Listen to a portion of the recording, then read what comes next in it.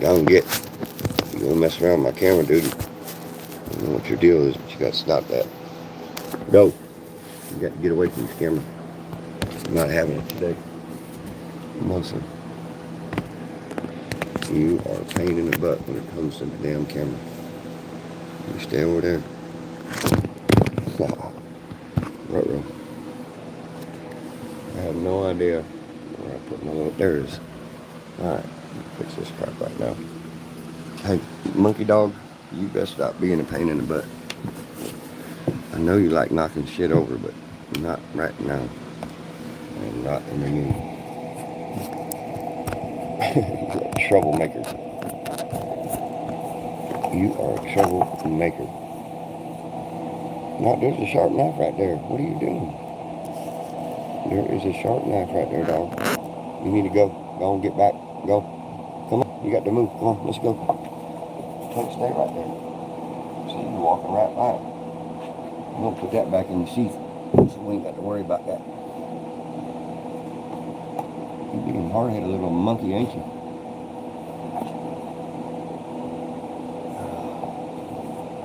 Getting them rolling, y'all. Getting it rolling.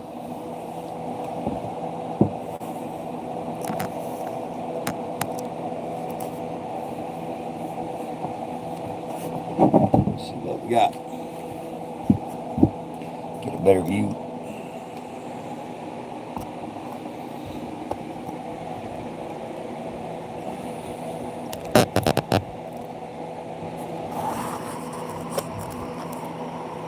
We'll prop that up a little bit.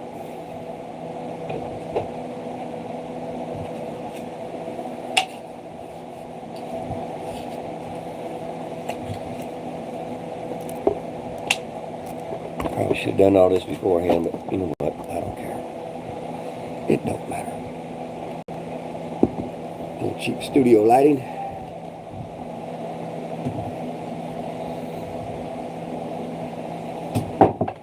Real cheap.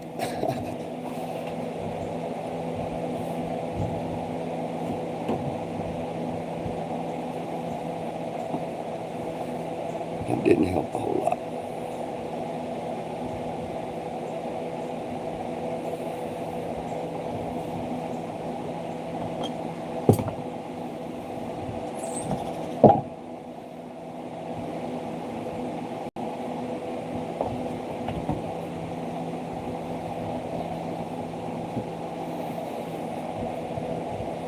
Might look a little bit better.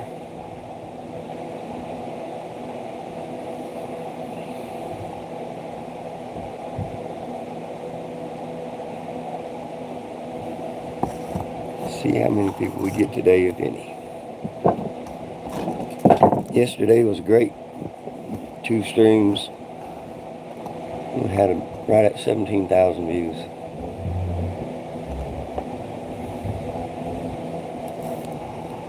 Getting set up. Getting set up, y'all. Try not to throw this camera around so much.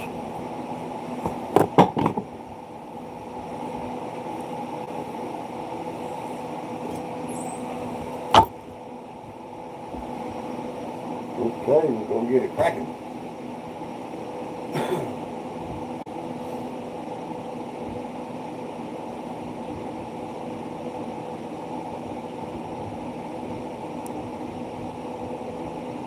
Good morning, good morning. Thank God I'm a country boy.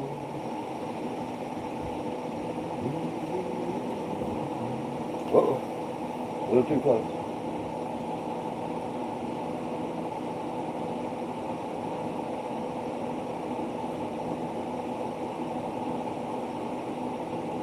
Got some music incoming.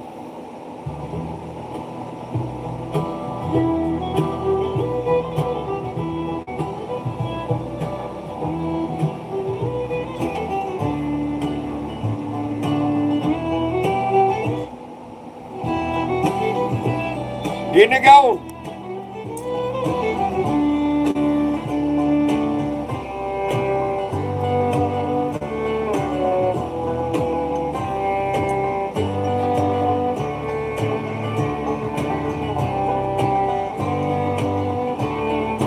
me, dog. Let's go. We're gonna get over this way. Come on, come on.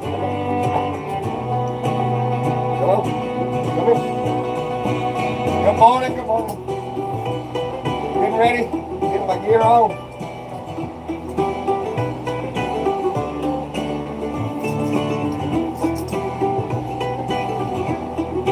Hi, buddy. Good morning, Abel. This is my mutt, Abel.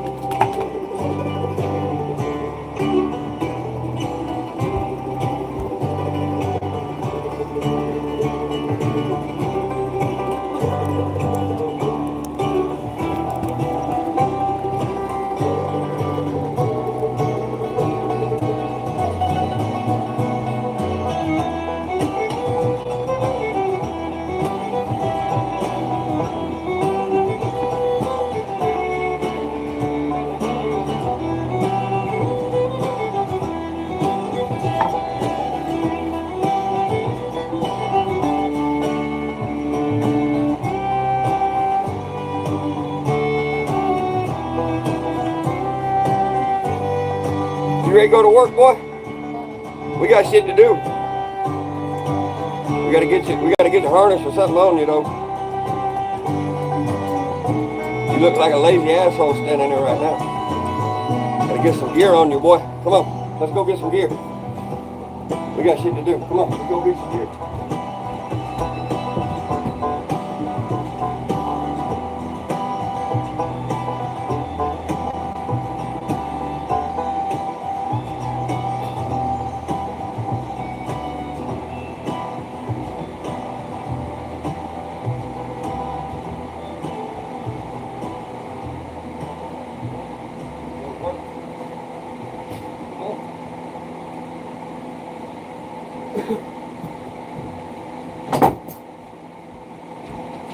We're getting geared up, y'all. We're getting geared up.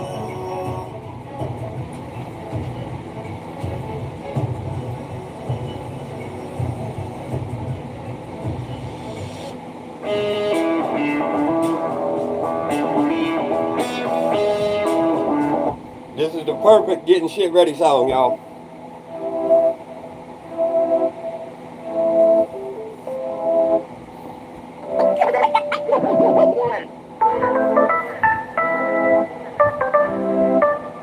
Gonna get something done today. I don't know what for sure, but we're gonna get something done.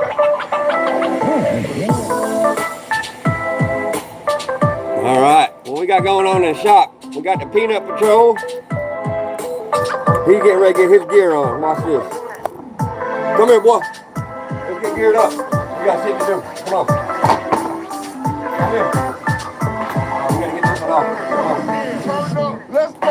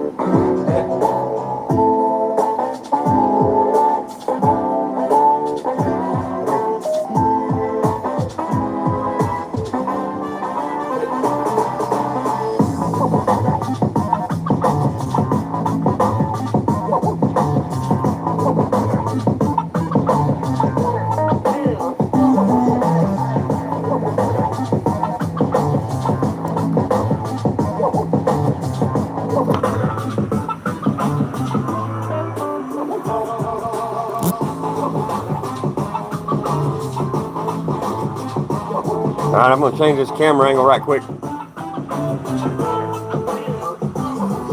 Good morning, good morning.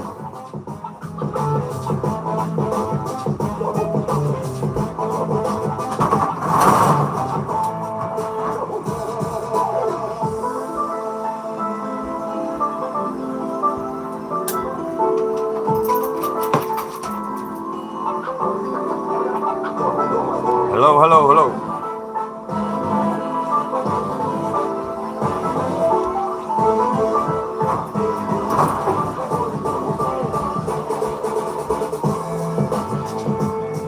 Good morning, everybody.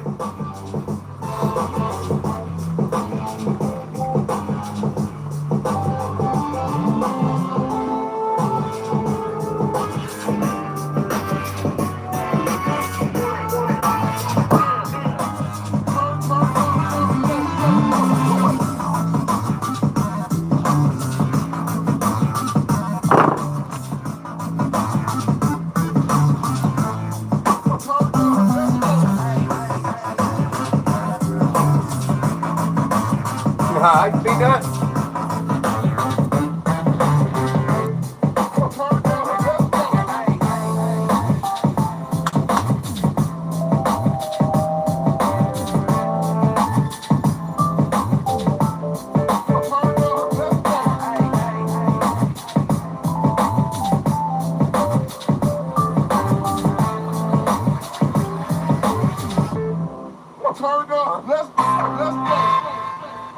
I gotta do something with the lighting. It's terrible. It ain't doing y'all no favors. Help it back here, but not there. Okay, I gotta fix this.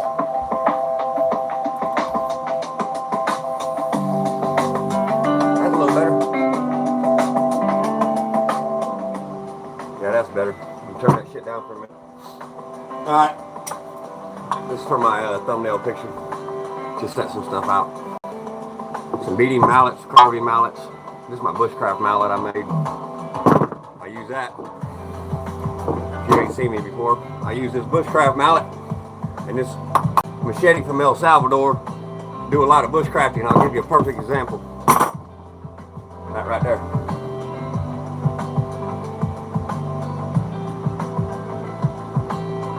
This is just something I do sitting around when I'm taking breaks. This ain't what I consider work. This is just a hobby when I'm taking breaks.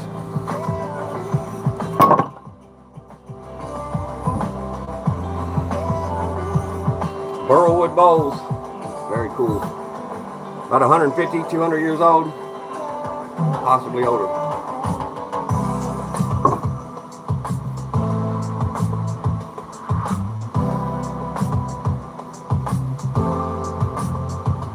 Very old walnut burlwood bowl.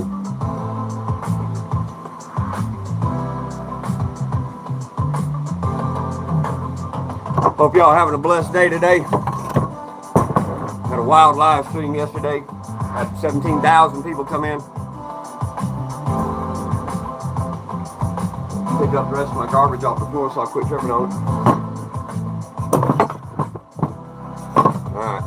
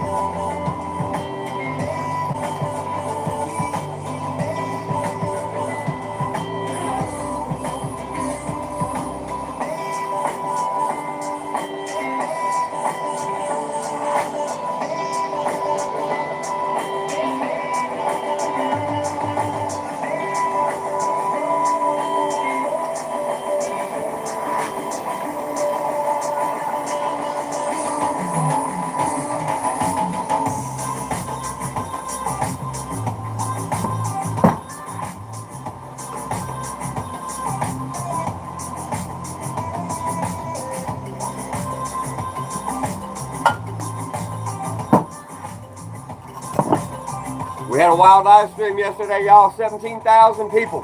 That was pretty wild. Milling lumber.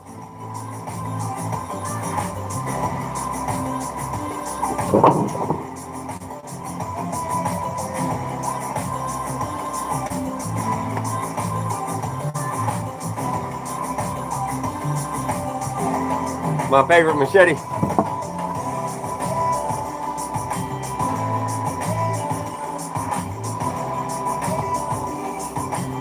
Welcome, welcome, welcome.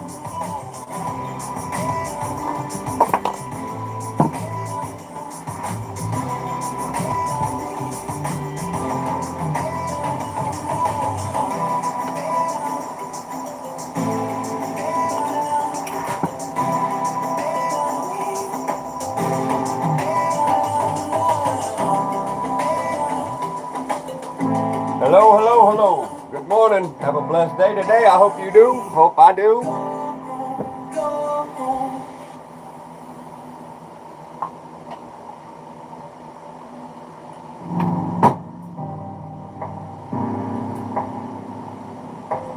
Got some work to do today, y'all.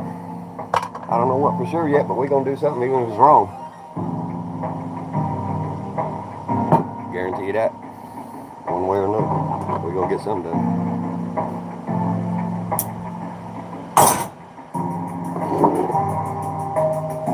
That's an old school draw knife.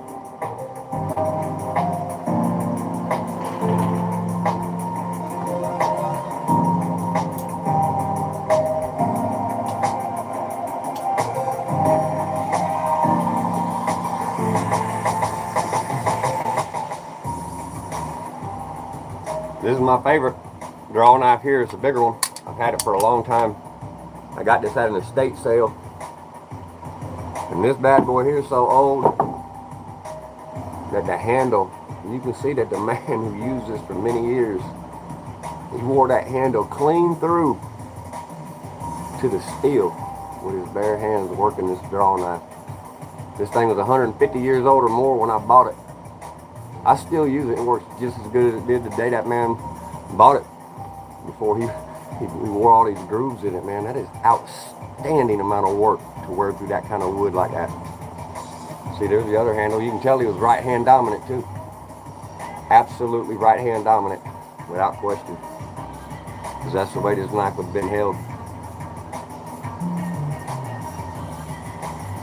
Wow, what a grip to cause that kind of wear.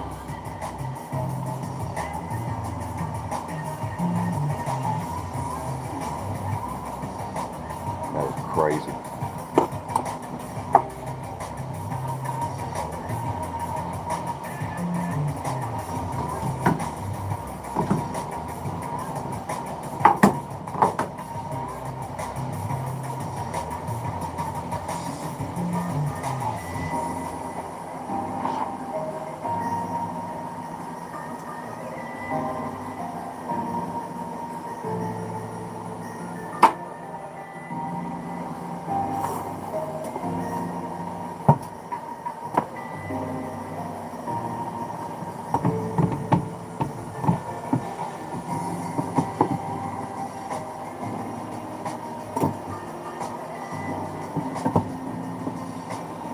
That looks better. I don't know if we're gonna stay put. We'll find out.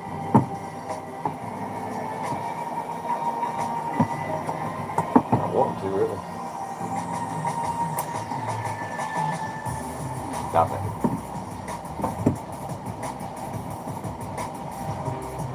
Let's see. That's my favorite machete. I love that thing. I split firewood and every kind of thing, but that stuff. Car stuff. Car part of the design with it. Only part of it though.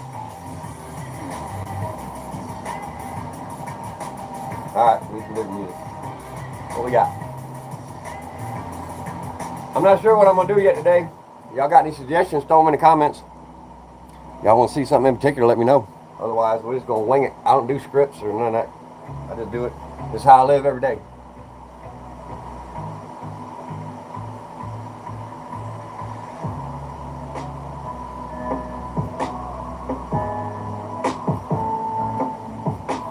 I'm straightening up my shop right now. trying to get my mind right for what I need to do today, what I want to do today, what I feel like doing today. And it's all up to me. Set the pace, set the tempo. Some days get buck wild, other days I stay kind of mellow. Yesterday was a hell of a mix of both. With 17,000 people show up. Thank you everybody for showing up today. And yesterday, I don't know, 50, 60 some odd likes and 17,000 people showed up. Man, that was fantastic, y'all. My hats off to all y'all. Thank you very much. Appreciate y'all. Let me know if y'all want to see some wild bushcraft shit in particular. I can do damn near anything. We're gonna go outside here in a minute and see some of the setup I got going on. I definitely got lots of projects going on. Just not sure where I'm gonna engage at today. I might work on my footbridge, dig some post holes. I've been thinking on that for a hot minute. And then on my upper dam, let me turn this music down. Y'all might be struggling to hear me. So I got tinnitus, number one. Number two, I'm dyslexic. And between the dyslexia and the tinnitus, the music helps. But it doesn't help y'all, I'm sure. So I got to go up on my upper side of my dam at some point. I have some water erosion occurring above my uppermost dam that's going to require some shovel work to fill in the void that the water's causing. I don't want to have the side of the hillside slough off and come down and create an even bigger problem. So at some point here, I'll be doing a live stream from up there, and it's way up yonder, up on top of the holler. I've done some video, but I ain't never done no video from way up there on top of my land. It's a really, really cool place. I was thinking about building maybe like a viewing platform or treehouse, clubhouse type deal up there. I'm not really sure yet. I'm milling all this lumber. I got a few projects in mind, but not determined yet. So I got some dam work I need to do. I got a footbridge I'm working on. I got tons of log. Whatever. Y'all hit me up with a comment, hit me up with a like if y'all like bushcrafting and off-grid and do it yourself. And give me some suggestions what y'all might want to see. And I can help accommodate about what anything you want to see. You know, spur of the moment bushcraft stuff, you want to know about it, I can tell you at least my version of it, or direct you somewhere who will tell you way more than what I know, because I'm not afraid to say I don't know. Alright, I gotta start focusing on what I'm gonna do. Thank y'all for coming out. Appreciate it. Cheers.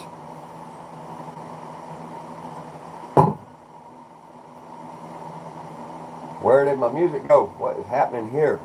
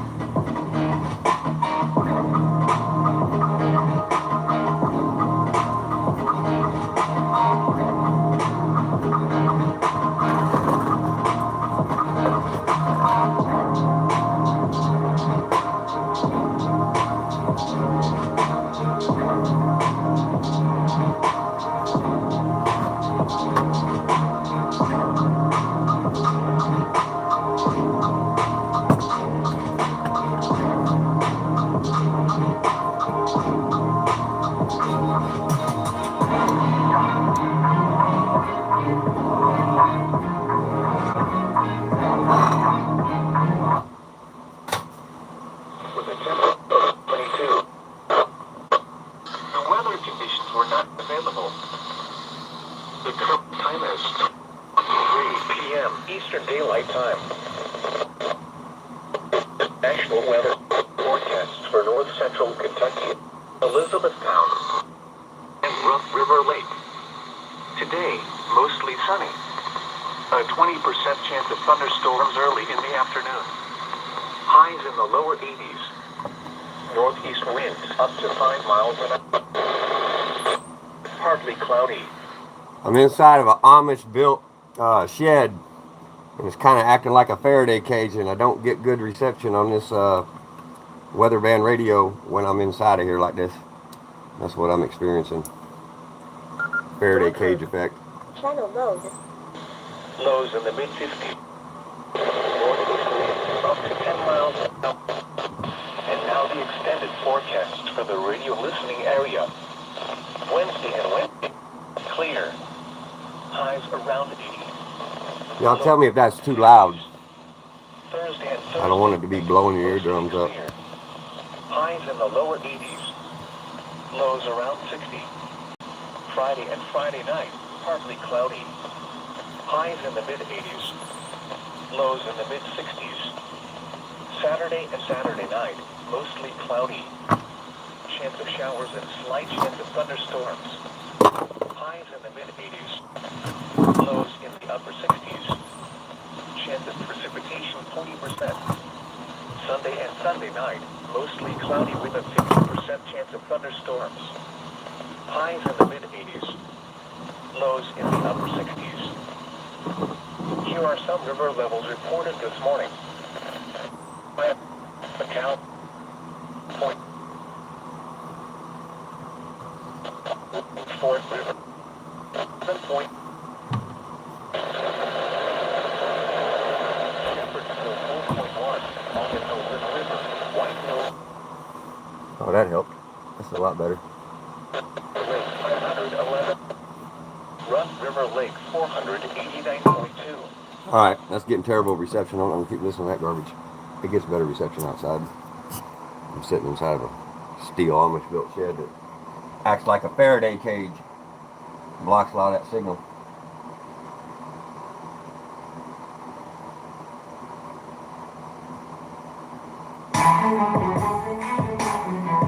Thank y'all for coming in. Let me know if y'all want to see something in particular. Drop it in the comments. If y'all don't mind, smash that like button if y'all like bushcraft. Trying to build this channel up from nothing.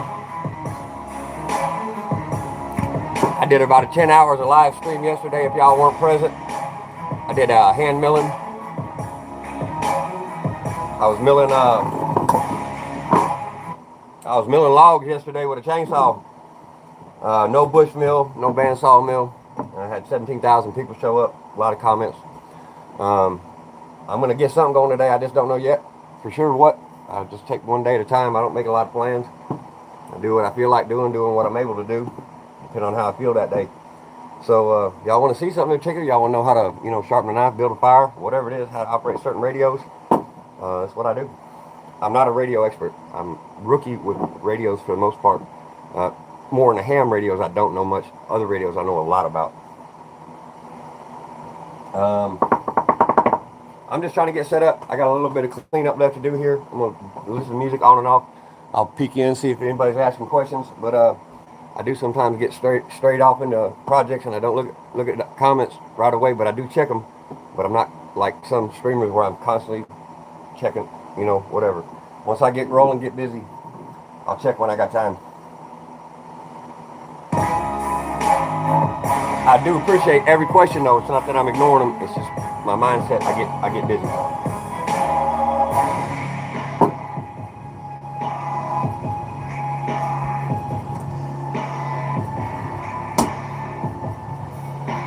Come here, Peanut. Say hi to the audience. Come here. Come here, boy. Come on. Come. You gonna say hello? Come on. Come here. Good boy. Good boy. Hey, Peanut. Now I can't see you. There you are. There you are, Peanut.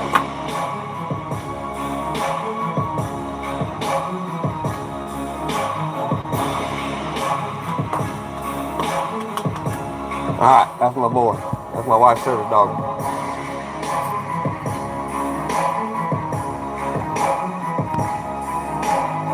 Thank y'all for coming in.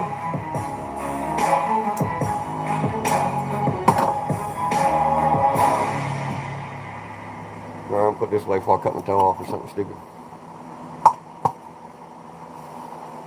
El Salvador. Machete. One hell of a machete.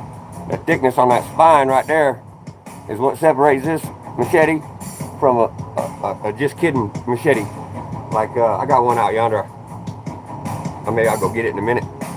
The ones you buy at Walmart, the spine on them is the same thickness as the rest of the blade, and they're very thin, and they don't last. They will get some stuff done now, I'm not saying that they don't. But if you want a lifetime lasting type of machete, you got to get one that's got a much thicker spine than the rest of the blade, where it's tapered out like this. This right here, having that thick spine on a knife like this enables you to do some really, really cool stuff with this type of blade. I made this mallet. It's a beating mallet. I made this out of a piece of maple, and I made it with my machete. Pardon me. Why did I make this? Because when I'm splitting firewood or making things out in the field, I use this as a pounding mallet, because that spine is so thick that I can beat on this thing with all I have, all the strength I got in my body, and it won't hurt this blade. You do that with a machete from Walmart, yo, that Walmart machete, no matter how much you spend on it, is going to last about a half a day with me. You got to have something, if you're really serious about something that's going to last you, you got to have a real machete, something that the people out in the field, in the jungles and stuff like that use. And this bad boy right here, I'm telling you what, I can chop whole trees down with this thing. And then I can take and split firewood. And that's the main thing I use this for, is taking rounds of firewood, and instead of using a splitting maul, I don't want to carry a splitting maul out in the damn field with me. This is my splitting maul. These two pieces right here, and they don't weigh nothing but less than 2 pounds. Okay? And weight means everything when you're going backcountry, y'all. So, this is my pounding mallet. You can hack down trees with it. You can split firewood. You can make things with it. Shelters. I mean, this thing is second to none.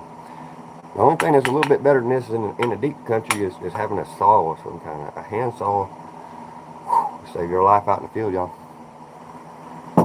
If y'all don't know, don't go out in the field without something good to cut with and something good to sharpen. I sharpen all my own tools. I got all kinds of stuff sitting around here. I've been collecting stuff for years. I like old school hand stuff. I use a little bit of modern stuff, but not a whole lot. Chainsaw, internet a little bit. I run my live stream operation primarily off a solar, off-grid style. This is my shop. I do have a home here on this land.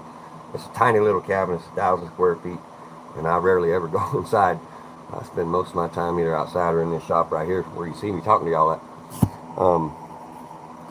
I'm just not an indoor kind of person. I go in there to shower and do laundry, stuff like that. But I usually sleep out here in my shop a lot of times because I work late and I don't like waking my wife up. I come in late. So I got a little cot out here. Me and my dog, or her dog, she's out here with me. We share a little cot. We'll sleep out here so we don't go in and wake her up in the middle of the night. And, I'm high strung. I work long hours. Yes, I live stream for 10 hours, but it's just my day, Some live streamers might say, oh, that's a lot of work, that's a lot of streaming, but y'all just seeing me do what I do. It does slow me down a little bit, but I don't mind, doing the chats and explaining things. Oh, there we go. We got a comment. I can't see it because my stupid holder. Rubicon, oh, you're back. Hello, what's happening? Yeah, they tried to block your comment yesterday there, Hoss. If you're the same Rubicon, they tried to say something about redneck with some kind of derogatory statement or something. They held your comment. I posted it, man. If that was you, I posted your comment. They tried to block it. I don't know. Ain't nothing wrong with that. I'm not a redneck. I mean, you could say I am, but whatever. I'm more country, cowboy. I was raised as a boy in Texas. I'm going to try to move this phone up so I can see if more comments come in, because I got to real bushcraft type setup here. I'm using my wife's shoots, and I got a little roll of stickers, and when she shoots a target, you put the sticker over it. That's what I use to hold my phone with. I don't even have, you know, I don't care, whatever. It gets a little pain in the butt sometimes, but I ain't into spending money. I like making money. You know, I like buying land. That's the only way I really like spending money. Buying land, buying acreage. I started with nothing, man. You know, this is what my goal was in life, so that's what I'm doing. High school dropout. I ain't got no sad story for y'all. Screw that mess. My life's been exceptional. It's been a hell of a journey. I wouldn't trade it for nothing.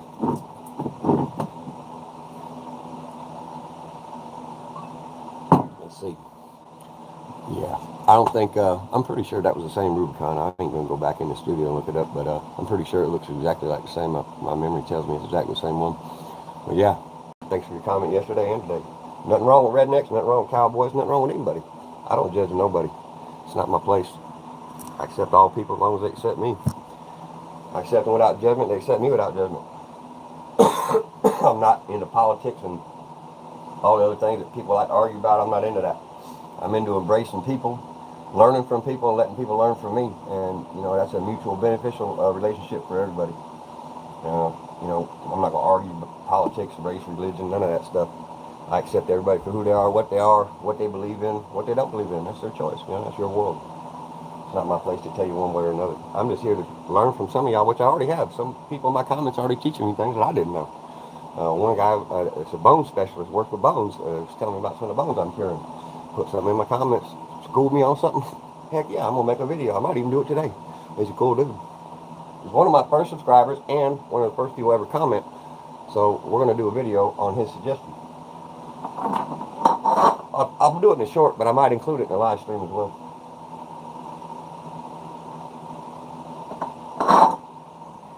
Let me know if y'all want to see something special, something different, something in particular. Otherwise, I'm going to go outside and just get buck wild again.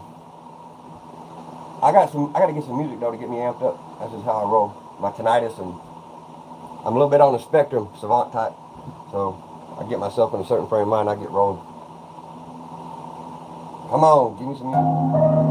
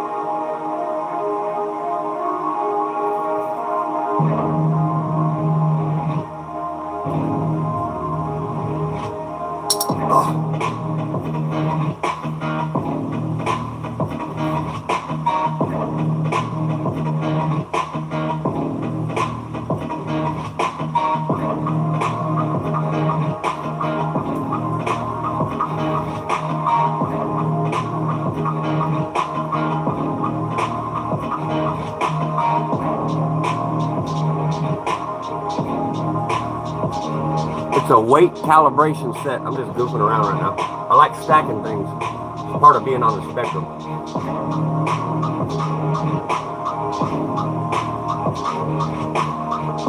It's moving on me.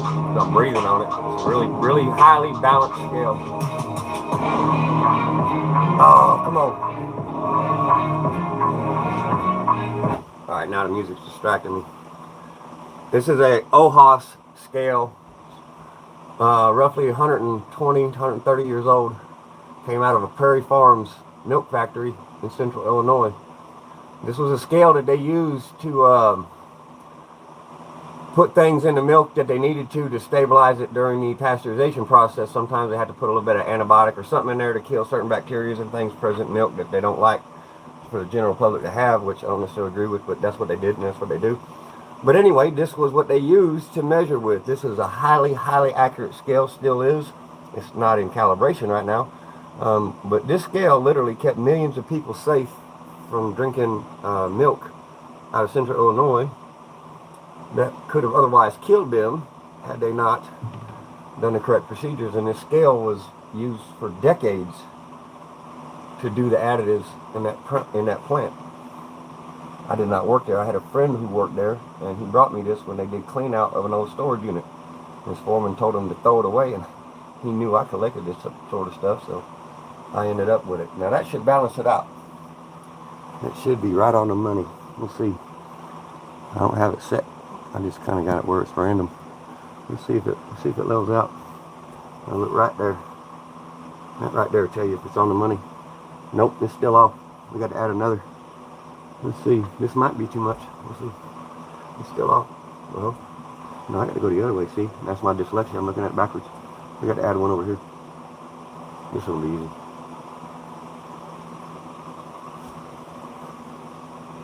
Uh-oh, that might have done it. Oh, no, it's too much. Yep, too much. Damn, I got to go way smaller. I got to get rid of that. Nope, we're going to leave that one. We'll just do, we're going to do a real tiny one over here. See these right here? Some of these little weight calibration sets got such small pieces. They're such fine tune. You got to use tweezers to get them suckers. I'll show you the smallest one in here. This is to calibrate a scale that they used to use for milk processing at Prairie Farms in central Illinois. And it's actually an amazing piece of equipment. Nothing digital about this. Just an old school scale. Alright, here we go. I gotta get a better hold of this thing. It's so tiny. It's hard to see. It ain't much bigger than a flea. There it is. Let's see if I can get a hold of it without flinging it. It's kind of hard to do. My eyesight ain't what it once was. Oh, no. Let's see. There it is. Good thing my workbench has got a blue surface. The silver stands right out. I'm going to do a better job so I don't drop it on the floor and never find it. It's got a whole bunch of them, but I don't want to lose them. So I can get a hold of it. See, it's stuck to that. See if I can get it into the frame. It's so tiny. They're right there on the tip. On the top side. See? Knock it into my hand. Still on there. Hang on, here it comes. Trying to get my hand in the right frame. There it is, right there. That is a tiny weight for calibrating equipment. And that came, this is it. OHOS is a scale manufacturer. It's about 120 to 130 year old scale. Trying to put this piece back before I lose it. Man, that thing's kind of small. Here's a bigger one. This one's 500 milligrams.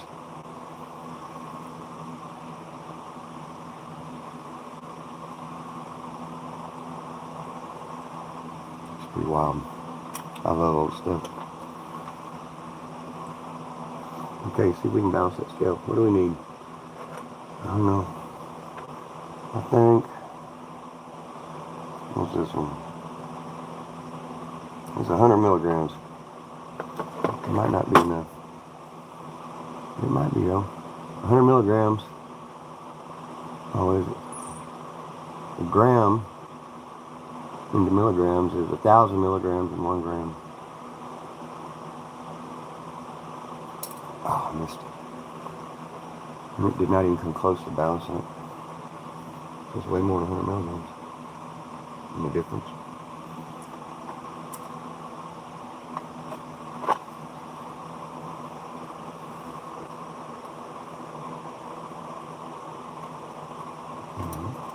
Try 500 milligrams. Uh-oh.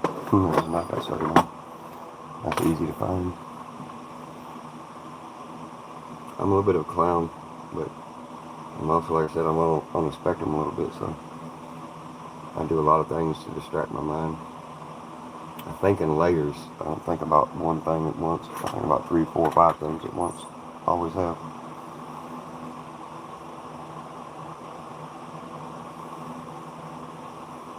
Okay, 500 milligrams. See if that balances out. I'm trying to stack them too. That's good. I'm bored. Not really bored. A little distraction from my mind. Man, I suck at that today. Alright. Well, that thing went up under there. Alright, gives me a chance to show y'all something cool anyway. There's something really cool sitting back here in this corner. There's something really cool.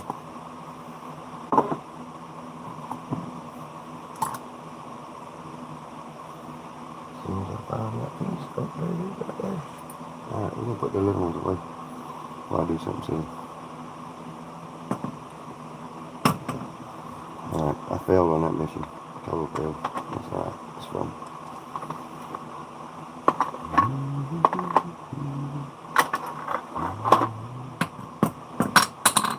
Try to see what I'm doing here. That's the wrong slot. It goes there. It goes there.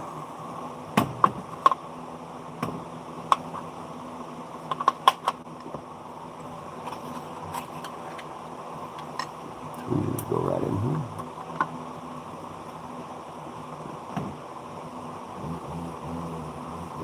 And my lighting needs some help. Big time. Now, hold on. I'm gonna make this 10 times better.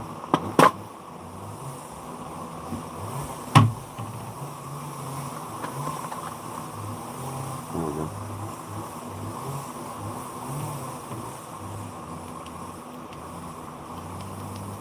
Alright. That should be quite a bit better. There's a little cover. Keep those little pieces from falling out.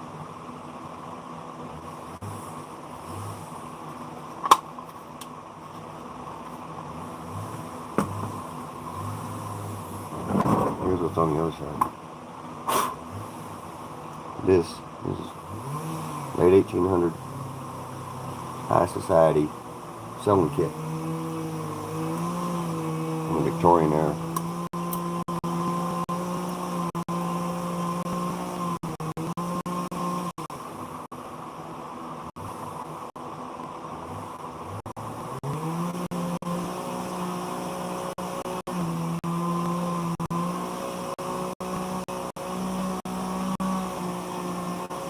Victorian era mother of pearl sewing kit.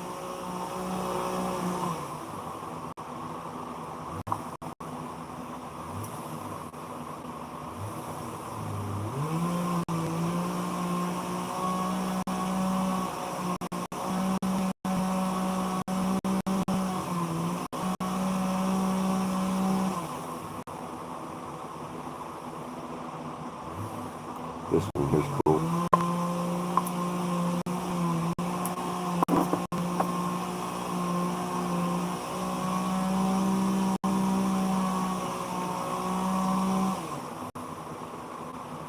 Mother of pearl. Watch this.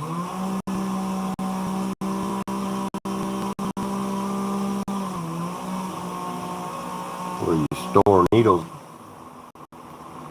or whatever.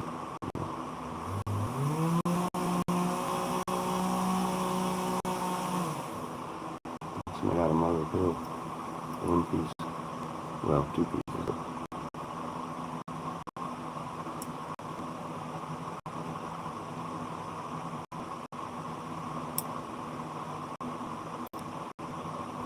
That thing is awesome.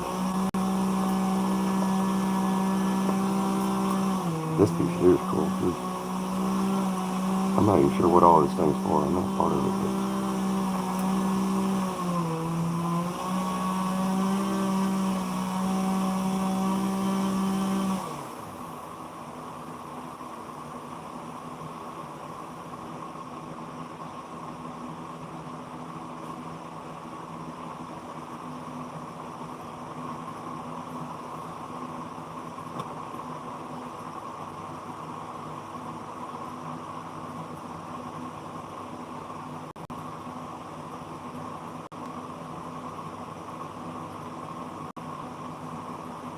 But probably for more needles or something to stick down inside of it. You might guess. And for some kind of thread and purpose. And I believe the backside comes off. You know, see, it opens. I know what this is for. I'll tell you in a second.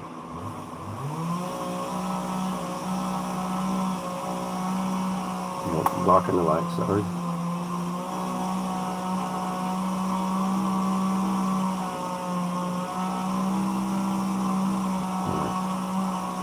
What is this other piece?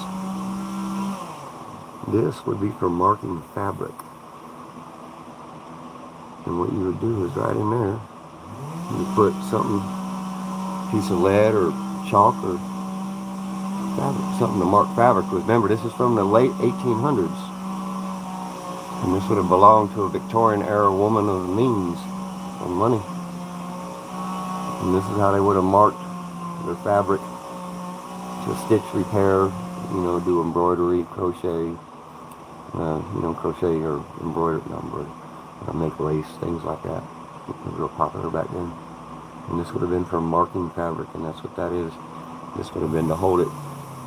That would have been to hold it or move it in and out. Probably raises and lowers it. I don't think it works properly no more, but it's still there. It's still intact. It's wicked cool. Victorian era sewing kit. Not something you see every day.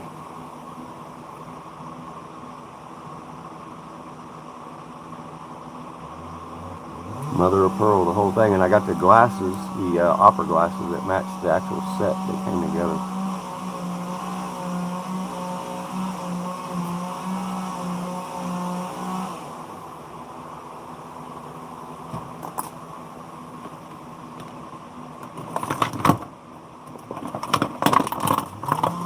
There's a case. There's the opera glasses. Watch right here.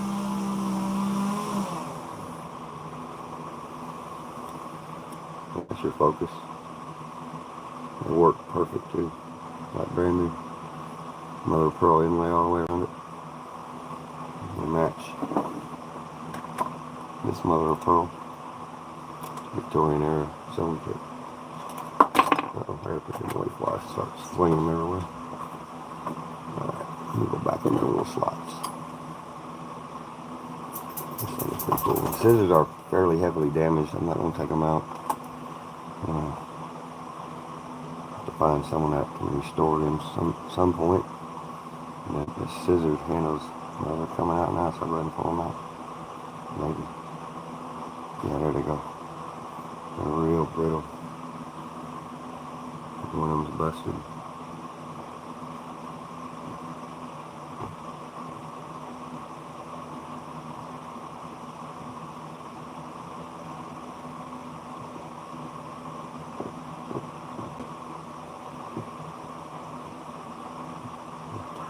Tiny little things. Victorian era sewing kit, mother of pearl with matching opera glasses is what I'm showing.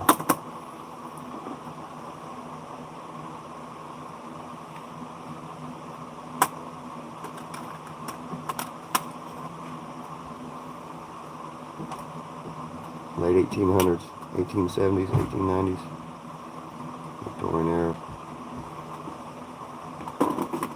These opera glasses work like brand new. Straight up, they're awesome. I use them for bird watching and stuff. Animal watching. They're tiny, they're compact, and stick them right in your shirt pocket. Just in case they belong in.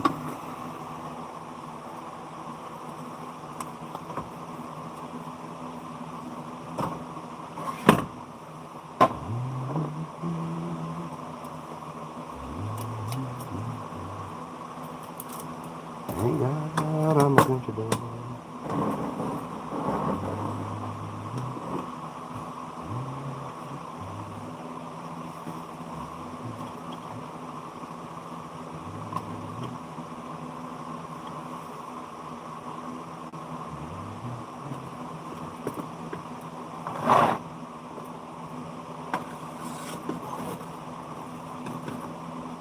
See if we can do this without knocking it over. And I'll get a good look at it. Yeah, that's probably a little better now. Alright. I'm working towards getting some stuff going, y'all. This is my morning warm-up. I get music going, I get my mind working. Start thinking about 12 different projects all at once, and then I figure out what I want to do. I started real late today because I had a long day yesterday and I was dead tired. I stringed for 10 hours and milled a whole bunch of lumber using chainsaws and just chalk line. I don't do, bush mills and bandsaw mills. I just use chainsaw. That's all I do. I don't use nothing fancy. I do a lot of old school stuff. Very little, other than internet, social media. I do very little that is modern. I do everything damn near I do is old school.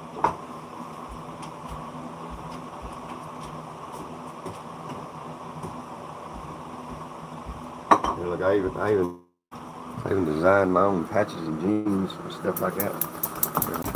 You know, better look at it. See, I just bought these at Goodwill. They already had some holes in them. I've made them way worse. But it's just fabric. It's not an actual bandana. It's bandana fabric. This is fabric. This is more fabric, like a world map. More red down there. And then here you can see the thread. Maybe if I don't blind the camera. See, that's 3 threads combined, wound together, and then stitched from below. Keep my jeans together. I don't care how ratty they get. I'm just out trashing around outside. I'm always tearing my clothes up, tearing my boots up. That's just because of what I do. I don't care. That's why I buy a lot of secondhand stuff. A lot cheaper that way, and I just throw patches on it as it gets wore out. And just about till they damn near fall off of me. Alright, I gotta put some power on this thing. Just adjust cameras because I'm gonna lose power here pretty quick. Running solar, y'all. Running solar. Let's see what we got. Where is the charger? There it is. There's a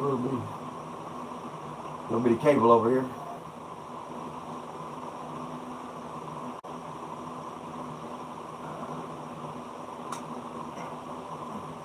I'll show you the light I'm using here in just a second. It's just a little thing, a little bitty light from Harbor Freight. LED for off-grid camping type stuff. A couple different lights I use, but low power is the key. Low power. Well, this is a mess. Alright. I'm gonna fix this cord. Here's my power cord for my light. Just USB, nothing special. Not a 110. You can charge this off your laptop if you had to. This little light.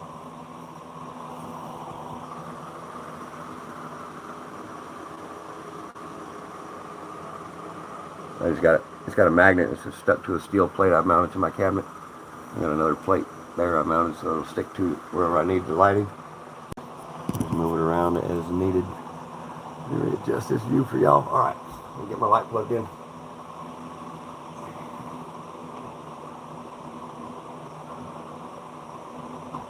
Alright, we got a little bit of power now. little better. Get that out of the way. Alrighty. I'm gonna move this camera here in just a second, y'all. Here's my tripod mount. Water jug. Alright. Give me a second, y'all.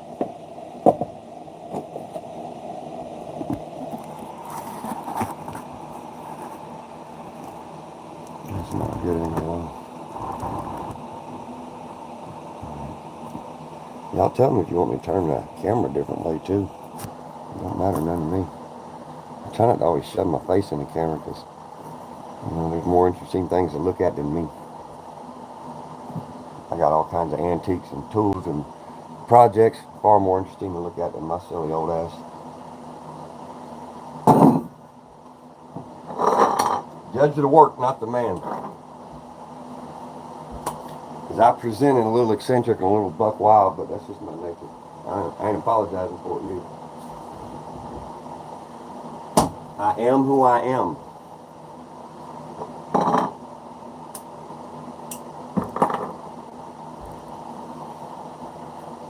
Alright, I'm about time to get some shit done.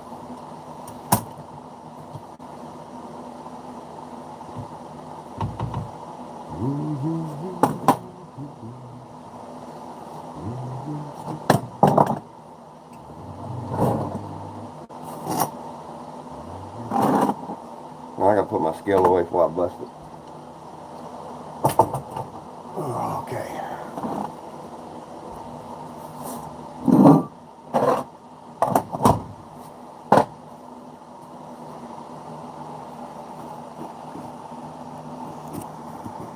Adjust this again, y'all. There's no sign I did yesterday. And the day before. Worked on it for a couple days, just on and off. Okay, move this crap.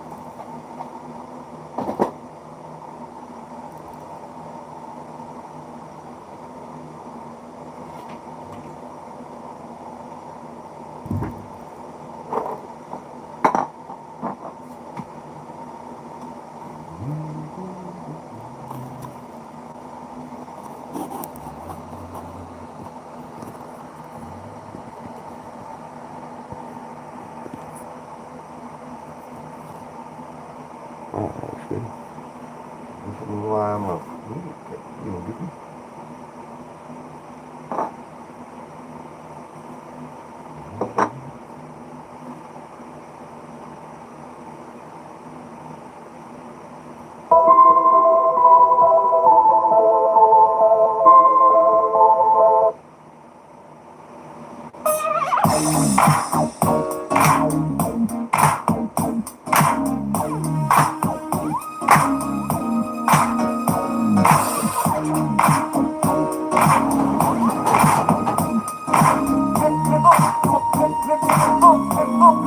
Uh-oh, there's Peanut. Peanut, what's up, Peanut?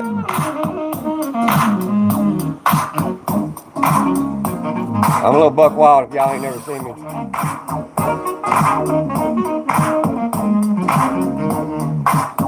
I love all kinds of music. You can look at me and say I like country, sure I do. I like classical, I like everything.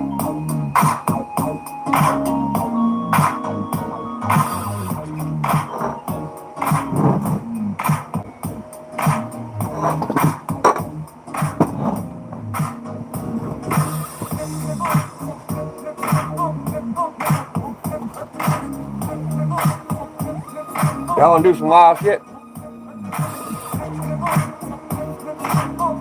Buck wild cowboy country hillbilly shit. Alright, let's go walk outside, see what we got going on. What do we got going on now?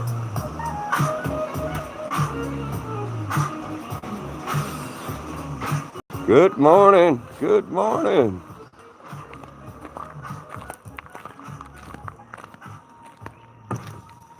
Come on, Peanut. See, we got loads of lumber to work with. We cut all this yesterday, except for these two. I cut these a couple days ago. Them last two there on the end. I cut all these yesterday. I don't know who's on here, who ain't seen it, who ain't. This is my fun area. My fire pit. My chainsaw art.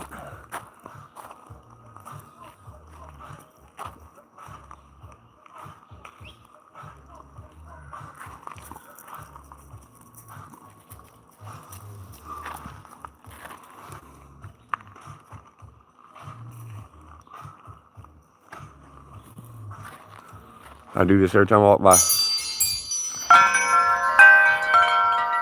See what kind of cool stuff we got laying around here. Look at that. That's for making wagon wheels. It's called a spoke shave. It's a pounding mallet. Big old sucker too. Red oak. Beware, tiny dinosaurs, y'all. Tiny dinosaurs. That's fun. Pardon me. That's a get her done tool right there, y'all. I can sharpen that thing. You can shave with that sucker when I get done with it. Got another one. I've had them all sharp plenty of times. They just get rusty because I leave them sitting out. There's a get her done saw right there, y'all. That's a cross or a rip saw. Old school rip saw for hand cutting, hand ripping. This is a big old iron fitter's wrench. Building skyscrapers back in the day.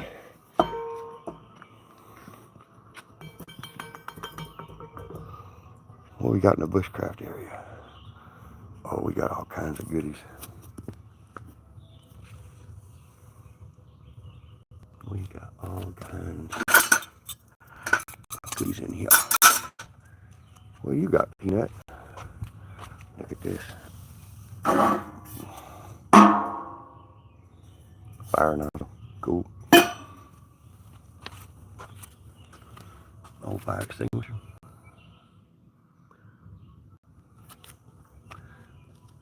Some outfitter stove. This goes in your tent or your trapper shack. You have to build you something outdoors, hunting out in the wild or doing something way backcountry. This will keep you alive all winter long, as long as you know how to collect wood. This is my fire pit. I reconfigured these blocks along the top here. None of them are mortared in. This is all concrete down here. And this is not mortared in. They're just blocks sitting there. And I reconfigured this whichever way I want. This is set up for grilling, but I can change it around to smoke. You know, whatever I want to do with it. Make it into an oven. See what else we got. What else we got? Got part of a yoke set. It's all falling apart. And this is just some, see, these are hot dog cookers, whatever. You can see them. There you go. It's got random stuff stuck together. Those are some old fireplace tools that broke. These right here. Those are tongs you grab the logs with. Those broke. So I just made something out of it. Just something to look at. There's an old Yankee screwdriver right there. That's what they call it, literally. A Yankee screwdriver. And the handle opens too. So you put your drill bits.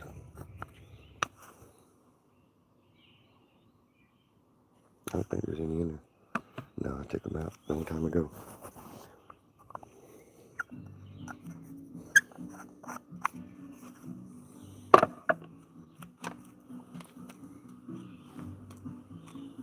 That's a jack plane.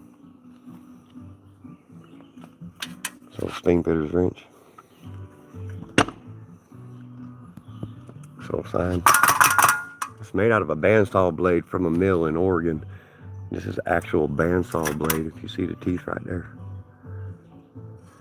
It's got the carbide tips on. There ain't much left. That's why they cut it up. This is what they use in the big sawmills out west, along the west coast. And one of the workers there takes the old pieces of blade when they get rid of them, makes art, sells it. This is something I made. It's pretty wild. This is my fish camp sign. I gotta do something different with it.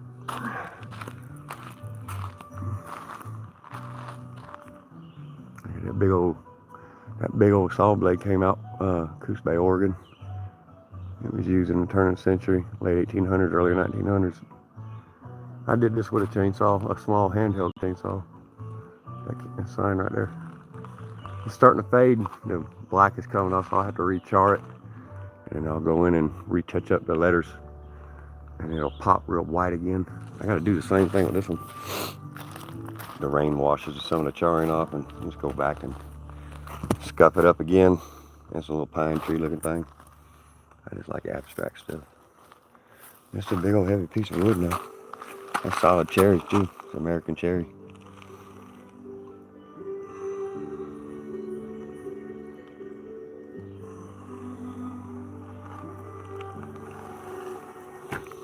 Getting geared up for today. What we gonna do? There's some other cool stuff to look at. Some Japanese razor saw and dovetail saw.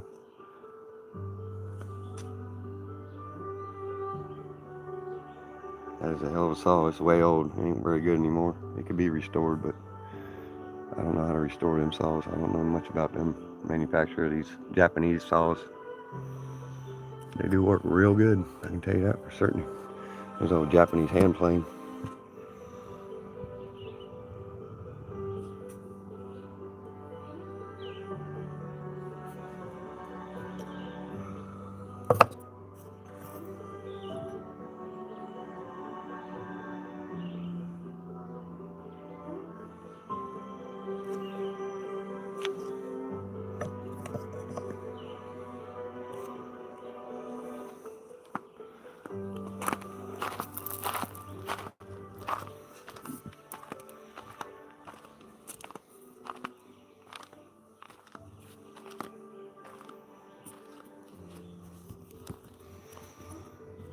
Oh, where's my thing at?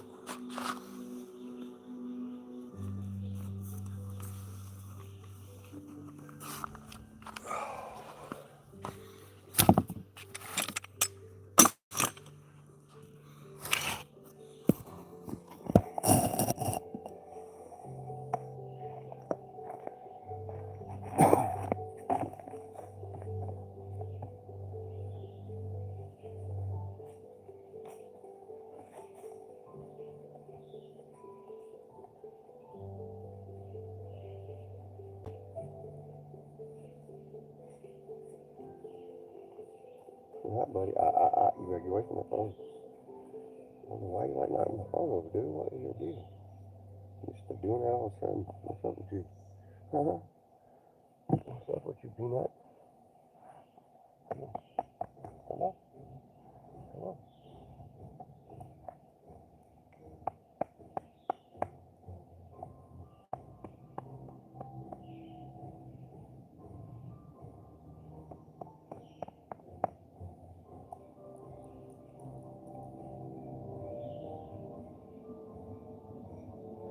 What you want to do today? You want to do some work? You go to work? You can go to work.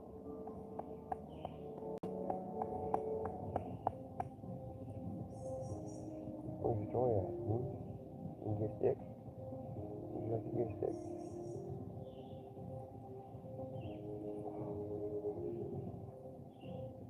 Okay.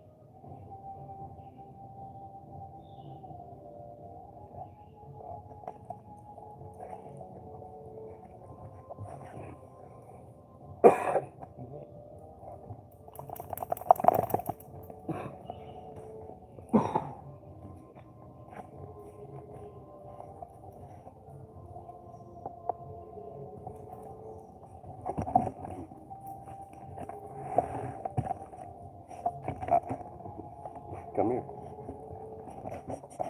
Come here. Get away from that now. You're knocking that down. Ready?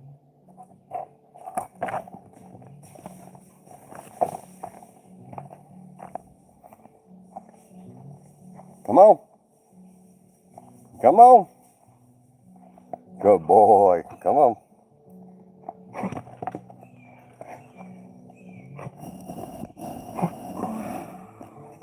You're a goofy dog. You're not supposed to swallow it. Leave it. Ready? Hey, I didn't throw it yet. Where are you going? Sit. Go, boy. Jump off. Well, get that out of your mouth, first of all. Are you done choking? Are you ready? Are you ready to do some work? Well, you're still choking there, Hoss. Try not choking no more. You ready? You want this? All right, here we go.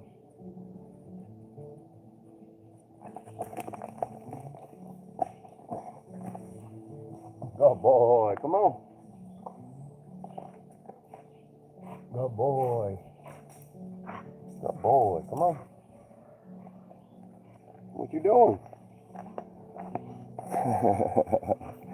What you doing?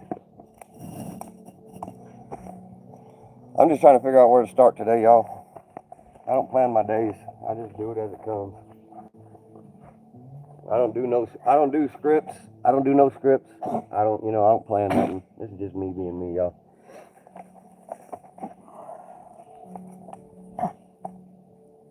I'm just doing some cleanup, straightening up, trying to determine how I'm going to attack today. I slept in a little bit today because I had a long day yesterday. 10 hours of live streaming, but I had about 14 hours of work in the heat, so I was a little tired this morning. I did not get up early. I don't know, 6:37, something like that. Okay, we got lots of bark to move. And lots of skins and stuff laying around here. There's some bark, we'll get rid of that. This is poplar.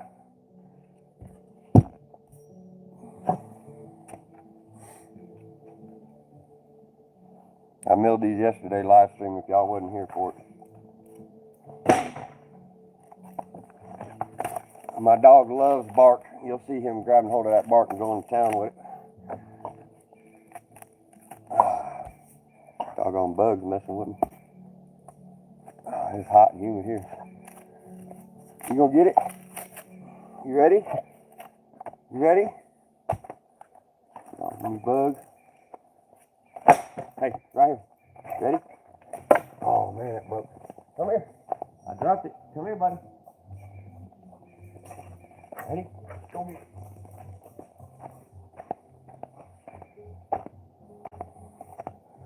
That dog get down on some bark now. You'd think he's trying to fight something. Come on. He's over there getting after it. He's a goofy mutt. He ain't really a mutt. I just call him a mutt. Oh, you gonna get it? You give me that stick. I call it a stick. It's bark. Give me that stick. Give me that stick. I'm gonna get it. I'm gonna get it. Give me some. He's a little jerk like me. Dogs are a reflection of their owners. That's a certainty. It's obvious. Alright.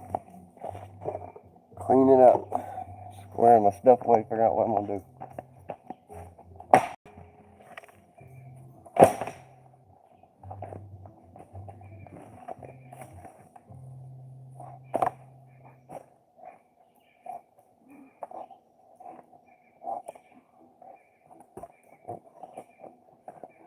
Watch it, buddy. Oh. Alright. That bark is not coming off. It's not ready.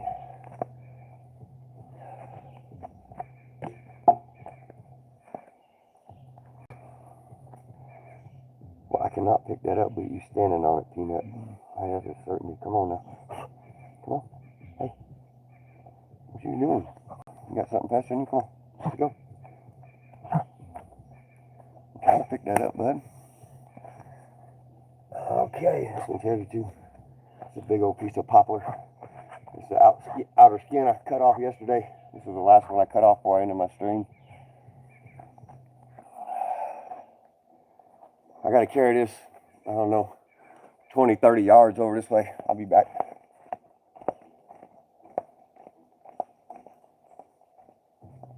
All right.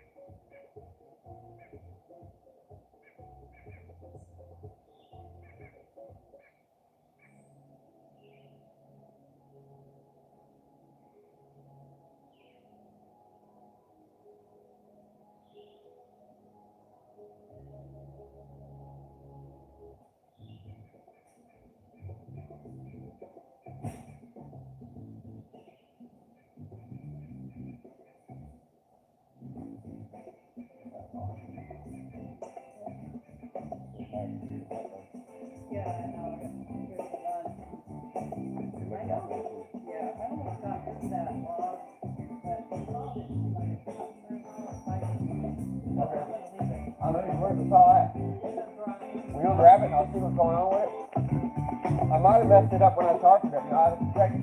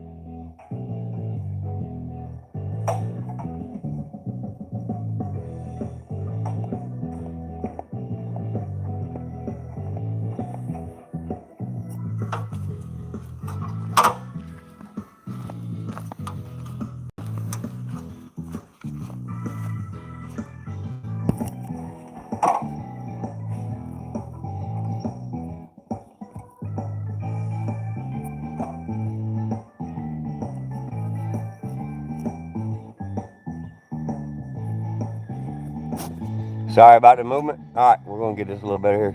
I'm gonna set something up over here.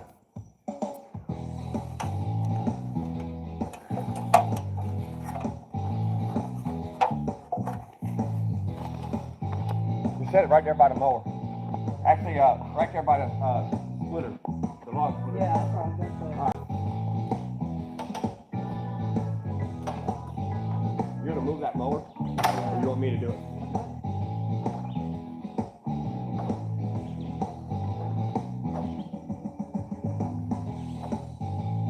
Can you do it with this ladder? You want me to move it? Can you just go around? Yeah. Back straight up? Alright.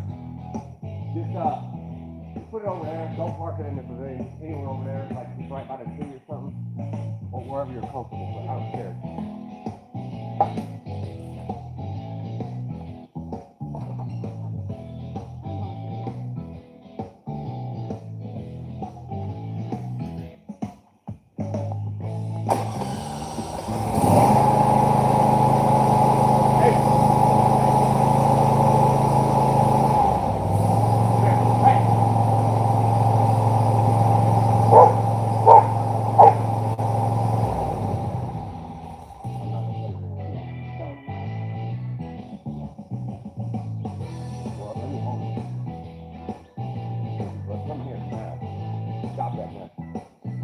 Get over there and sit down.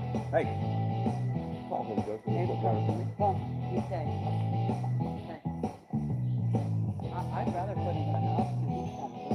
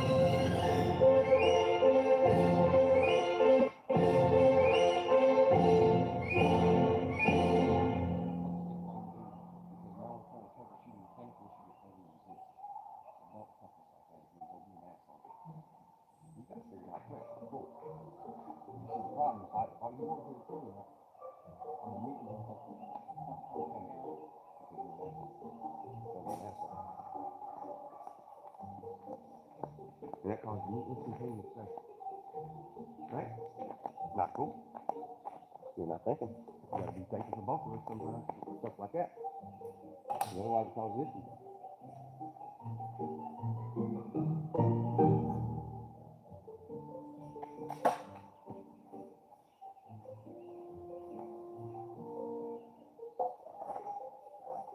Hell ain't gonna work. Ah, there we go.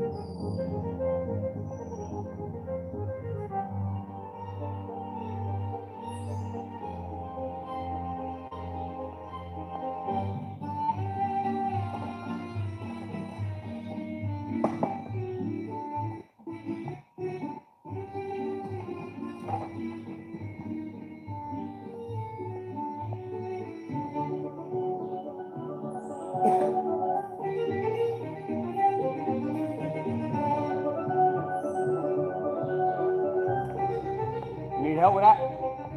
Alright.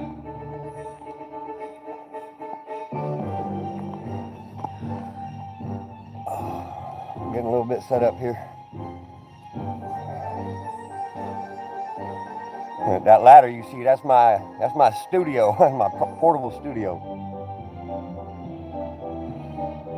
I might have zoomed in, though. You might not be able to see it. Let me move the camera. I think I zoomed it in on where the mower was sitting. Let's see. Try not to fall over. All right. That ladder is my portable studio. Let me show you. Turn this music down too.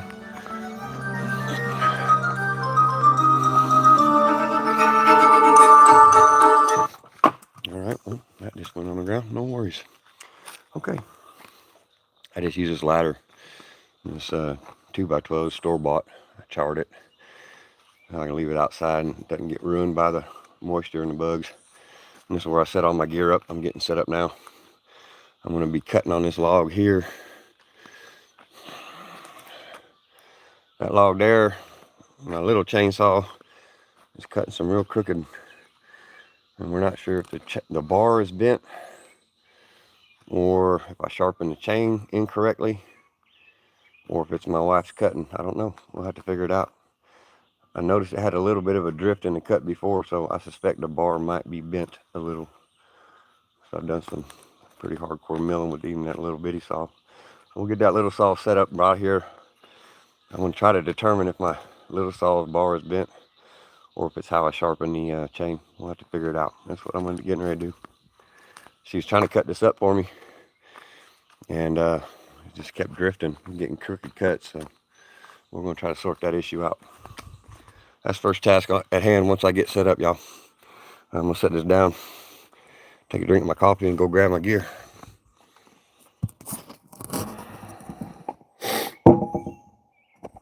Okay, I'll adjust this a little bit more, y'all. There we go. Now we got a good shot. All right.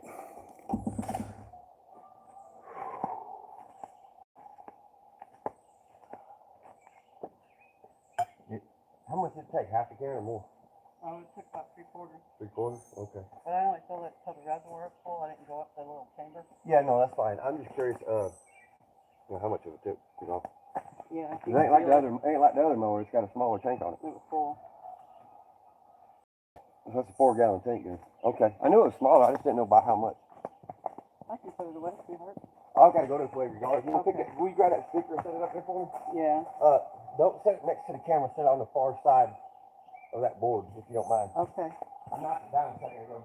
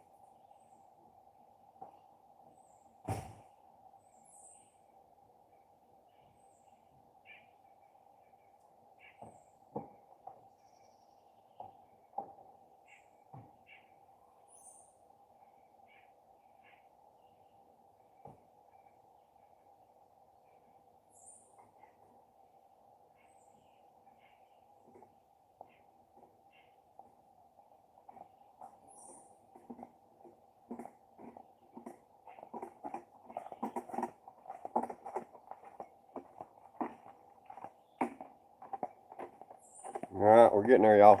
I gotta get some solar power out here. I got no power right here. Well, I got over at my pavilion, but I ain't running cords everywhere. I don't want to trip over them. I like doing the solar.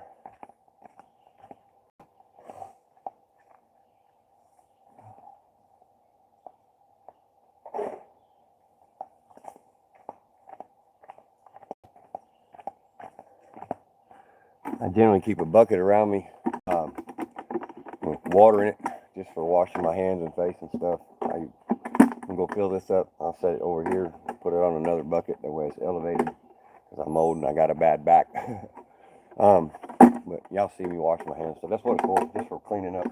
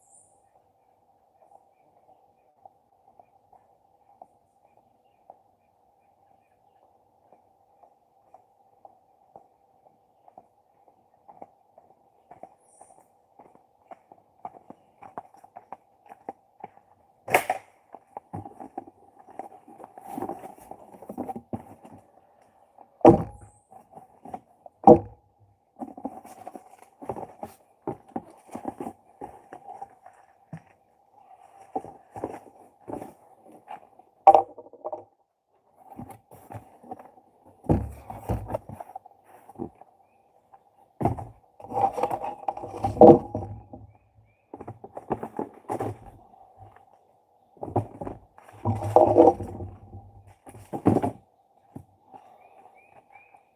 I gotta move this camera for a minute, y'all. Got things set up a little cockeyed here. I'm gonna fix it.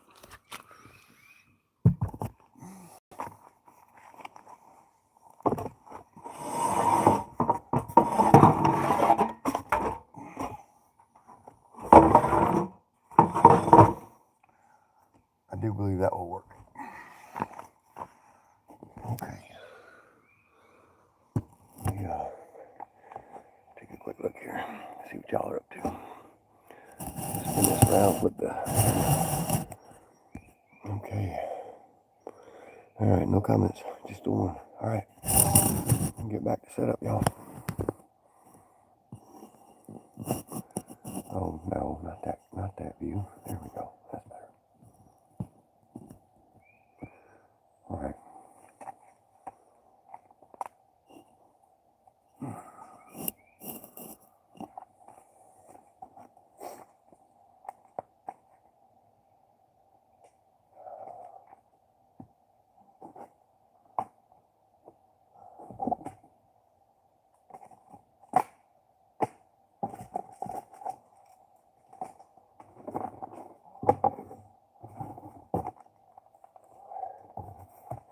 This is my portable studio cardboard box laptop. Pretty funny. Alright, I gotta go get my solar power.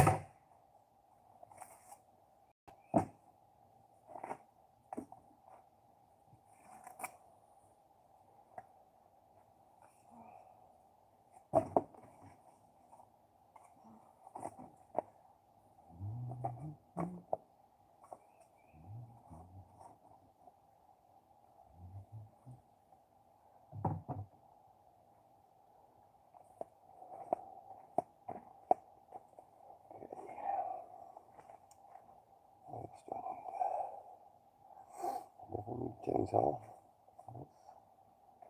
Right there. Something right in the face with for sure.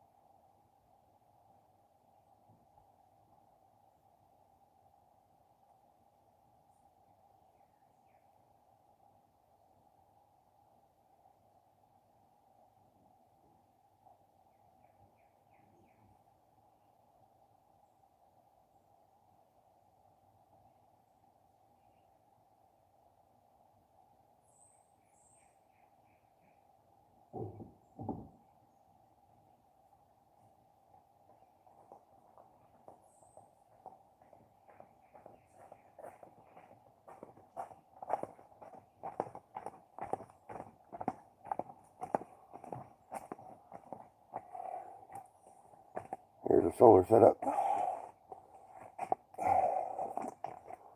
Heavy bastard. That's for sure. That unit right there is about 60 pounds. 55, something like that. It's got some good handles on it though. Carry it with. I gotta put my boots on. You can't do no cutting with no chainsaw with flip-flops or barefooted. I do a lot of things barefooted, and sometimes even a little bit of cutting, but not with a questionable saw and a questionable log. So we're gonna play it safe on this one. I'll put some boots and socks on here right quick. I'll be right back.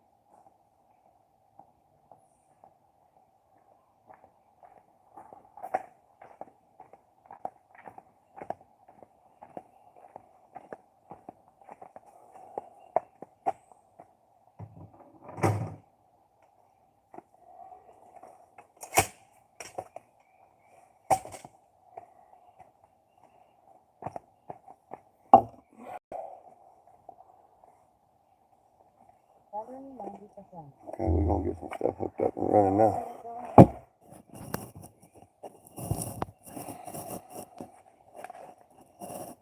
Okay. I gotta get power hooked up. Solar turned on.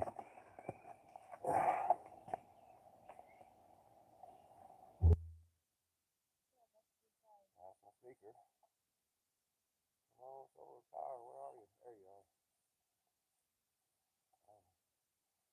I'm rocking 83% on the solar bank, which means for my laptop and cell phone, and maybe one other small device, I probably got 60 hours of runtime, maybe more.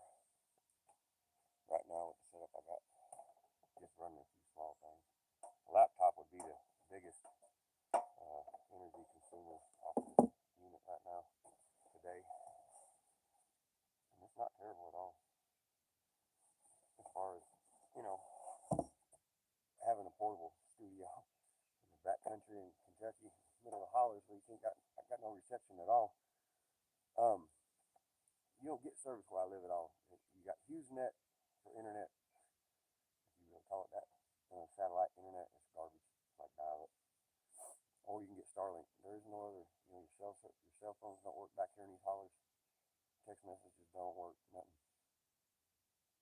Even radios. Even my weather band, NOAA radio, weather radio, because it's in the hollers. If I don't have it pointed exactly the right way, it don't receive nothing. And we're way down in here. We're surrounded on all sides by, you know, anywhere from 75 to 100 foot, 150 foot rolling ridges all the way around this property. It's not all mine, mind you, but I only got just over 10 acres here.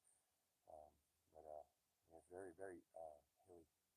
A lot of topography here, and radio signals, even radio stations are hard to get here. And they just don't penetrate down in these hollers. It's a nice quiet place to live, I'll say that. Anyway, I'm gonna get back cracking at it. Wiping the sweat off me. I have to put a shirt back on. I don't want to because it's hotter than humid, real bad right now. But the horseflies here are monsters, and they were pestering me right away. So I'm gonna probably have to choose the middle ground and wear a shirt and be a little extra hot because these horseflies bite me out here, boy. Yeah, they suck. They hurt for weeks, and they swell up about the size of a tennis ball, maybe. I mean, they swell up bad. These horseflies out here are real assholes. There's some gangster country horseflies out here, y'all. All right, I need some music. Turn my tinnitus in my ears down. I got bad tinnitus working around machinery and stuff my whole life. Music helps tremendously, and I love music, so it works out well. Yeah.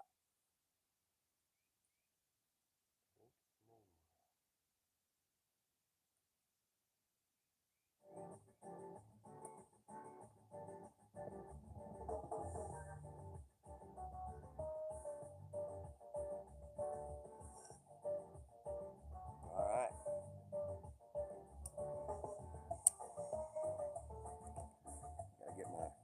smoky treat ready.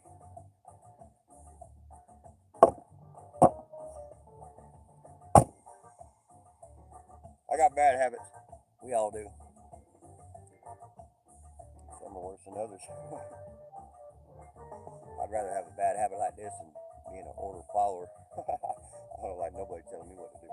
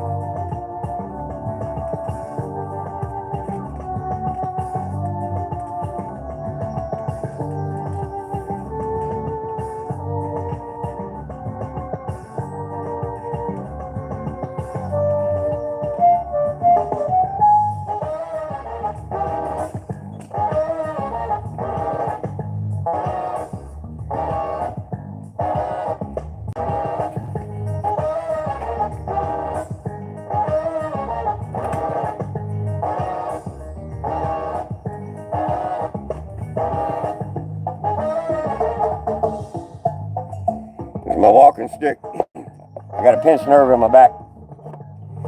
When it gets to bother me, my left leg quits working, and I use this to offset the balance. Don't feel sorry for me. I choose this, y'all. I'm just telling you why. Y'all see me walking around with this? That's what I'm doing. Just offsetting my weight, offsetting my balance. It's the life I chose. I embrace it.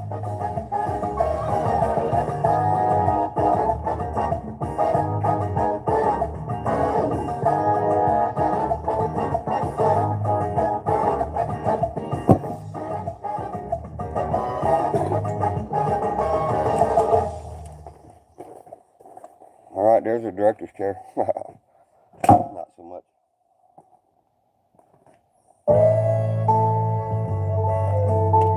Now we're gonna fire this chainsaw up here in just 1 second. We'll find out if the bar is bent. I don't know if the bar is bent on this chainsaw or if it's the chain itself, but we're gonna find out right quick. It's sitting right there. All right, let's fire it up.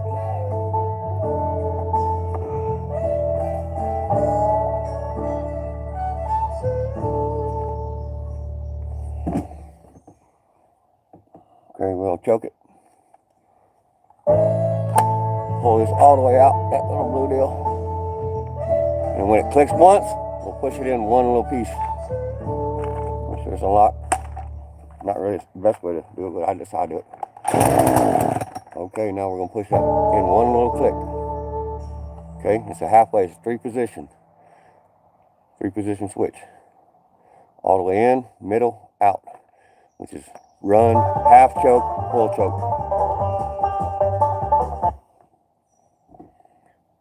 It's choke, half choke, and run. That's what this does. Okay, now we're at half choke. Should fire up in a couple pulls. Oh, there's one. Gotta reset it. Alright, I need to prime it. I forgot to prime it, y'all. 4 or 5 is all it takes. Alright, that was a dumb thing to do.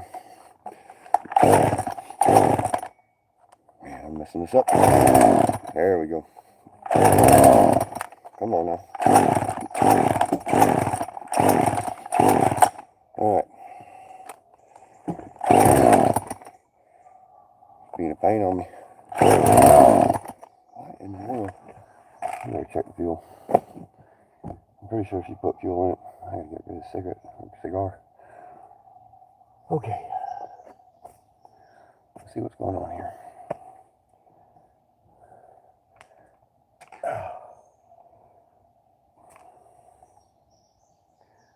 Ah. No fuel. Very little. Alright.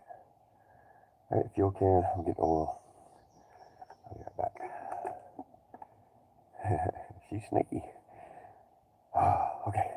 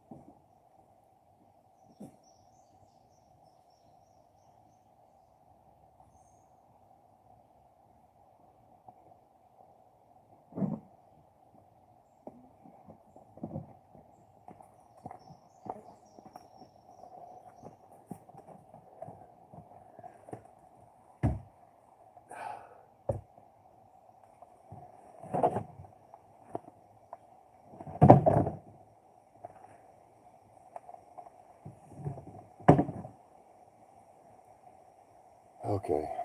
Let's try this again. Note to self. Chainsaws do not start without fuel.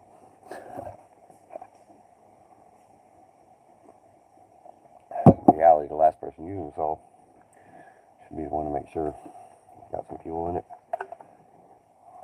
Unless you're in the habit of storing them empty, it would be different. But I don't, except in the winter if I'm not running the saws. I generally got fuel and oil in them because I'm running them constantly. So, that's just the way I do it. And she knows that. She should have put fuel in it. No big deal though. It's just how we do things here. Sometimes I forget. And I do the same thing to her. And it just happens. But it certainly doesn't help your chores when you're trying to get something going and now you gotta start all over again, go get fuel, go get oil.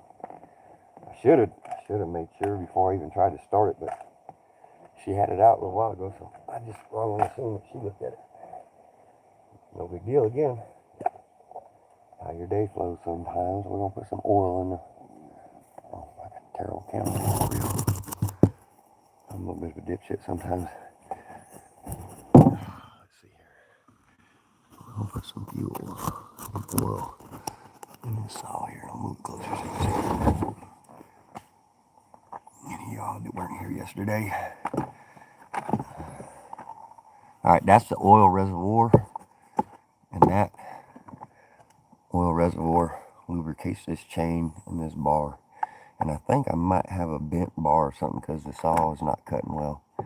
Last time I cut with it, didn't cut well, and she just tried cutting with it, and it did not cut well. So either that bar is bent or I screwed it up when I was sharpening the teeth. I could have screwed the angle up or something. I suspect it's possibly a bar. Might have a little bend to it, causing the blade to drift when it cuts, meaning it's not cutting straight. It's cutting at a goofy angle all by itself. It shouldn't be doing that.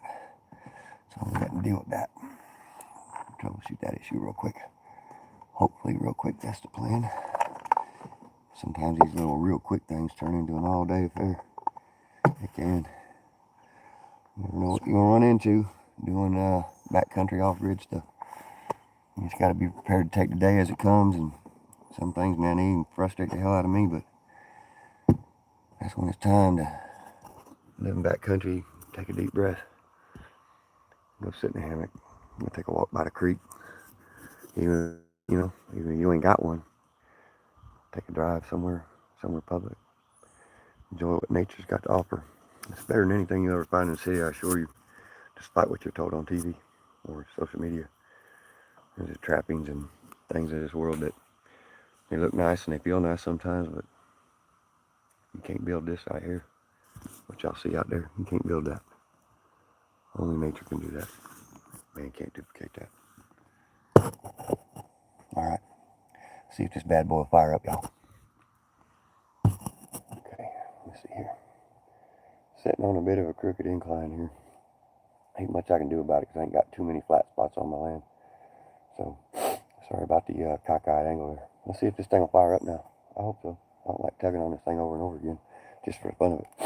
It gets tiring. I just put a new spark plug in it, so I'm pretty sure it's not that. And air filter is brand new too. So, lack of fuel is probably the issue. We'll see. We'll prime it this time, no more than 5 times. 2, 3, 4, 5. Pull the choke all the way out, all the way in, all the way out to start it. Make sure that ain't there. Ready? Here we go. Okay, that's a good sound. You want to hear that. Okay. Nope. We'll reset that to the mid choke, half choke. Damn it. It's not cooperating with me today for some reason. This saw's full of problems. It's the only Husqvarna I've ever owned. And this is a small one. I bought it for, cutting small limbs. And as far as chainsaws go, somewhat of a disappointment. There ain't much about this whole setup that I don't like. The fuel. It's a Husqvarna 120. And the way the fuel tank is set up on this, once you got fuel in it and you're running it for warm, this cap right here, man, it's hard as hell to get off. I got monster strong hands, and I got to use pliers to get that damn thing off of there. Now, that's not user friendly by nobody's standards. I don't care who you are. All right, I'm gonna try this again.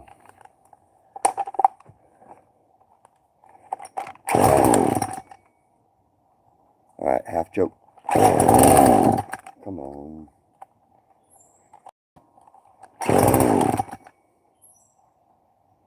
It does not want to start.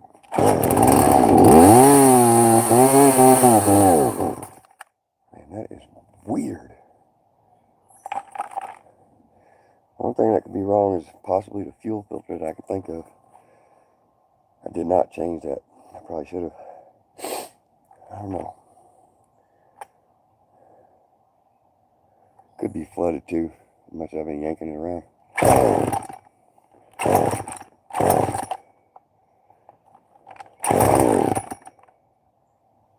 Kind of smells like it might be flooded.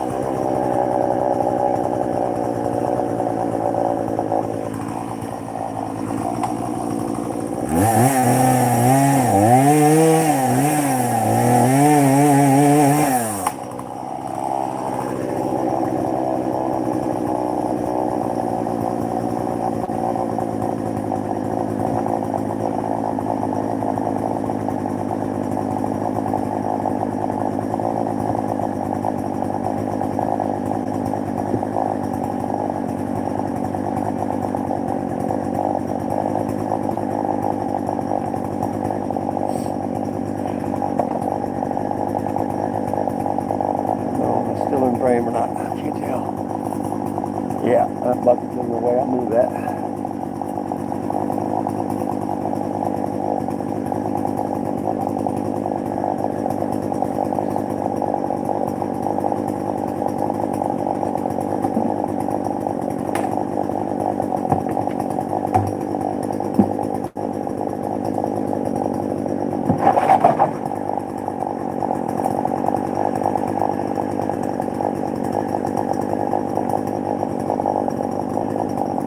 Alright, so I definitely determined that my bar on my chainsaw is definitely bent. The cut, when I went into the wood, instead of going straight down, when I cut, it started hooking. So that tells me the chain is cutting real sharp. It's not the chain. It's cutting big shavings off. So I'm trying to cut straight, and that cut is drifting to the side as I go down. So that, with her feedback and now my first-hand feedback, that assures me that that bar is no longer straight. Somehow it got a bend in it, and even though it looks straight, when I cut, it's cutting and it's following that path of that bend. I'm going to bring it over here and show you.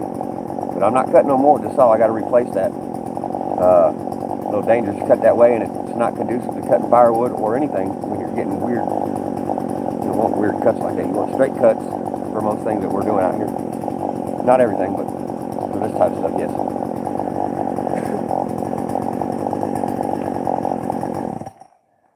Alright.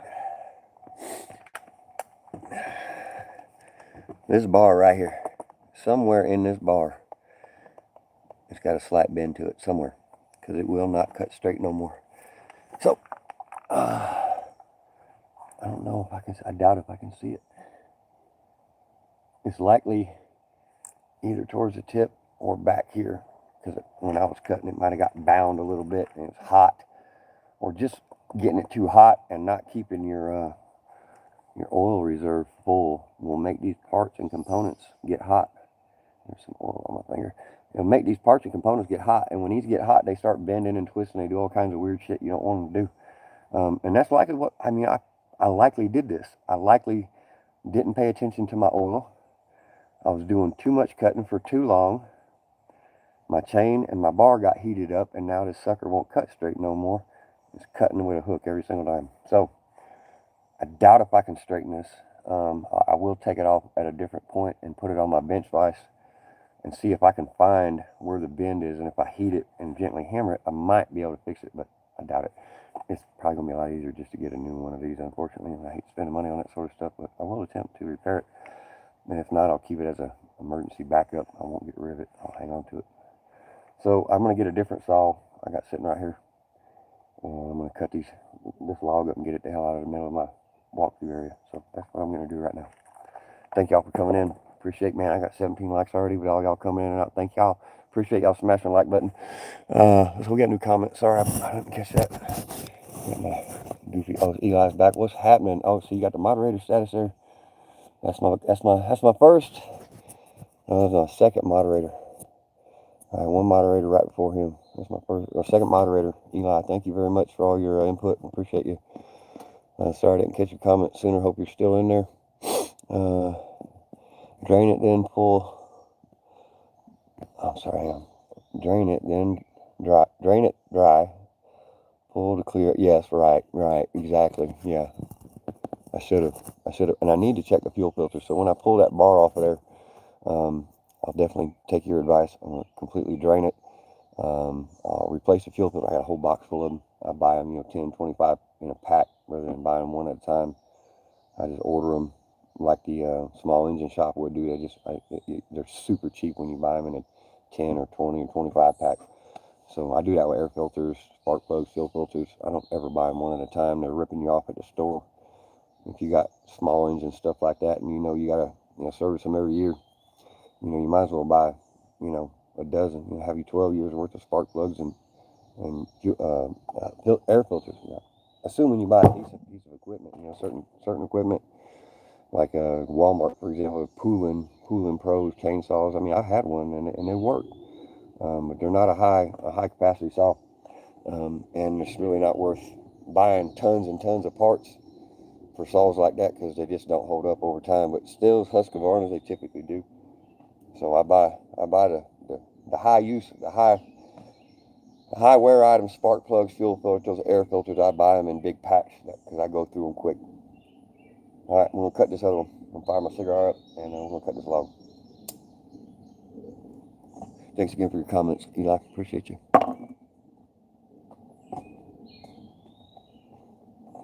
This is my still. The other one's Husqvarna.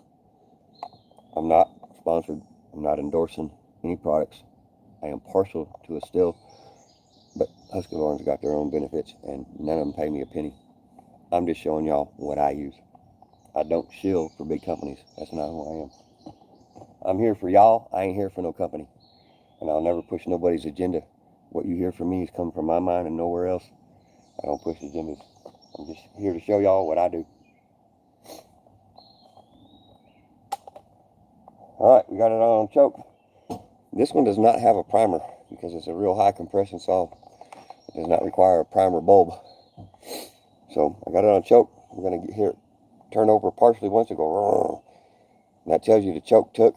Then we move to half choke. Let's see what we get. Pretty reliable saw, this one here. I love this one. I had one better than this years ago, but I had to sell it. But I got a nice one now. It's good.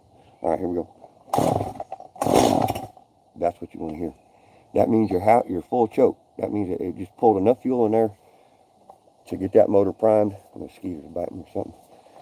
And now we got to move it up one click. There it is. That's half choke, and it should fire within 3 pulls or less, typically. If it's cold, it could take 5 or 6, but it's not cold. I assure you, it's not cold here.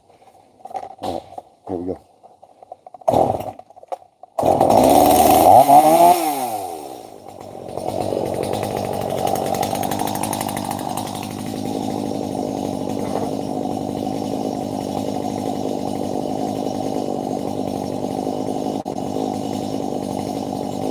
I gotta wash my face off real quick. I've been sweating like crazy for the last hour or so. I can't see hardly nothing out of one of my eyes.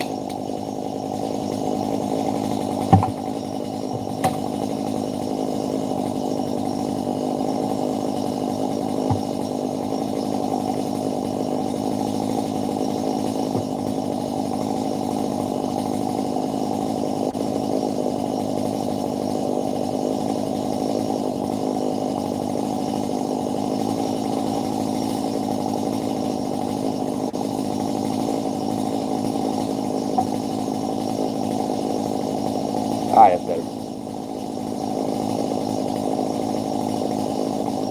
Alright, we're going to do cut just a little bit. Just one little log for firewood.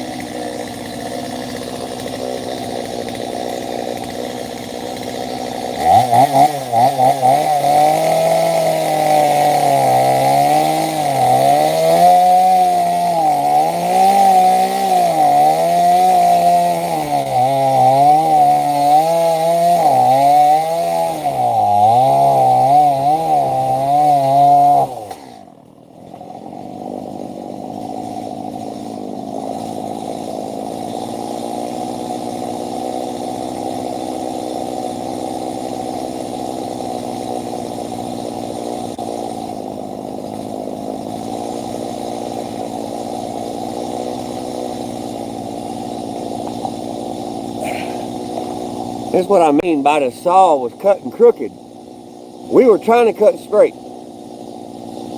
That bar is bent so bad, you can't cut a straight line to save your life. And that shows you that that saw is dangerous and should not be used, all right?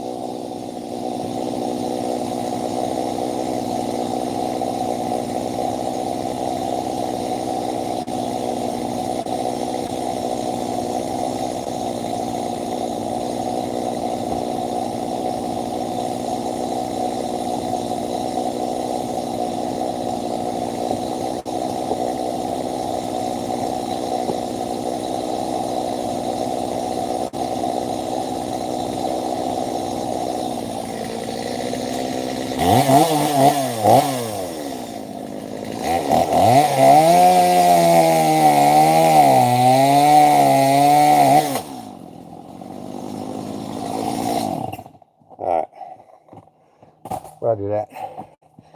All right, now I got me a log stool to sit on. A little knot I cut off. I love looking at these things. I'm so fascinated by them. It's just a little knots here on the logs. I love them. All right, I need a breather. You got any more questions? Oh yeah, we got Eli. Nope. Yeah, okay. Still the same. Thanks again for the comments, Eli, if you're still in there. Eli's second channel moderator.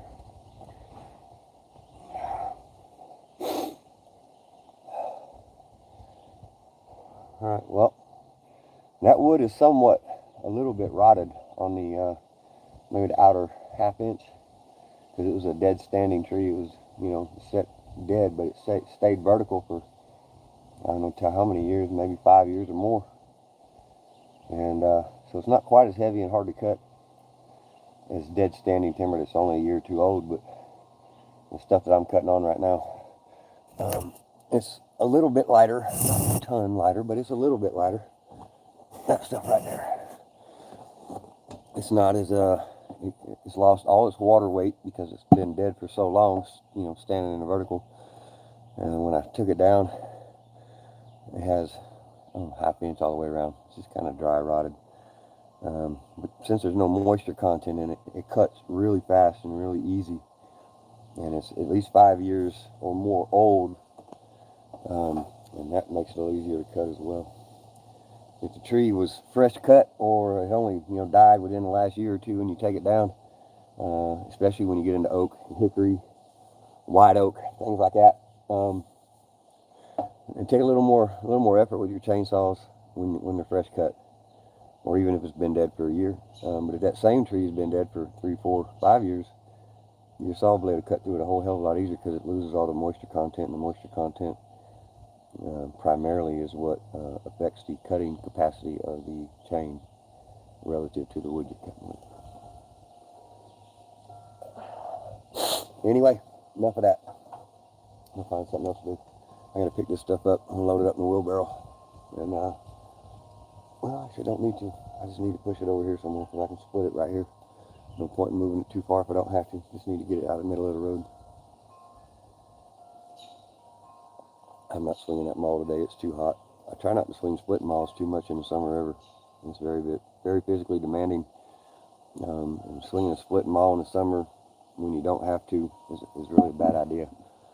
I got two different sizes. I got an 8-pound and a 4.5-pound split maul. When you're swinging that 8-pound maul in midsummer, especially at my age, 51, you're gonna have a stroke or aneurysm, something out, and get too hot. You don't be swinging that if you don't have to. I try to do most of my heavy splitting in the wintertime, late fall, winter. You know, go out there with just a long sleeve shirt on and split wood for hours and never even need a jacket. And that's when my body, for me, it tolerates the heat. The heat generated while you're doing extreme physical work like splitting wood. I prefer to do that when it's cold out, not when it's summertime. Oh, my sweetheart just brought me a cold rag to wipe my face with. Thank you very much. No. All right, we'll get going. We ain't got the blood pumping yet today. I'm doing more talking than I am working. All right, I'm gonna pick this crap up off the ground. gonna trip over it later. Y'all hear me cussing up the store?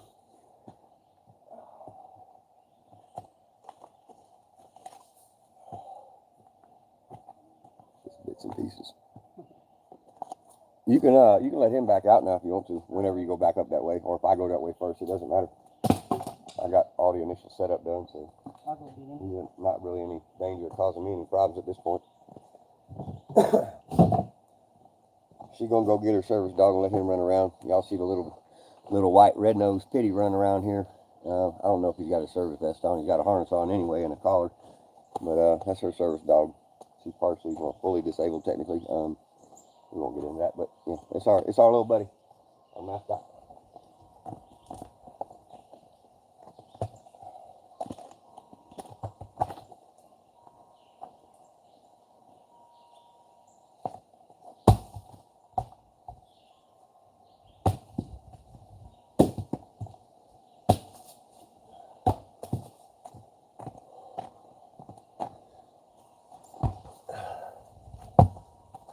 Getting there. Ain't that much of a mess to clean up just a little bit.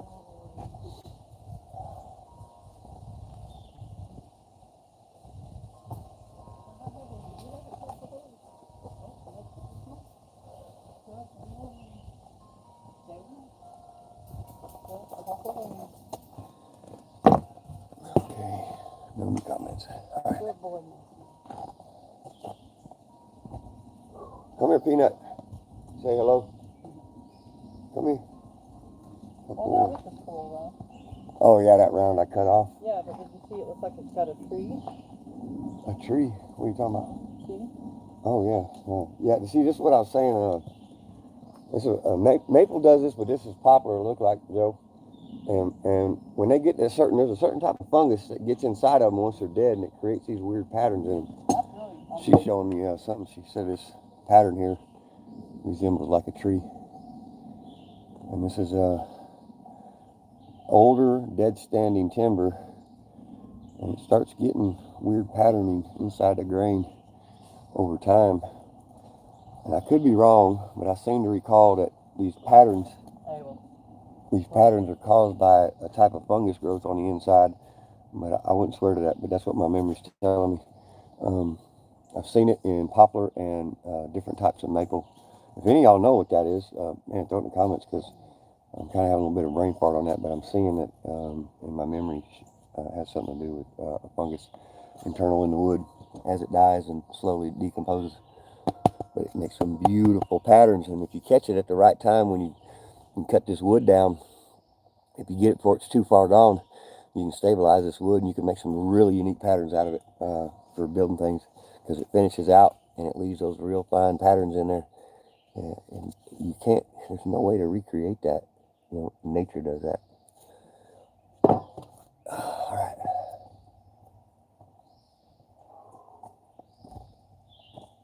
That's not another piece that's cut off of either. It's just that little piece. Okay, so here's the deal with that little saw.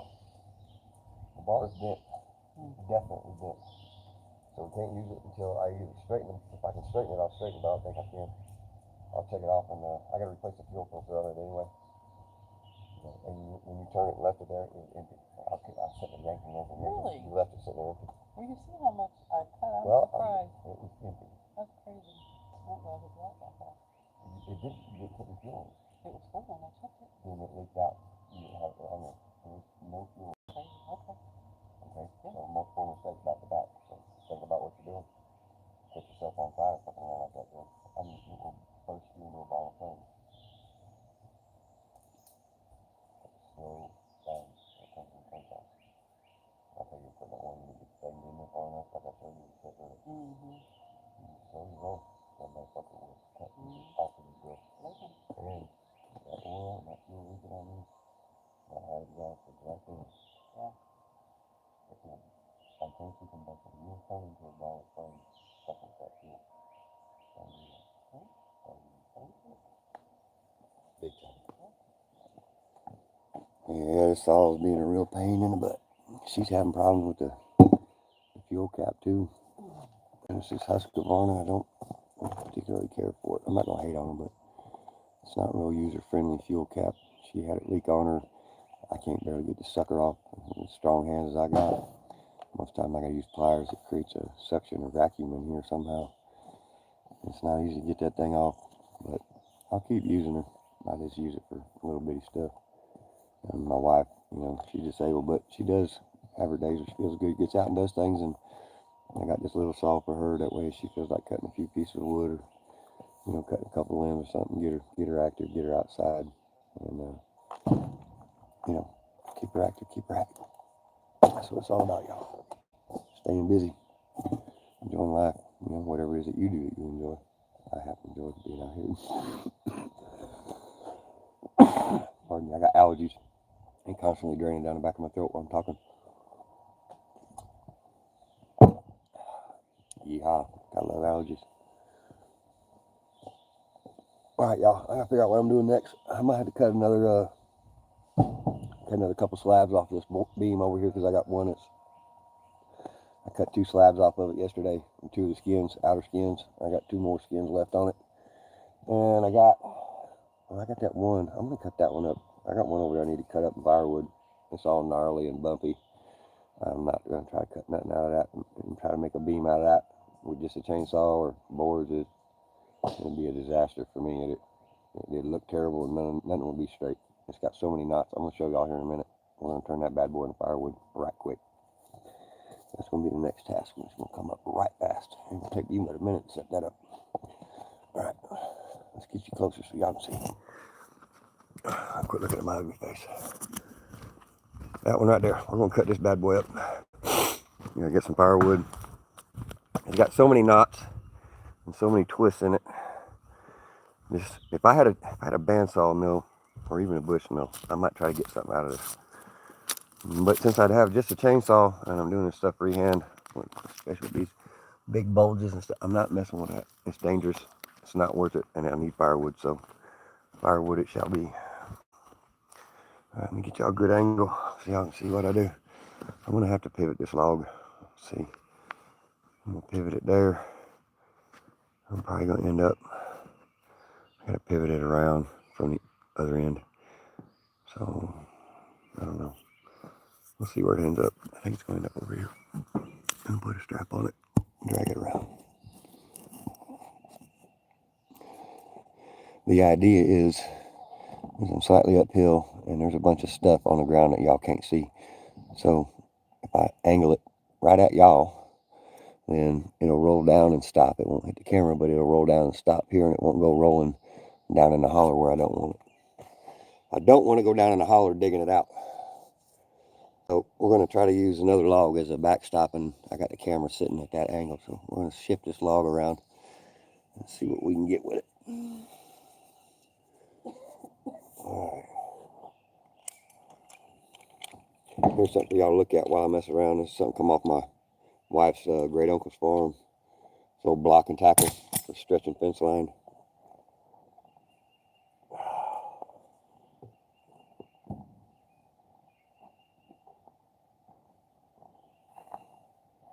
All right, it's a 8,000-pound towing strap, I believe. Let's see.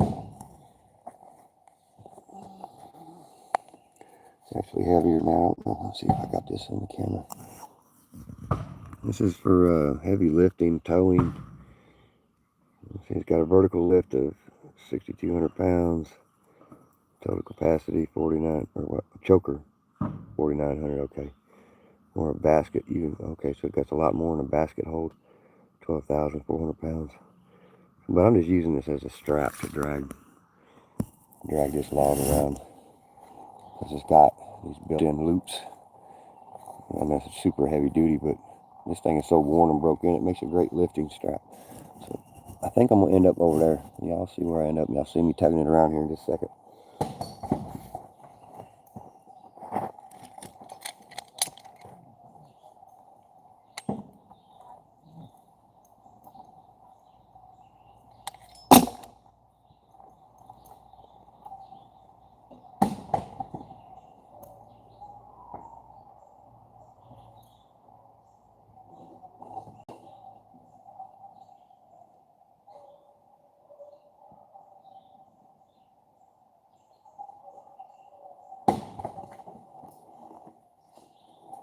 Abel, come on, buddy. Get out the way, that log gonna hurt you, boy.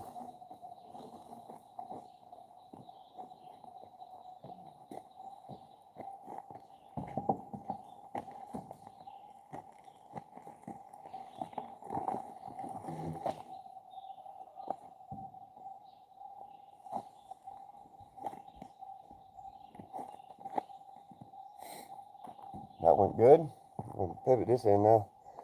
A little heavier on this side, but not too bad. Oh, let me see here. Make sure y'all still got a good camera angle. You know, tell them my goofy butt. Let's see here.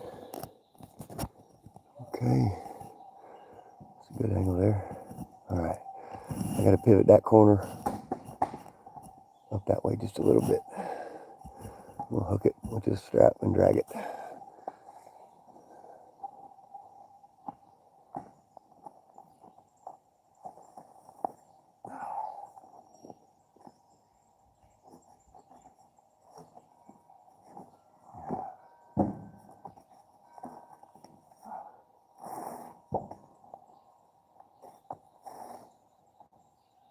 All right? Yeah, good.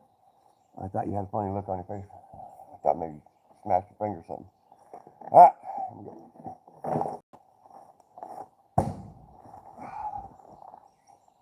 Okay.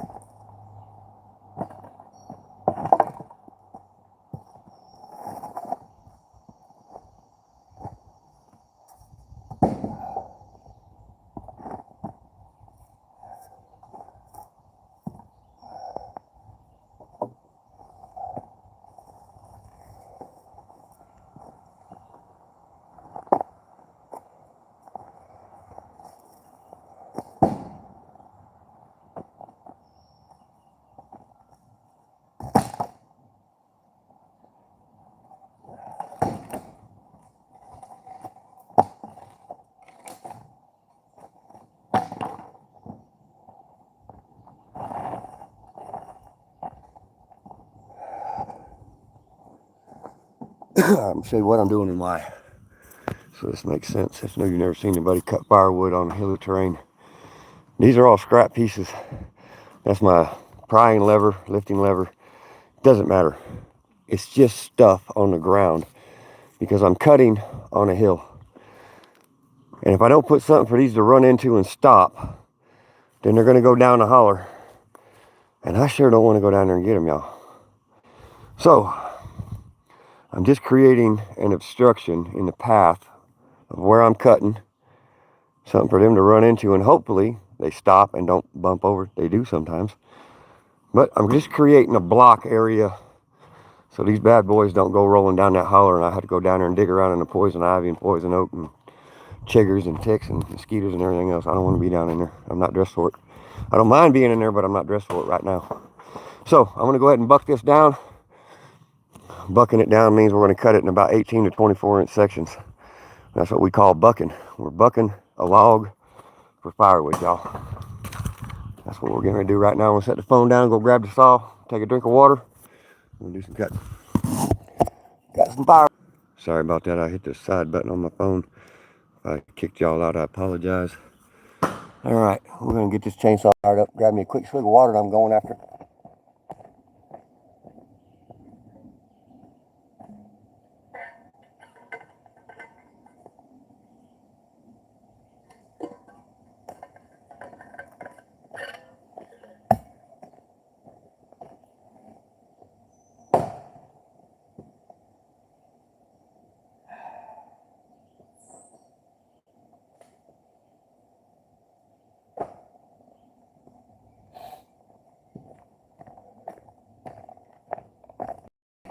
And start it up.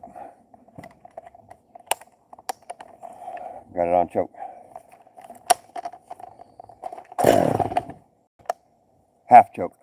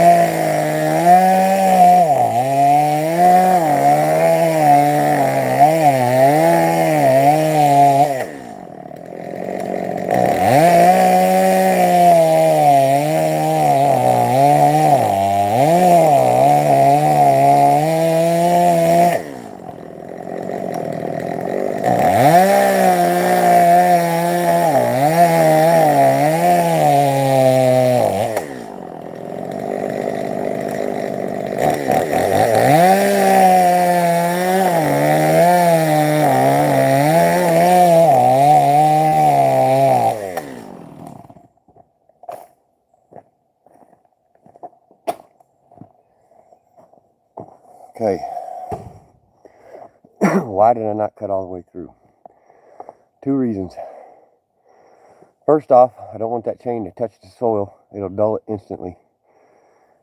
Secondly, if you're going to cut a log like that all the way through, you need to have something underneath it and have it elevated off the ground. That way you don't have issues with your saw binding, bouncing back and cutting your face off. Because that saw surely will. It's very unforgiving if you're not well versed to what you're doing. So I took, and each place I cut halfway, just halfway or just over halfway through. I'm going to roll the log over, and I can cut from the other side now. I don't have to worry about getting down into the soil. I don't have to worry about dulling my blade. I don't have to worry about my blade binding and coming back and hitting me in the face. So I'm going to go roll that log. Now that my cuts are halfway or more than halfway through, when I roll it, it'll expose the other side, and I'll be able to do a partial cut, and it'll separate it, and I won't be anywhere near the ground, and I don't have to take the extra effort to lift that log up.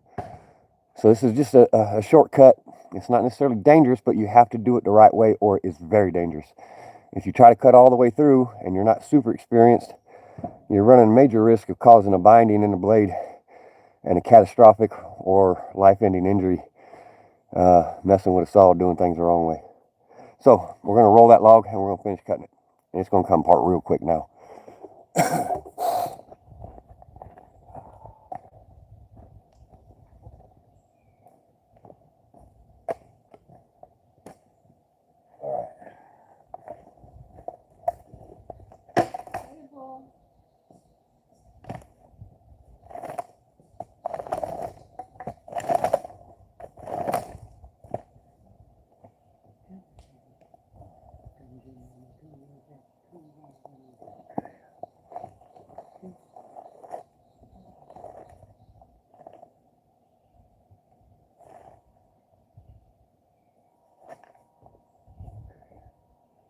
That works better.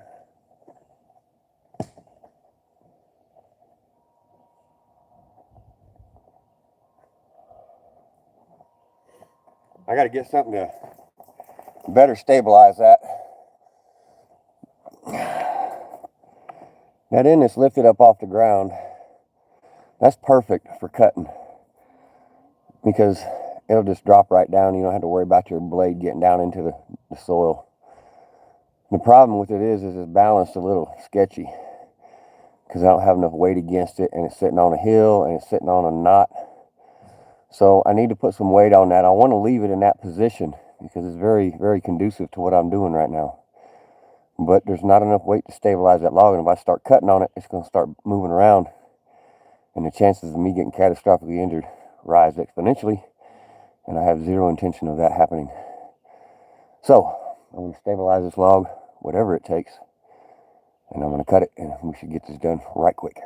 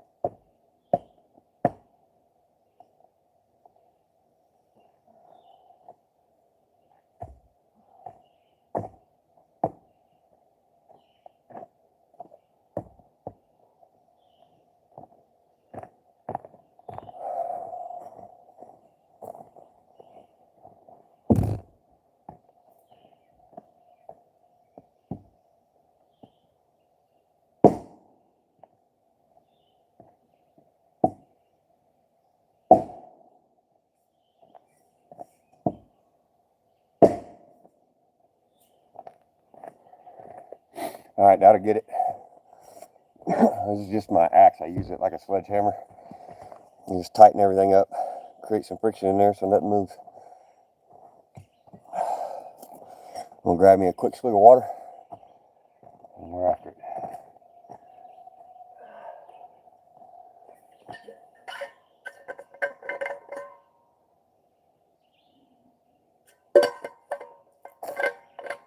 All right, y'all, here we go. These suckers are gonna fall off real fast. Watch this side over here first. They're gonna go bloop, bloop, bloop.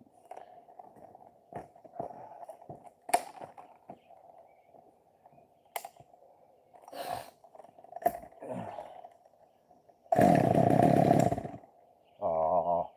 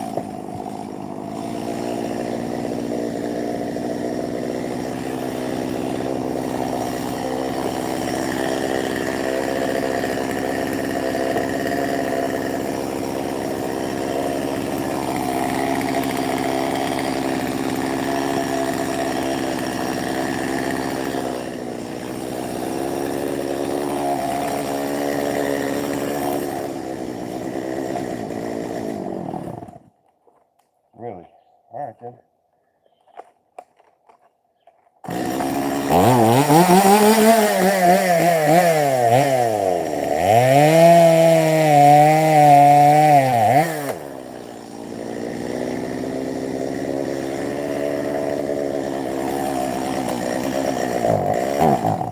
Come on. What in the world?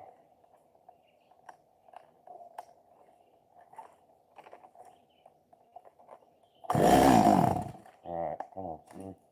Yeah, that's the problem.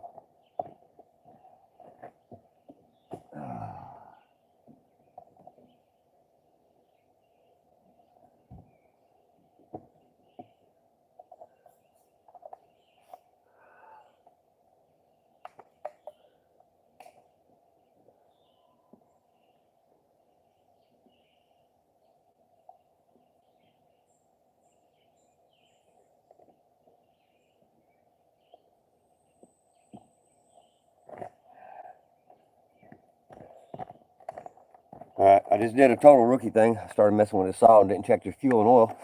And all in on about 30, 40 minutes ago, I was whining about my wife using the other saw and putting it away without no fuel in it.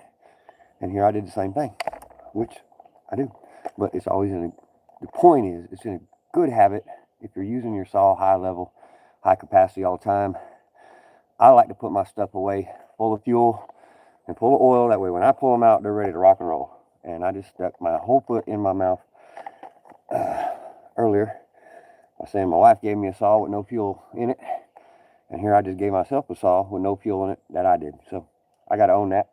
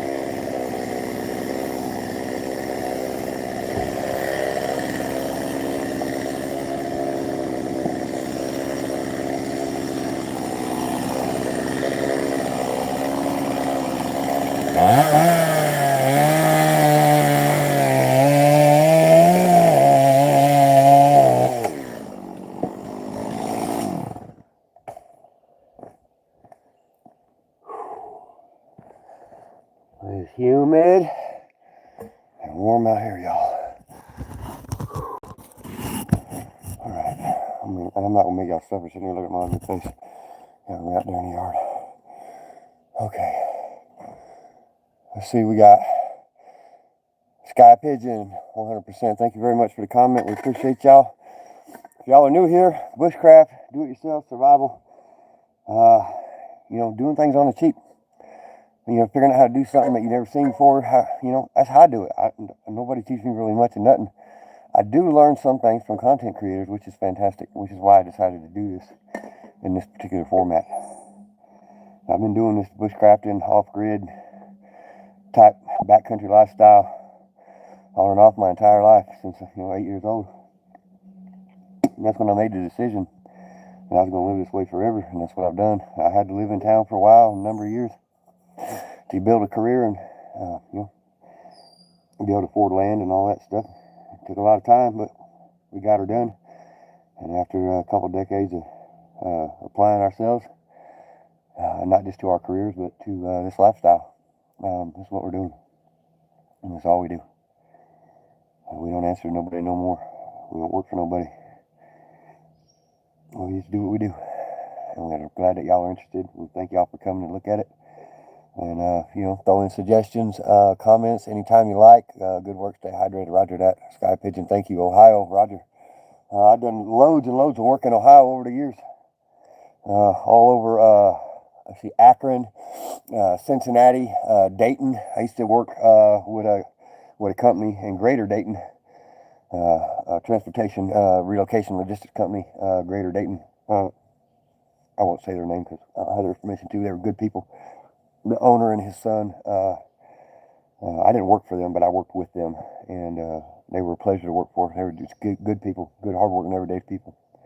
The kind of people you want to do business with. I got to meet up with them in. We met up at just outside of Atlanta to work on a job together, and they're from Greater Dayton. But I had been to their facility, but I had never met them personally. But I had been to their facility plenty in Dayton, and they met me out in Atlanta one year. Man, it was cool to meet these two dudes, father and son. Man, you don't see that a whole lot no more. These two peas in a pod. It's a pleasure working with them. Anyway, I got to drink. Hydration.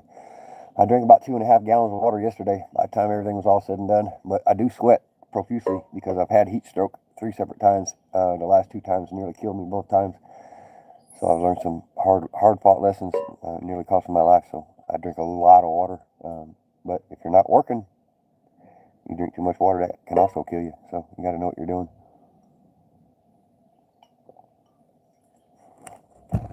It's a bit cold. I'm probably going to scream like a girl. Oh yeah. I need to cool my head off though. I like to keep water on my head, my hands, my wrists, and if I get too hot, I'll take my boots off and socks off, and I'll run cool water on my ankles and feet. And it has your ankles, your feet, your head, your hands, your wrist will act like a radiator for your body in hot temperatures. And many guys that worked with me over the years, we helped save each other from certain death, working in the desert, places like, Reno or Vegas, or working out in the middle of Death Valley, 115 degrees outside, and you got no choice but to work in the middle of the day. And, in places like that, you can die from dehydration and exposure to the sun in under an hour. And some people don't realize just the risk involved. High humid places can be just as bad because you sweat profusely. And if you're not taking in enough water while you're working, you're in real trouble. And the real problem that most people miss, I missed it many times throughout my life, many people I worked with did, is that if you're already behind the curve, meaning if you're dehydrated when you start your workday, you're setting yourself up for serious injury or potentially death if you're working in real hot temperatures. I've been close twice, hospitalized, near fatal both times. The first time was not as bad, but it was close. It was rough. The second 2 times was near fatal. I had organ failure and all kinds of stuff. But staying properly hydrated, taking proper breaks, and when one finds himself or herself too hot, too overheated, cool water, not ice cold, cool water, slowly alternating over the hands and wrists and the feet and ankles in a very slow method, not all at once. Put somebody into shock. I'm not a doctor, I'm not anything. I'm telling you what I do as a man and what me and my men used to do. I'm not offering any kind of advice like that. Don't take it that way. I'm not telling y'all what to do. I'm telling y'all my experience in my life, my world. And we would slowly pour water on one hand, one wrist, other foot, other wrist, other ankle, and slowly bring the temperature down when we're working in extreme temperatures, be it extremely humid like I'm working now, or zero humidity, 110, 115 degrees in the desert Southwest. The thing really that I'm trying to say here is whether you're cutting wood with a dangerous chainsaw, working outdoors, hiking outdoors, camping outdoors, you got to know your environment, know your elements. Take slow steps, methodical approach. And for goodness sake, don't get in a hurry. Bushcrafting, off-gridding, It's a slow process. Even with a tremendously exceptional memory, it takes real world application and experience. And it's an absolute pleasure to do. A pleasure to have so many of y'all in here watching. The point of what I do, though, is to enjoy it. I don't care about the end project. I care about what I do minute by minute. Cutting each log. You know, it doesn't matter. Chopping a tree. Feeding my fish. Digging a hole in the ground. I don't care. I'm outdoors. I'm happy. So, when y'all get outdoors, slow down, y'all. Enjoy it. Nature is amazing.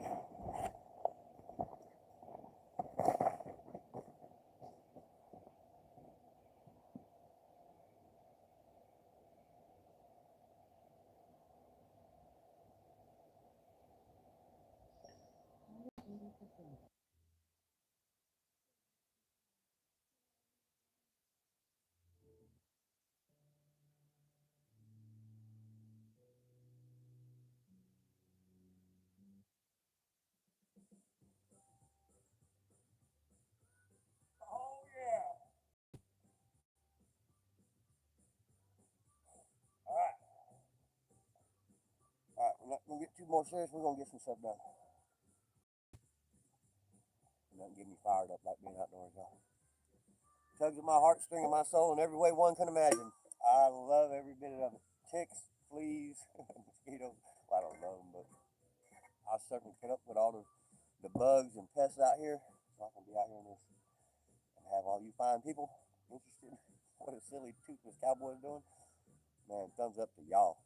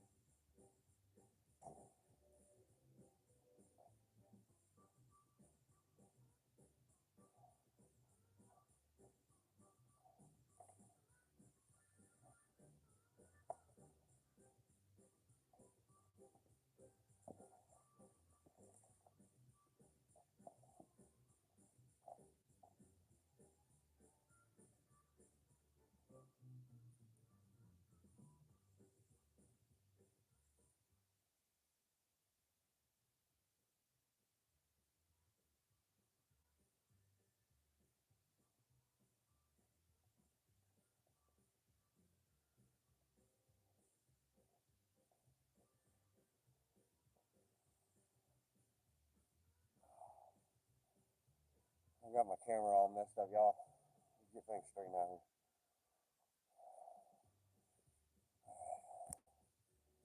What we got going on? Sorry about that. I got looking up at the sky there. So, on a personal note, not personal business necessarily, how I view the world in a simplistic manner. I was just talking about the beauty of nature. And I went to go grab my wheelbarrow, which is right yonder, that blue one. And it's got some debris in it from a project I was working on. I got to set that off, and then I'm going to fill it up with all those rounds and go stack them so they can be split. Well, I'm not going to stack them. I'm going to put them in a pile somewhere out of the way. That way I can split them. I might split them right now. I don't know. I got a couple malls right here. I might split a few of them. Those are small and easy to split. What am I talking about? The beauty of nature. I found this on the way back.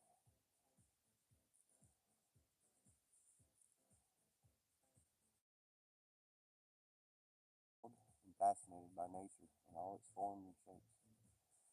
That may seem silly to some of y'all, but that's all right. This is my world. Everything about nature is what drives me. Cheers to y'all. Thank you for watching. I'm going to get back to work.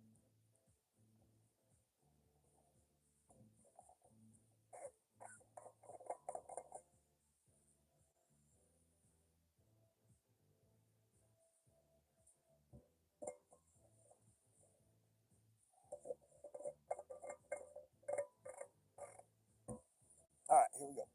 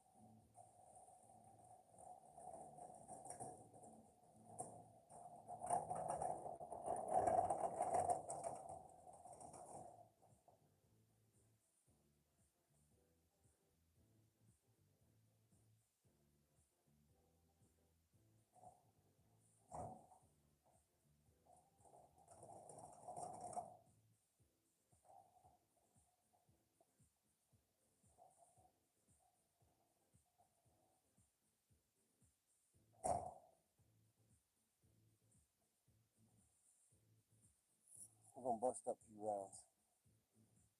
I'm get my blood pumping. Huffing and puffing. Hey, y'all ever see the movie The Goonies? They had the chubby kid, they told him to do the truffle shuffle.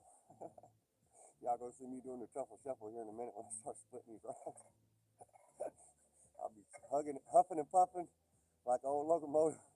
I look like the chunky kid doing the truffle shuffle on the Goonies here in a second, y'all. It's going to be funny.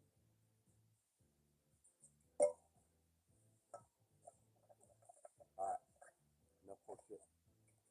Time for work.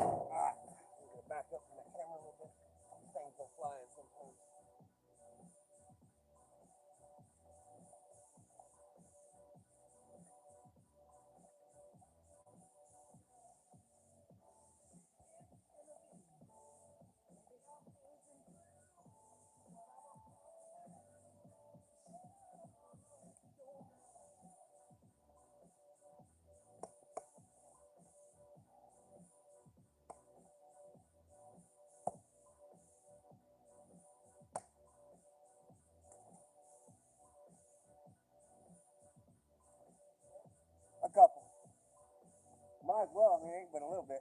And I only got to bust some of these in half because they're so small. So my wife's asking me what I'm doing. I'm going to split a few of these, maybe all of them, because they're very easy to split.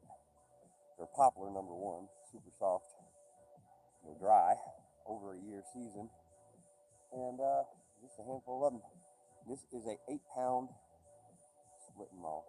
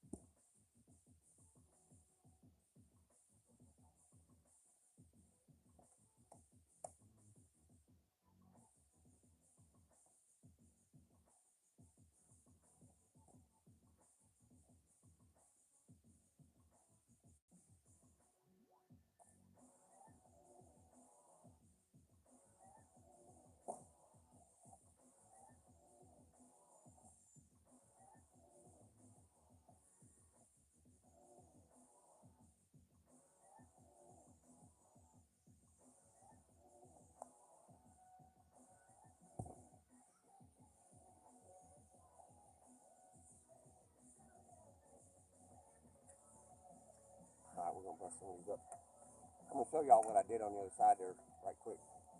It's just a way to get material ready and keep moving while you're splitting. Makes for a little bit more efficient way, at least the way I do it. Efficient way to split.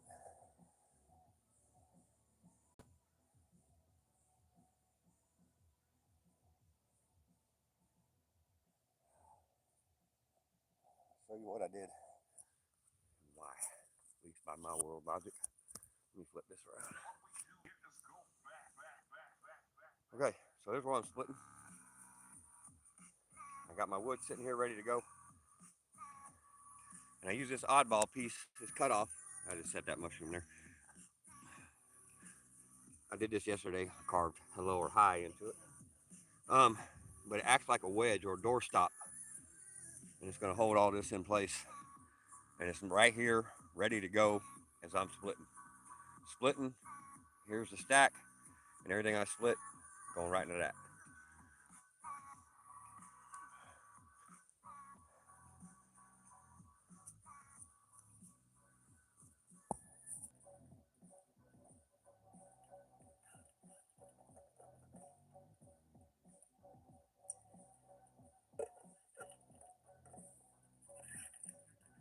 If I hit it solid, it'll bust. One hit, it's poplar, it's dry, super soft wood.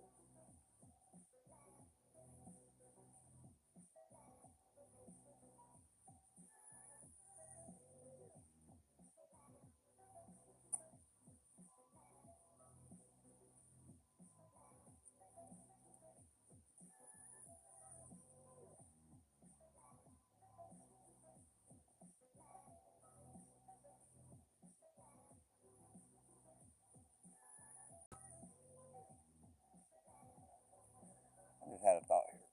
If you've never split firewood before, there's a secret to splitting firewood. If you've never done it before, you don't know this. When you're splitting firewood and you got your rounds bucked down into sections, when you look towards the center of the wood, you'll see small cracks in there. Even in brand new trees, or brand new, if you just cut it down, even if it's alive, you'll see these little lines in there sometimes. And what we call this is a check line, like a check line. And if you hit that check line as your first strike with your maul, you will almost certainly split this your first try. But you got to aim for that check line. You don't have to hit it direct, but if you hit that maul near that crack, this piece of firewood is going to split right now.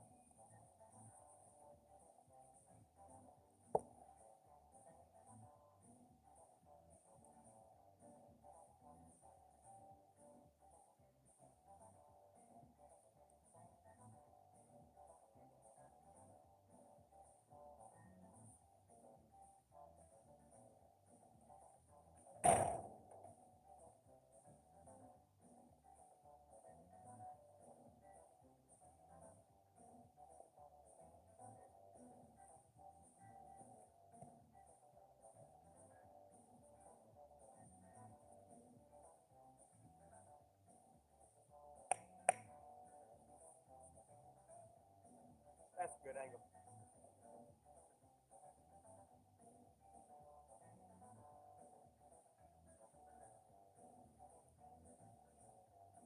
Here we go. Bam! I hit it right on that check line I was just pointing at, and that's why it splits so easy.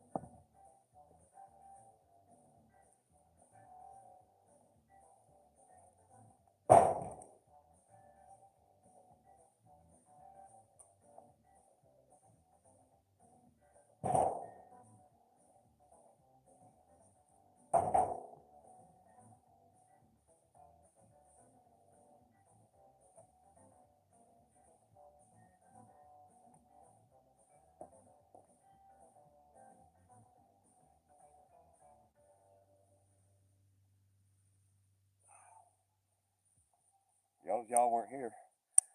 I'm aiming a splitting maul for any visible cracks or breaks. If you hit a visible crack or break in this,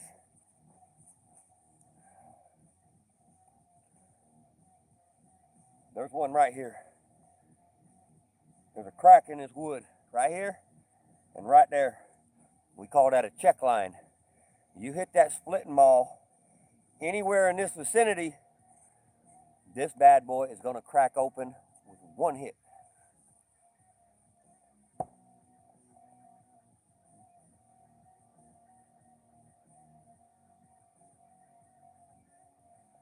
Watch this. This is easy right here. You know right when and where to hit it. You ain't got to be all buff and all that.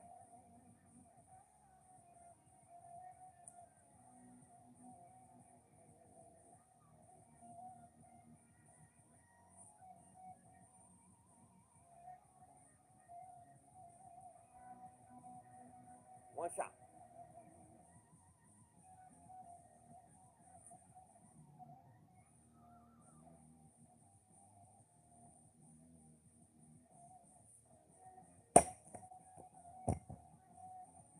Bam! When and where is the important part, not me. I'm just being an asshole. I like clowning. Busted it. You got to know right where to hit it. And this is not about strength, y'all. I'm just being a clown. Forget all that mess. If you know where to hit it, you could get a frail woman out here, like even my wife, disabled, fairly frail. And we're in our 50s. We're not old, but we're getting there. We're old as hell. The point is, it's not as hard as it looks. I just get amped up, and it's just my nature to be this way, but the raw truth is, this ain't that hard to do.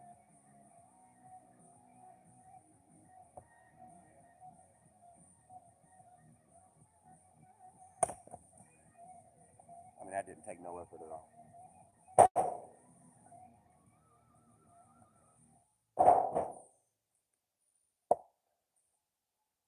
I'll be honest with you, I just like the way it feels when I crack the shit out of one of them logs.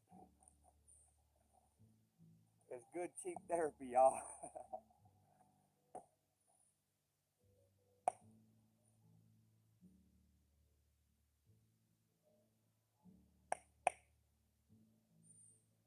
One shot. We ain't gonna swing this one hard.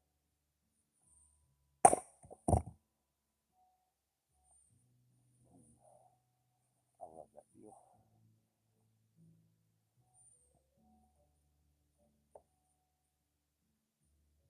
I see some old boys do this real smart now. Maybe I'll take their advice one of these days. I seen a content creator, I believe he was up in Canada. He's putting firewood like I'm doing here, except he had a lot more brains than me.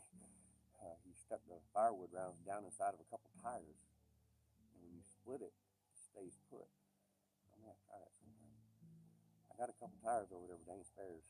They're good tires. They're snow tires that got studs in them when I go up in the mountains in the winter. And I'm not using them. I just bought them. Over $1,000 for them tires. So anyway, we're gonna split some more. Thanks all for coming in. Smash that like button if y'all don't mind. Drop a comment if you want. See if we got any new ones in here. Let's see here. Staying hydrated. Nope, the same. Alright. Well, hey, thank y'all for the comments and likes. We're gonna get back to smashing some wood. I like hearing that crack. On that little bastard sleep part. Alright. Y'all have a blessed day.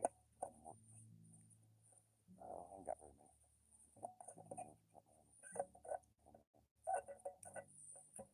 Just a handful of rounds to bust up.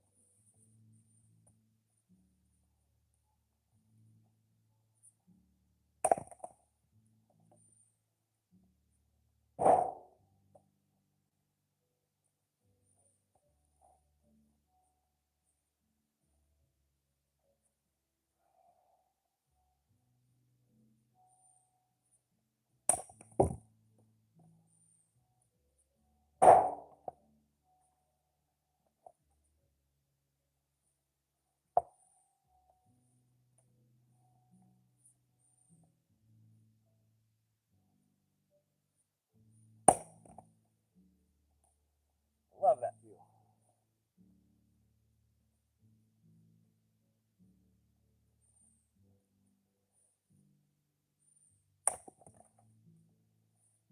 You ever like the sound of sticks and twigs breaking when you was a kid? You understand my love for split firewood. I guess I'm a simpleton, but so be it.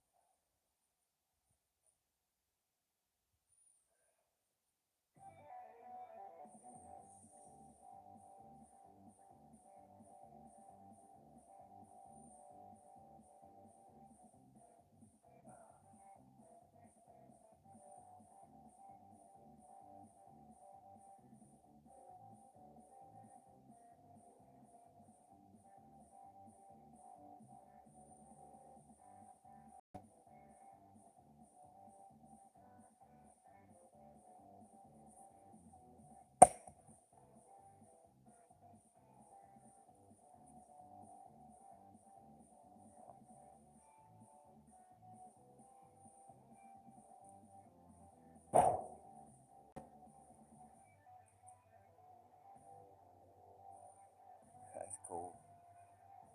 You never know what you'll see inside a log.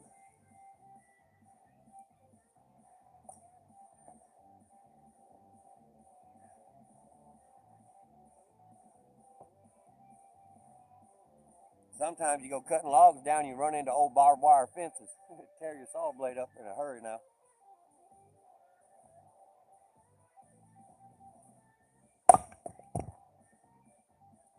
Woo, doggy, that comes close to the camera now.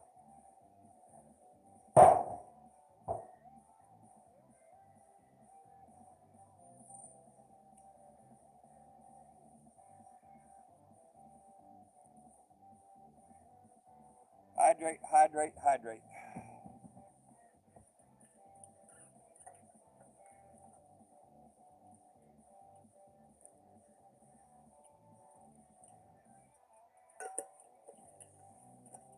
Thank y'all for coming in. We're gonna bust some wood. Let's get her done.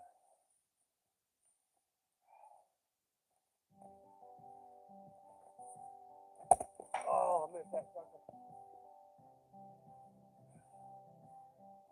Ah.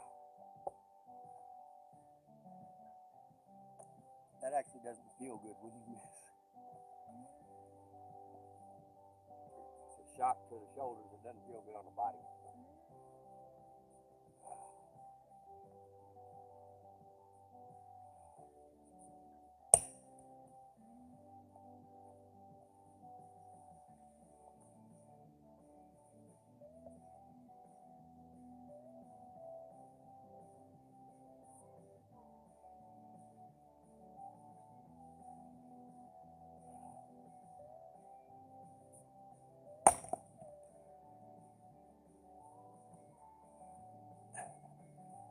I ain't a quitter.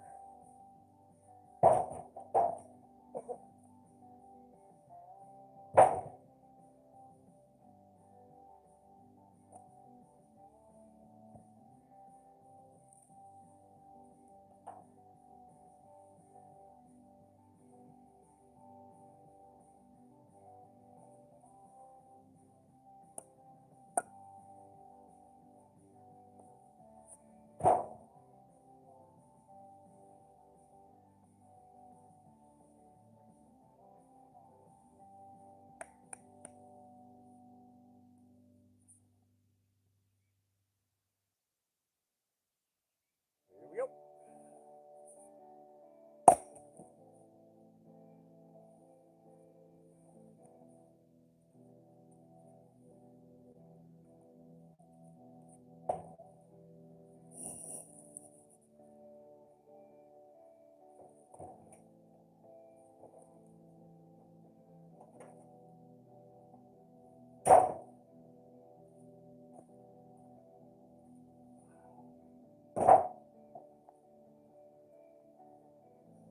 That's where they're going.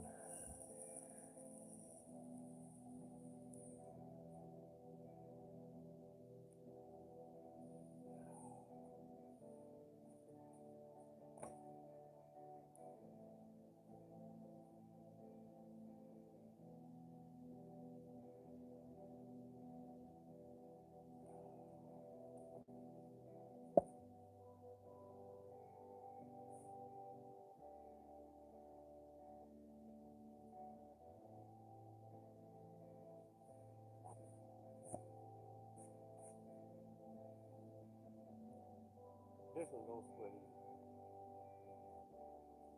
Famous last words, right? It looks like it's got good check lines in it, meaning cracks. And when I hit it in one of them cracks, it should just pop right apart like that.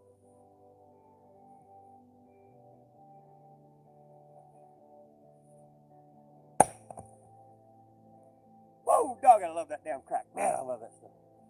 Y'all think I might be silly, but I really love that sound and feel now. I get excited about it.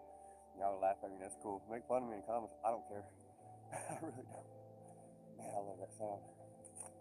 It's such a satisfying, just whack. It sounds like someone hitting a home run playing baseball. That's what that sound reminds me of. And I used to hit real good home runs when I was younger, playing Little League. And it reminds me of that feel and that sound. And I used to be a cleanup batter. Fourth batter, so I hit a lot of home runs. That reminds me of that sound, that feel, man. I just love whacking the shit out of these logs.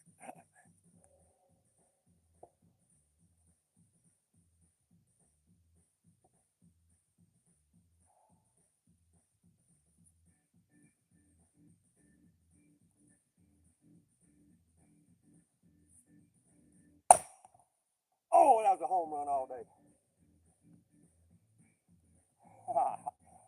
Woo!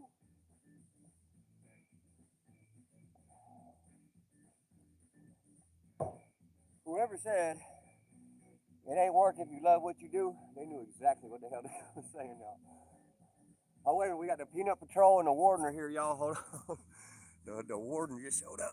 I got a work farm Warden, and she got the tracking. Look at her. Go ahead, show me your good side there, sweetheart. Your mama.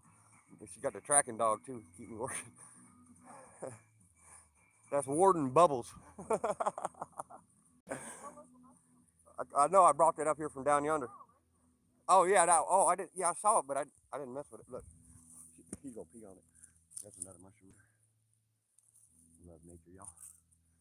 So we got the Warden. Look, she's gonna hit me with that axe if I get too mouthy. Look at her. Look, she's blonde hair too. She's getting salty with me now, y'all. She gonna whack me with that axe. I'm gonna get away from her. Oh, I'm gonna go hide over here by the hammock for just a moment. I'm gonna let Warden Bubbles. We mess with each other, y'all. I'm not being any kind of way. Y'all hear the shit she says to me and blow y'all away. All right, we're in a hammock.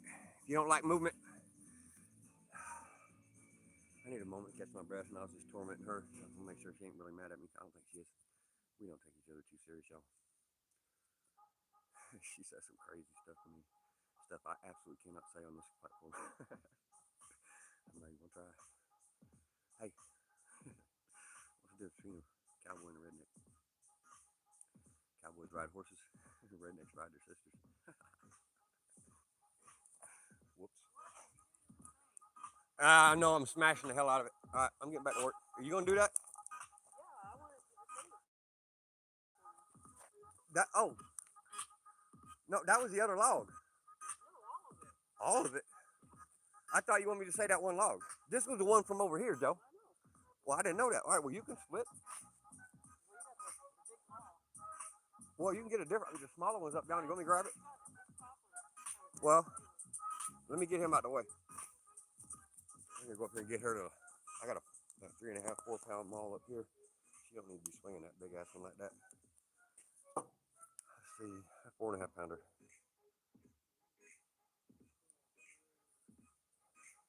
This one's sharper too. It's got a sharper cutting edge on it, steeper angle, and it does a hell of a good job, especially for lighter duty. She won't wear herself out on this. Here, you take that right there, grab it there. That's where it's balanced. I'll take this one. You don't need to be swinging that big one. That's just too much work, and there's no need for that poplar. You want to be on video or no? You want me to go do something else? She got mad because I stole her chore. She's been wanting to do this, but I misunderstood what she meant as far as what logs. We're gonna see what a country girl can do, y'all.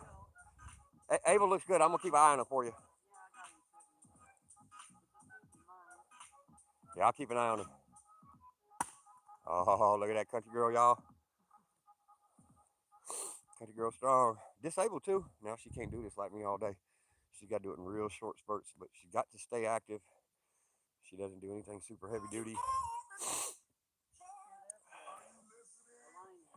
And if you give up on life, you give up totally on what you do. Unless you're totally a quadriplegic bound to a wheelchair or bed, if you give up totally on life, no matter, you don't need to split that anymore, Joe. It's too dangerous anyway. That's a big, it don't matter. It's a good chunk to burn. There's no point. That's too dangerous, and it's very unstable the way it's sitting like that. Thank you. Yeah, that one's good. That bad boy burned just like it is. That's just extra effort you don't need to do. So anyway, I like being bossy, but not really. I don't like seeing her struggle. And if I struggle and she sees me struggle, she'll point it out. It's not sitting very balanced. You need to spin it a little bit. Look for your check line. Okay, you gotta rotate a little bit. You got something going on there. It's off balance, and that's a surefire way to. He went around the truck. He's back there. I got him. He's exploring. Country girl, y'all. See if she hits me with an axe. Oh, you got it in the right spot. You got off on the. You see how you're diagonal on the angle? Yeah. Okay, so you got to hit that. You got to hit that grain. Follow that straight. You hit it on the diagonal. That's the only reason it didn't split. You hit it plenty hard enough. I know. It's a pain in the ass. It's a pain in the ass for both of us. We got her figured out now. It's the bar is bent and it didn't have enough fuel in it. Now you see you hit too far back. Aim for that front edge, remember? Oh, I know.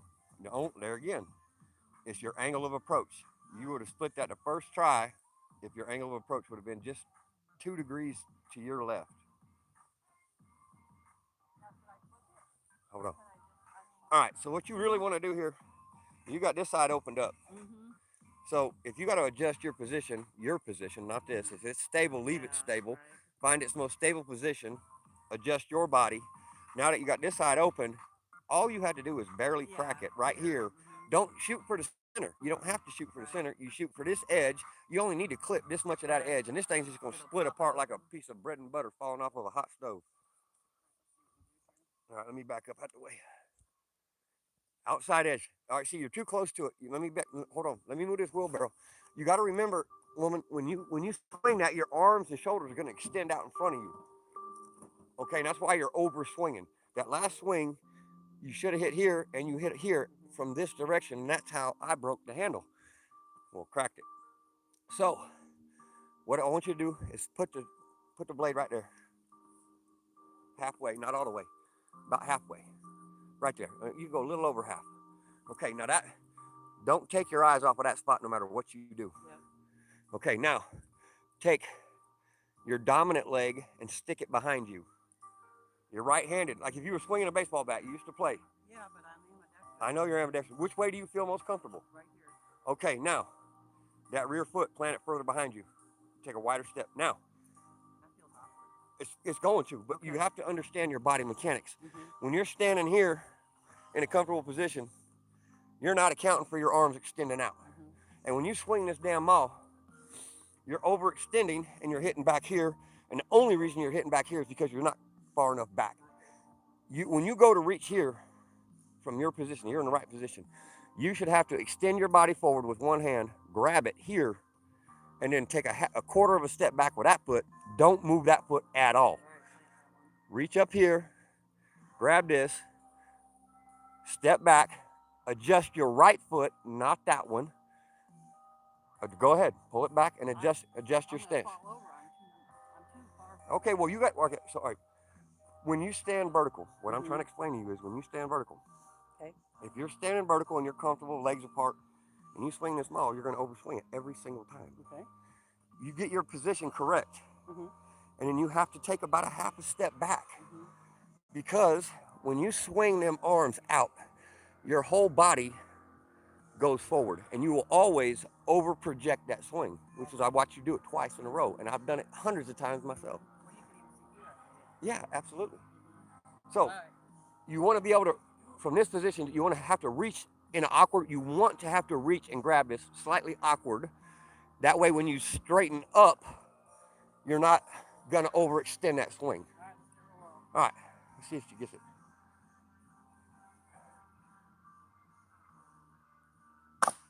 Bam! Country girl, y'all. Just got to know right where and when to hit. It dug a piece in. She went all the way through and dug a piece in there. That's the piece right there. Came off of here and went straight in. Forced it off the other Like a piece of hammer. wood and shoved it right down in there. It's all about leverage and technique, not so much strength, y'all. Technique, leverage will take you miles. That's why I move these big logs around like they're nothing. I use levers and pulleys, and I use balance. Yeah, I'm a little strong, but I could take someone who ain't strong at all, bring them out here with me, and I'd wear them out, but yeah, they could do a lot of things y'all see me do once I show them how to do it. You just got to understand technique and leverage and balance and proper application thereof. 53-year-old woman splitting firewood, y'all. Disabled. She ain't going to go for very long, but she'll go for a little while. And this will be part of her physical therapy for today before she crashes and burns.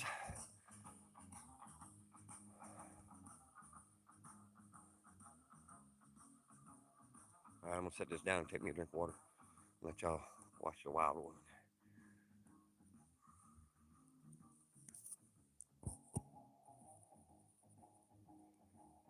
All right, I'm going to take a break. It's all you.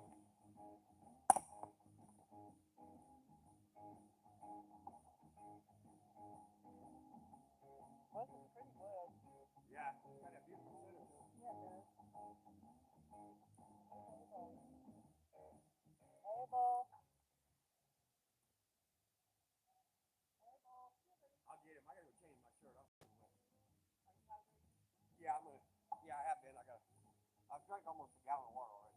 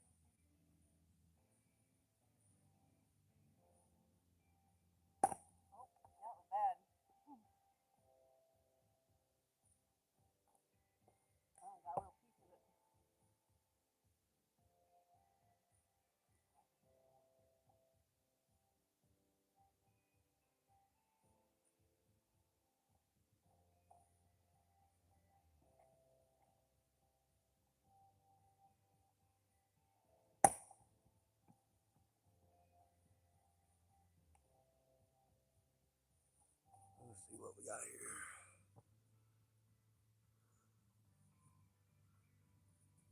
Rab Gimmel, I can't tell right now. Yeah, Rab Gimmel. Thanks for making a comment. We appreciate y'all stopping by to see us.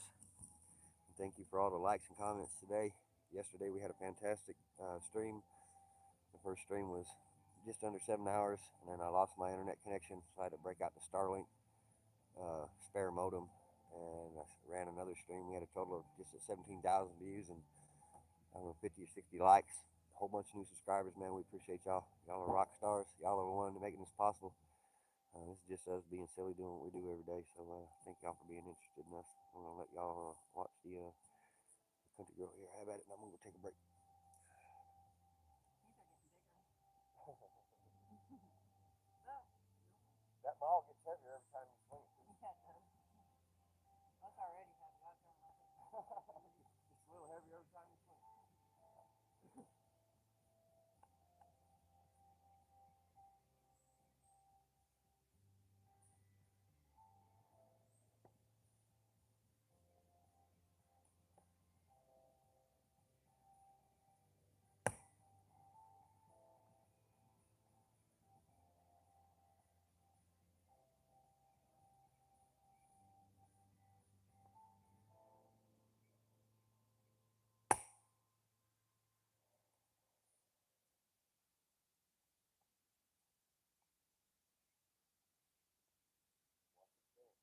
Yeah. It split almost all the way down. Yeah, I just worry about you overswinging and hit yourself in the chin with that thing. Okay. It's splitting the shin bone right now.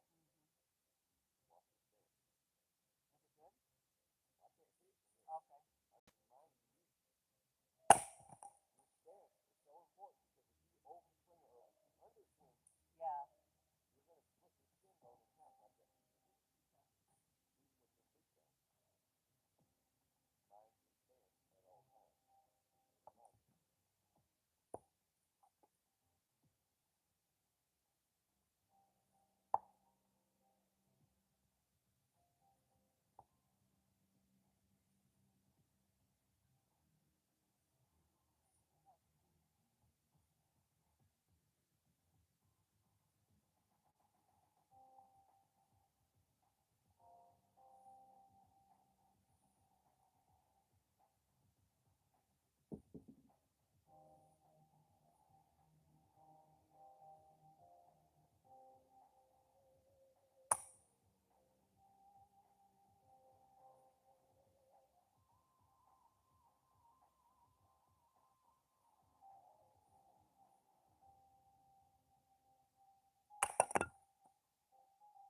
Almost hit the camera. I know, I almost cracked it earlier too. I missed it by maybe 6 or 8 inches. It was close. It was real close. This sucker's go flying. It doesn't matter which way you hit it either. It'll go flying. There ain't no way to predict it. It'll just go.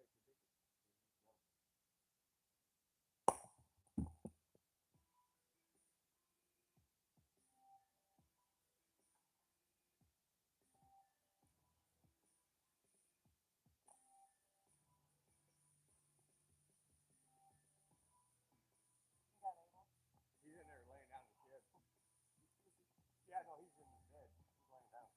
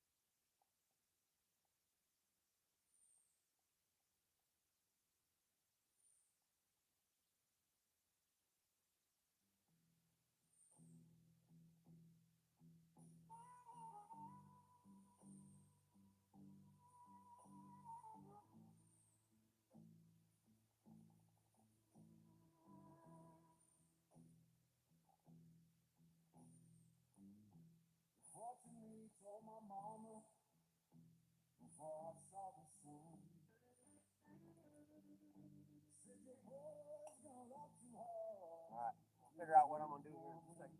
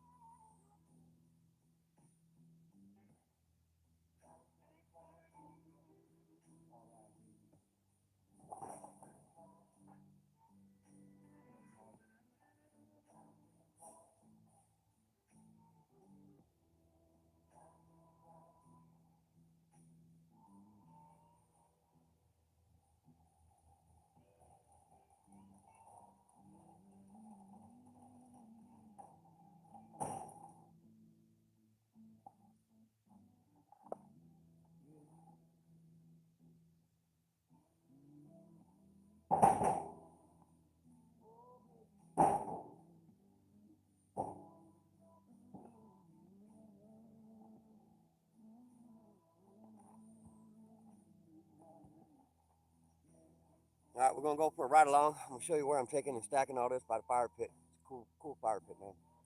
Y'all gonna dig this. Versatile camp kitchen, off-grid, bushcraft fire pit. It's rocking. Y'all ain't seen this yet. Y'all gonna like this.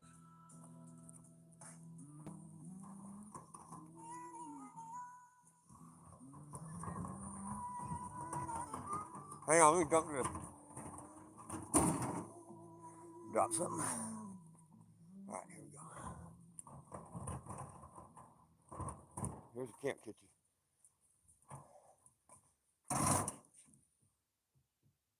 There's all the wood.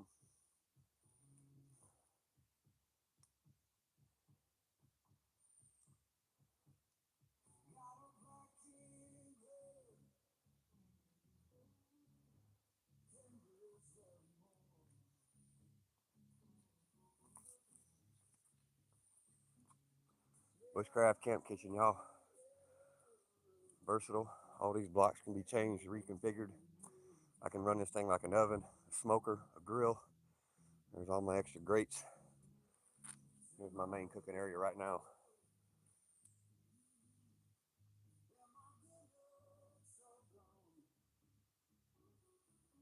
Heating water.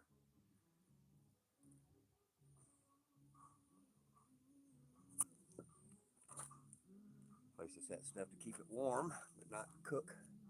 It's a warming area. These are just made from bagged concrete. Nothing special. Nothing store-bought other than the concrete. That's just for heating, cooking water, for cooking and washing with.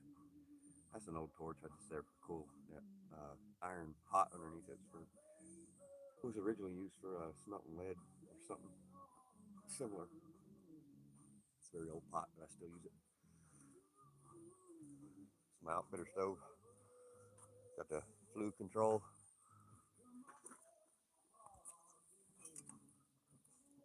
Nice little stove. You cook with it. Stay warm with it. All right, working on the next project. What we're gonna do. Minute by minute. Don't do a whole lot of planning. I know I got wood over here I need to cut.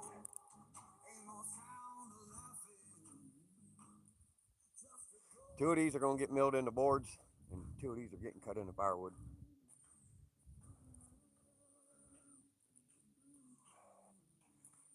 This is where I throw darts and where my wife does her shooting. I'm not talking about that right now. What I'm talking about is a project. These are other wood skins I took off of logs.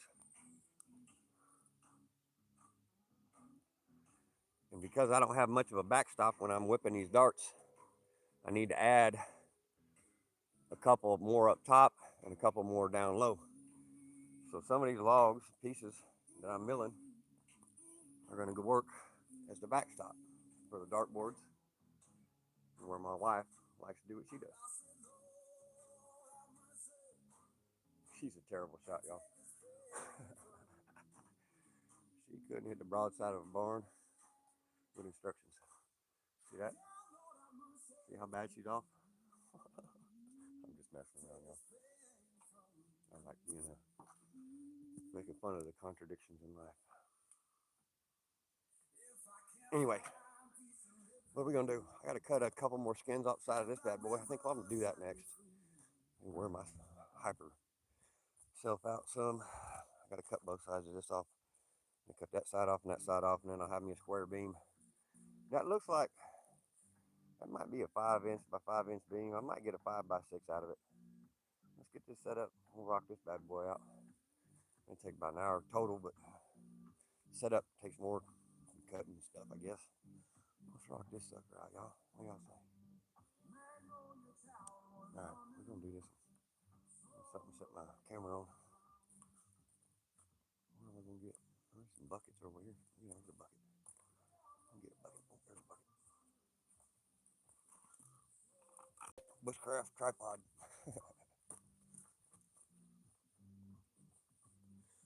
Y'all want a 3D view? Shoot the sawdust right at the camera. It's kind of cool, actually. I was watching some of the footage from yesterday. It looks kind of neat. At least for me. I think it looks cool. We're gonna try it. We'll see what happens. Alright, I need just a couple minutes to verify my saw's in good shape and wipe the sweat off my face. Grab a swig of water and my chalk line. I'll snap a line and we'll get to cutting this little house here. This is a little bitty log. This ain't nothing to this one. This one a piece of cake.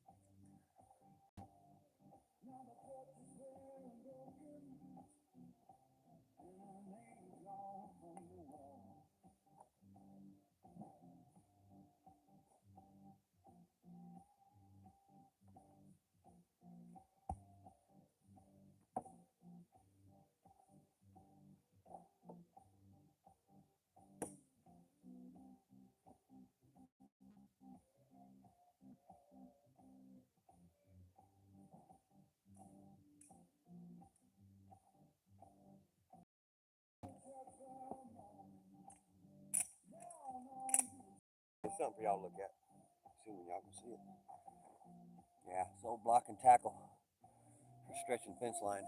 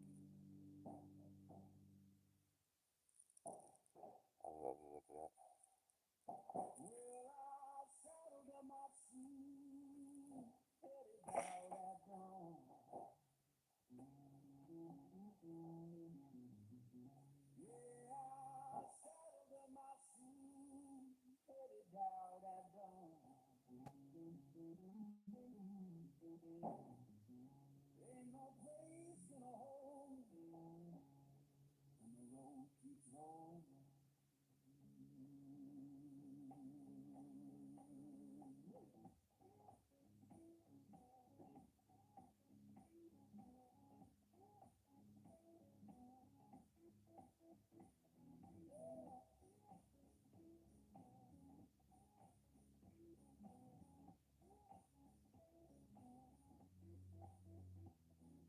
Left my baby crying, said she can't live that.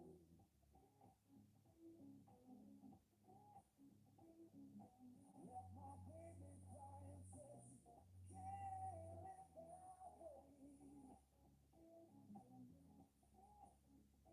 So the love ain't chained down, it just comes and goes. Saw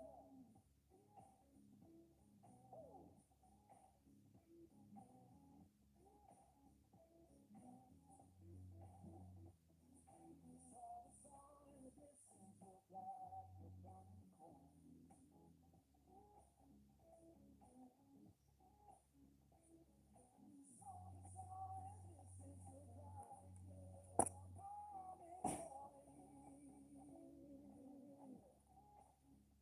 Lord, I don't need no preacher, just like just boy. Oh, let's go. Come here. Come on. Come here. Come here. Come on. Come here. Come on. Come on.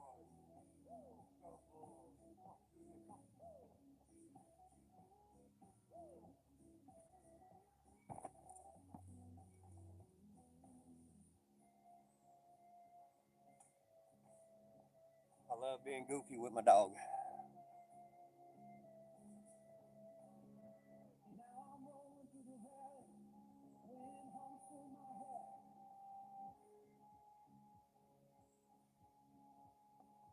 Yeah, I'm rolling through the valley, wind hums through my hair. You can tell my woman I'm gone, and I ain't coming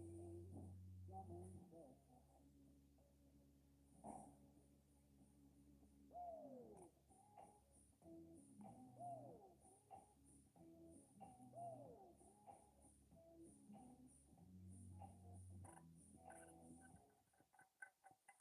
Love me some music, y'all. But that's way too slow. We can't do that. Whatever that is. Be right back. Morning comes too early, is already warm. Working for a better day, trying to keep me warm.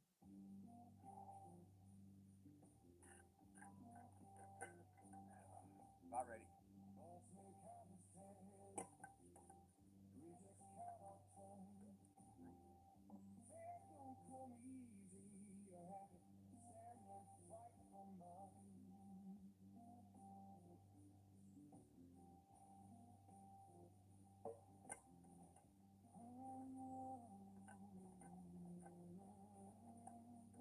I got him right here. He was in there sleeping when he got up.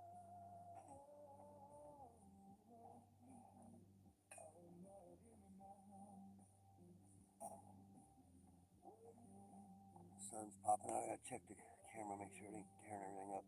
Looks like we're doing good. I'm gonna move it just briefly, see if putting it in the shade a little bit helps. Not exactly. I think this does y'all better. I think this would be better for you drinking, right? I just got through drinking some water.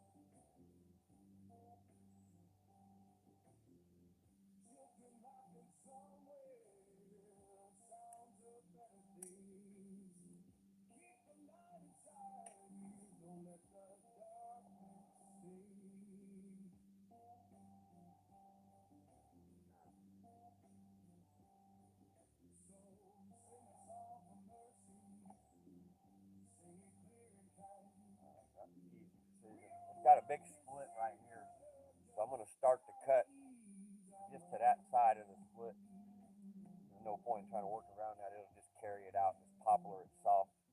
I'm just going to go ahead and cut that section off.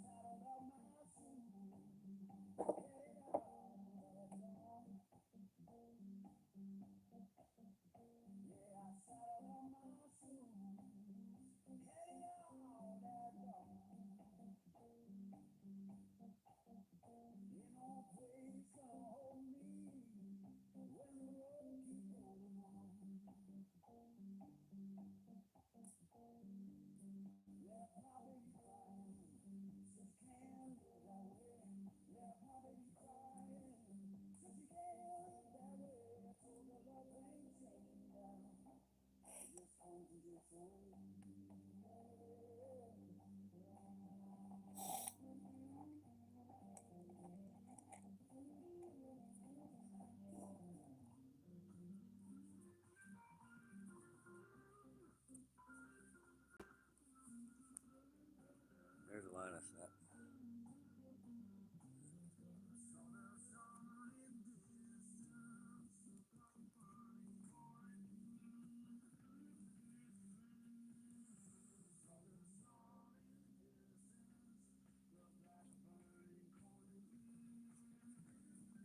Here we go. We're gonna fire the saw up.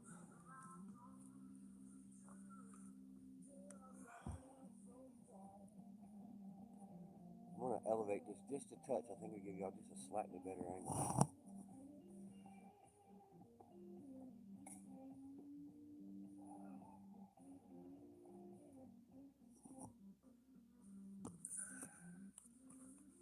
Oh yeah, that's a good call.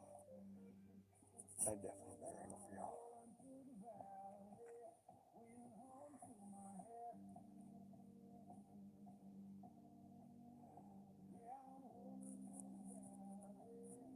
All right, it's gonna get real here. Fire that saw up. I'm gonna split that sucker all the way down.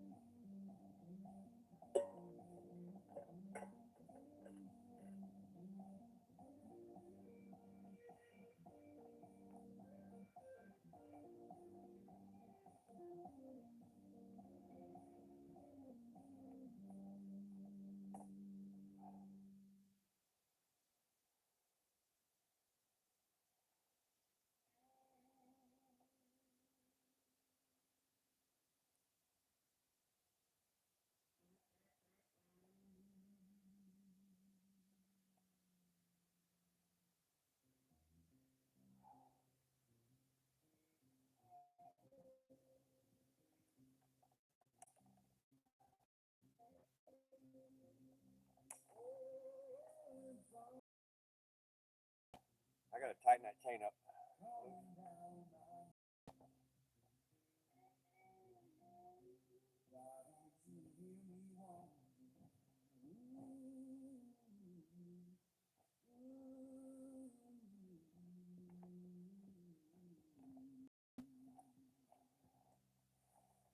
Good time. Anybody never seen this? I'll zoom in. You'll see what I'm doing.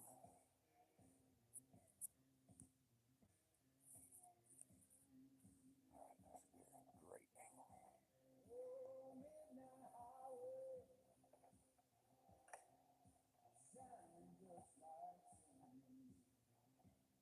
I got to adjust the tension on the chain.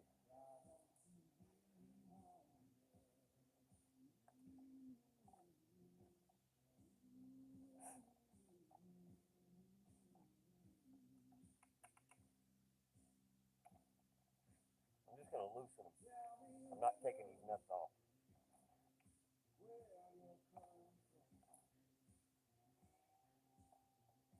Watch right here. You'll see it move. Hang on. I'll tell you when. Alright, let's get ready to move. There it is. Still spins nice and freely. Verify it. Just slide it to the pole. Yeah, it's good. Did you have to put him in the house? Yeah. Okay. Yeah, so good. Yeah, no problem.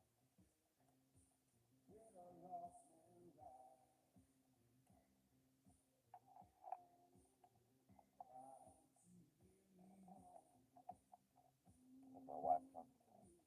Y'all hear me say something weird, random, that doesn't fit context, just because she's standing in the background somewhere. Say something to her. Alright, it should be tightened up. We can adjust this zoom, and then we will cut. The chain is now tight, and we are ready to rock and roll. This comes with the chainsaw when you buy it. This changes your spark plug. Helps you tighten everything. That's the actual piece you use to adjust the tightness on your chain. It's like a flathead screwdriver.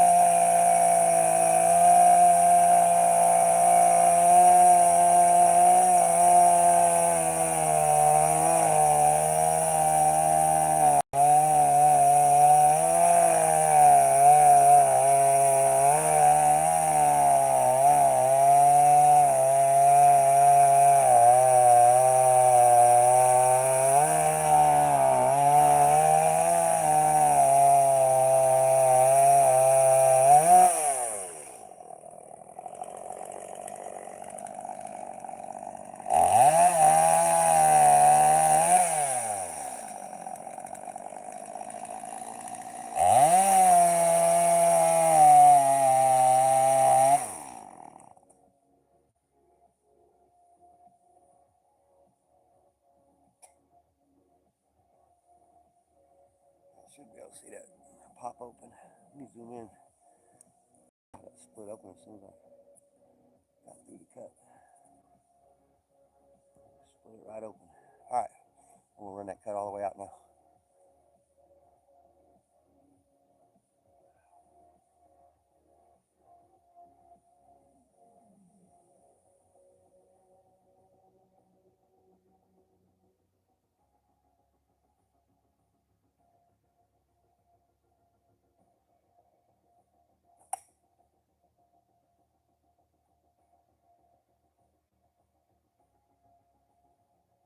In case y'all are wondering, I do that because the sawdust covers the chalk, so I use my hat just to blow the dust away so I can see.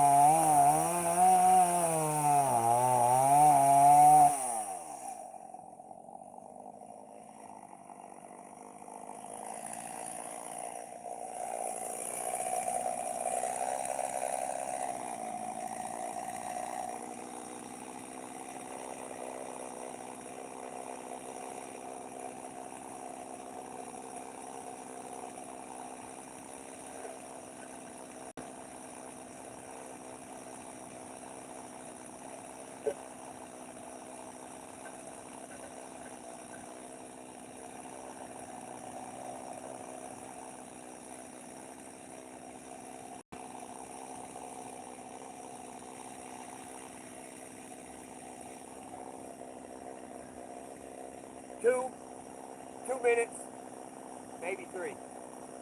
It's gonna go quick.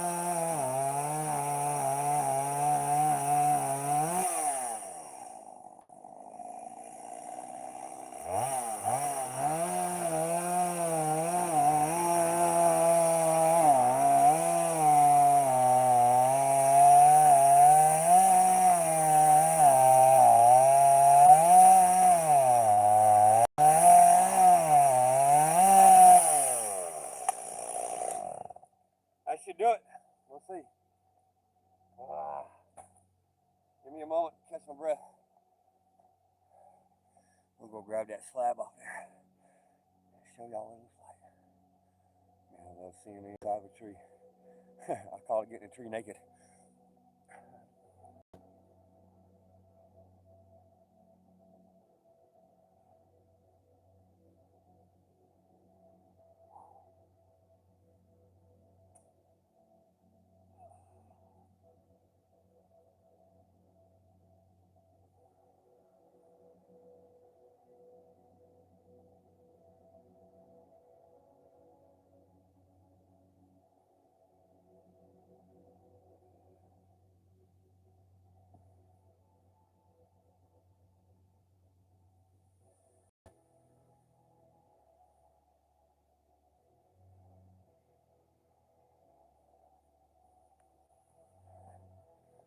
I don't know how good your perspective is. Take a quick peek here. Man, that obviously sucks. Here we go. There's the cut I just made.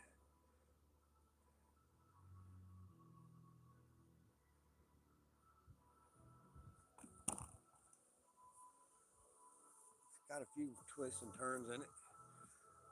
You know, I ain't using no mill. It's just freehand. Chalk line and eyeball. That's it.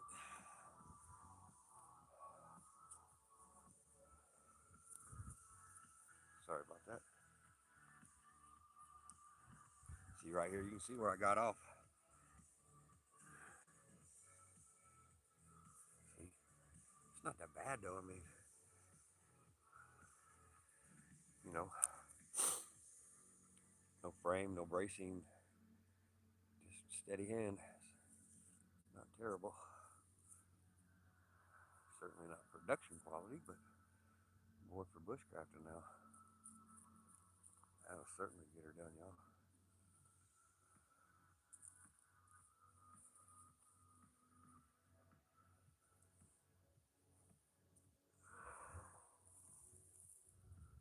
Live bushcrafting, who would have ever thought? Guess that's some reality TV for real. Huh. No scripts here, y'all. No sponsors, nor will I accept any. Just me, y'all. I'm not a fan of big business whatsoever. I wish they would come knocking on my door. I hurt their feelings so bad. I'd make a video of it too. I don't like the way they try to control us with their garbage. That's why I say what I say about big business. I like things simple. I don't like being manipulated and pushed and pulled in one way or another because some of the things they want inside my checkbook. I don't play that mess. Anyway, we are bushcraft milling some logs with a chainsaw and a chalk line. That's all we're working with, y'all. Nothing fancy. Nothing fancy. Just a steady hand and a will to save some money.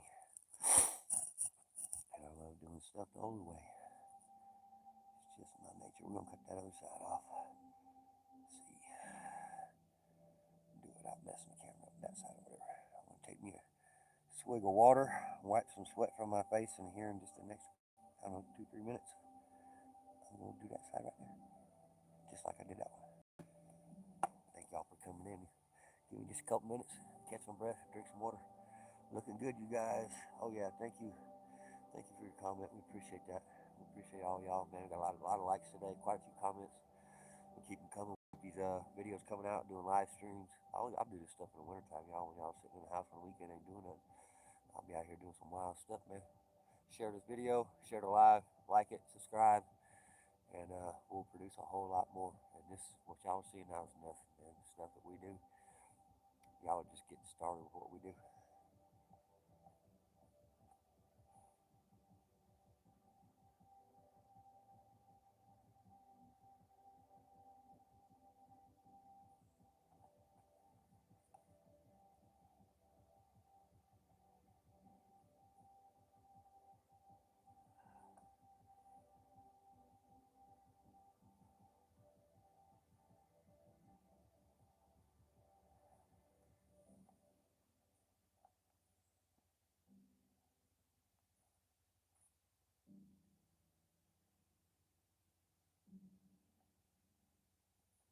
be right back. I gotta take this to the lumber pile.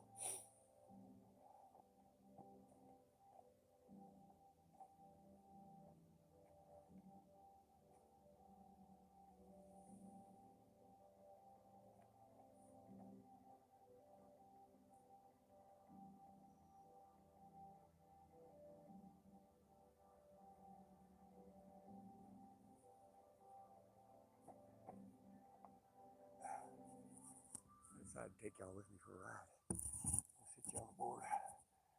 Oh, sucker's a little heavy. There we go. Going to the wood pile. Oh, I'm gonna stop that sucker.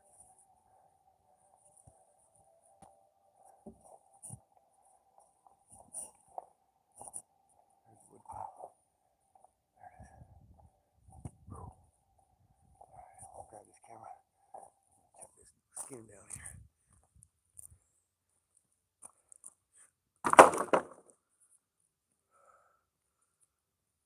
There's the wood yard so far.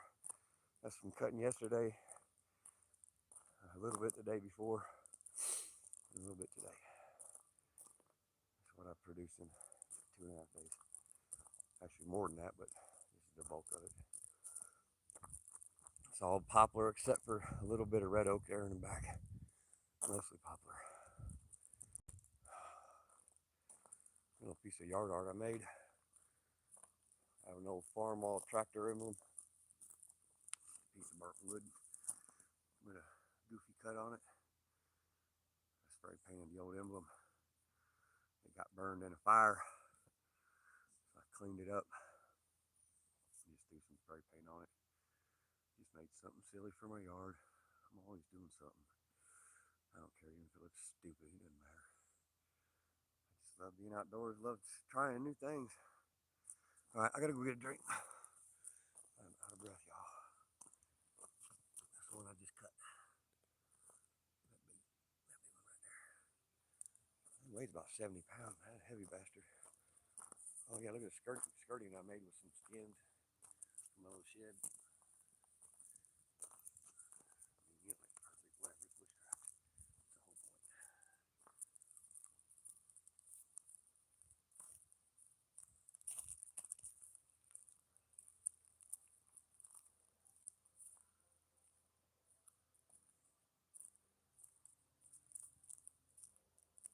It's the soil I'm making, biodynamic. It's full of wood ash from the fire pit, biochar, which is partially burnt wood crushed up, lots of ground up, vegetable matter of different types, and we sit there and stir it over about a year. We take our time with it. Over a year, turns into some of the best soil you ever seen. Biodynamic soil, very cool. All right, I'm gonna set this down, y'all. I need to take about a 2 minutes, catch my breath, drink some water, and we're gonna bust this other one out. I'll be back just a couple minutes. Appreciate y'all coming in, man. I've blown my mind how many y'all showing up. I never expected so many y'all to come in and see this. Thank you very much. Take a 2-minute break, y'all. 2-minute break.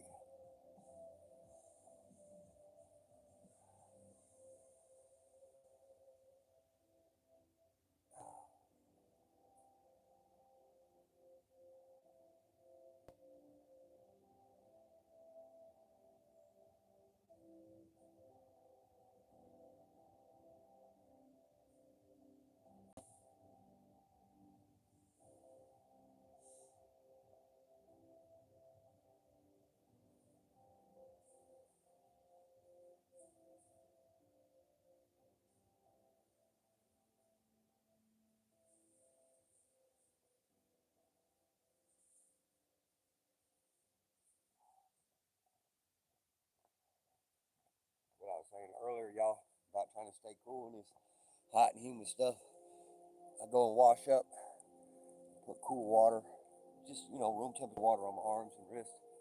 Helps bring your blood temperature down some while you're working.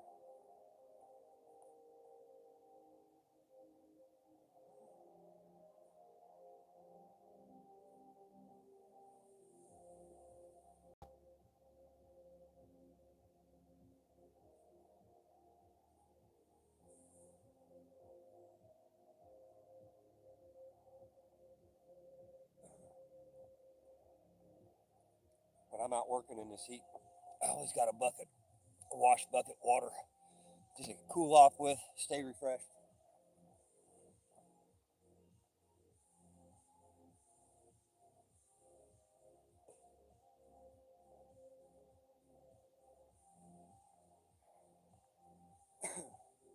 It could seem somewhat trivial or arbitrary. Let me turn this around.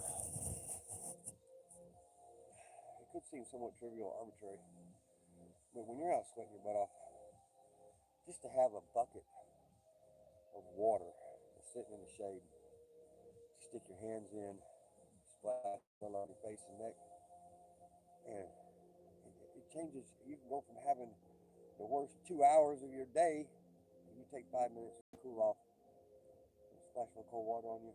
Not cold, just cool water. And I'm ready to go run a marathon. Give me a couple minutes break, cold water. I'm ready to go again, y'all. All right, let me set this for y'all. Let's see here. Let's look this again. All right, I'm gonna go take my break now.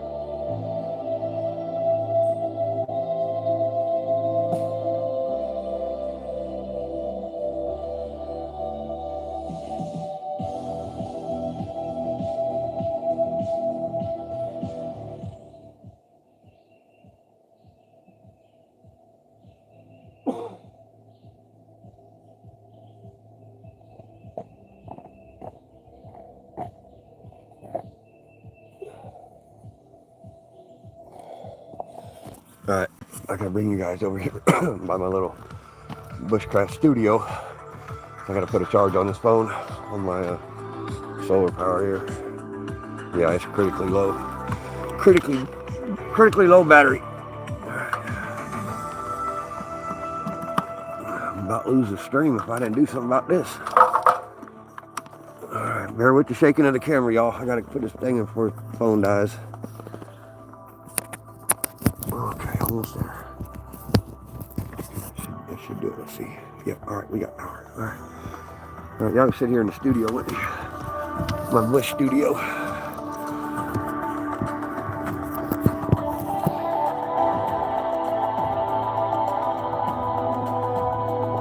see.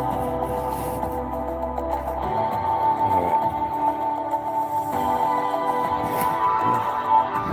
Sort of, kind of alright.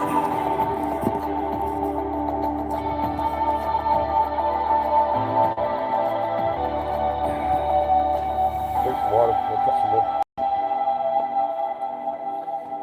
My solar power, my laptop. I'm looking at my cell phone, doing a video. I'm sitting in my camping chair, enjoying some water.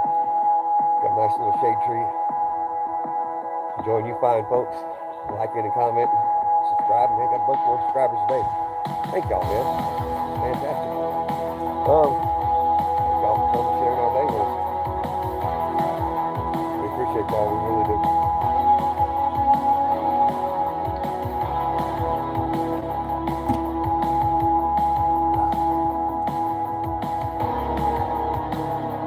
I'm pretty sure y'all are going to share this.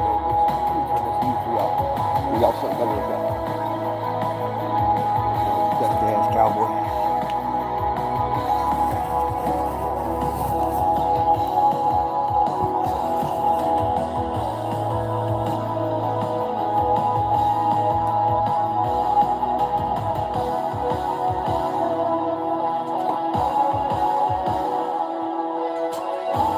Okay.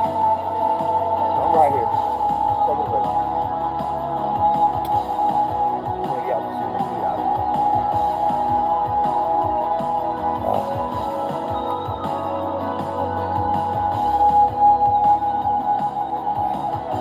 I don't keep my studio, the YouTube studio open. I can't see what y'all see.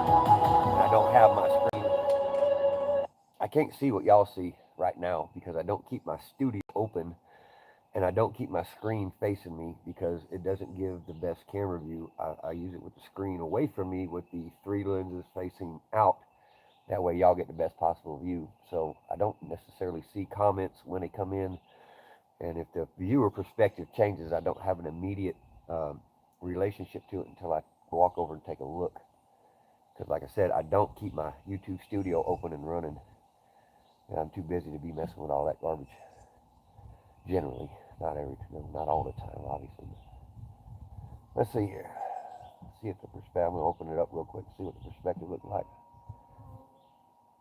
I just don't like sitting in front of the camera all the time. I'm not shy of it per se, but y'all ain't here to necessarily see me. Y'all here to see what I'm doing. And that's what matters. What I'm doing. I don't matter as much. Let's see.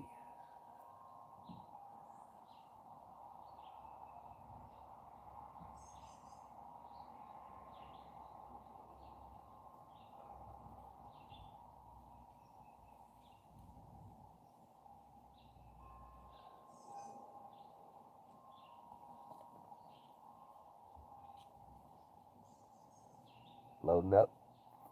Looks like y'all can see my feet from what I can tell. Should have just shown me wiggling my foot. I got a delay on my end. All right, another minute or so. We'll close this back out and just slow my laptop down anyway. I'll be right back at it, y'all.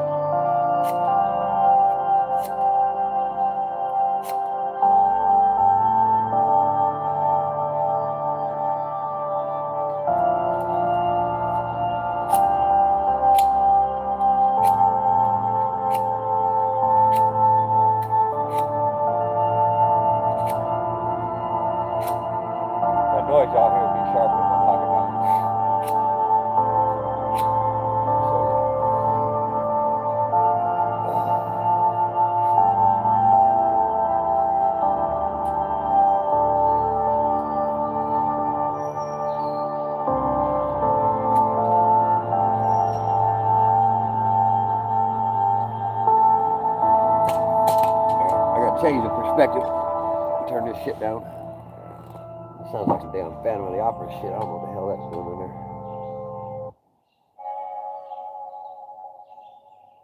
Let's hope that's better. Alright, y'all bear with the camera again. We'll flip the perspective. Alright. The goal is not to look at my silly face. It's to see what I'm doing. One moment, please. Oh, seriously, goodness sake. I apologize for all of that nonsense with the camera. I'm a rookie videographer, but I'm not a rookie bushcrafter.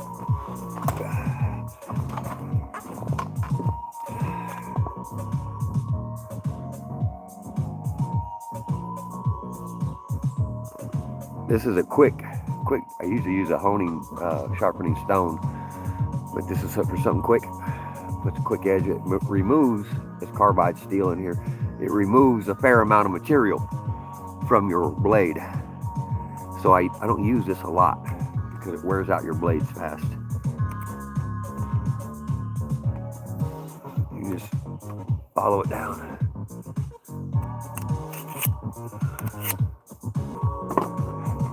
All right.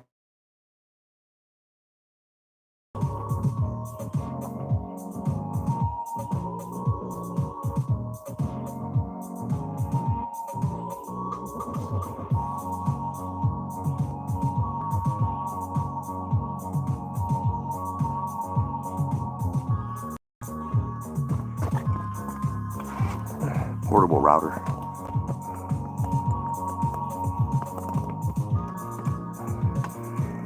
Alright, that should help the video quality dramatically. It's a Starlink portable router. It connects to my other Starlink. It's just like part of a mesh network type deal. I don't know a lot about it, but it does work. I just don't like sitting real close to it. Not necessarily interested in getting some new weird form of cancer or something sitting close to the router like that. But I'll only be here for a minute. Alright, let me sharpen that knife and wait me a tooth pop.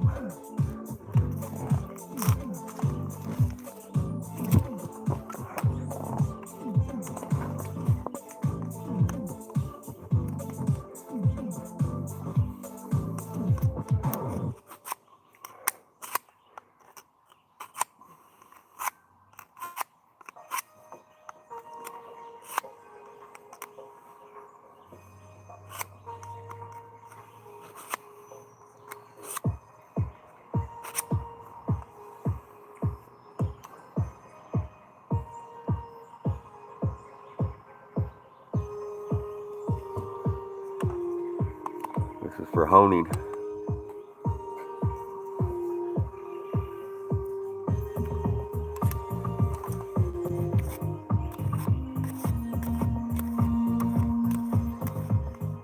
You just pull it through there gentle if you've never done this before.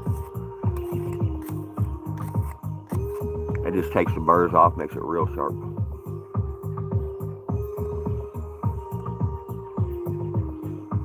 Yeah, it's sharp. Alright. About ready to start cutting, y'all.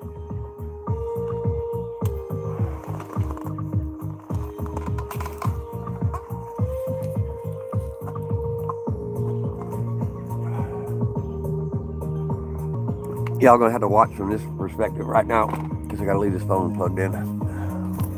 Otherwise it's gonna quit working. I'm gonna dim my screen brightness, hoping I don't disrupt the live stream. Alright, let me see what I'm gonna do here.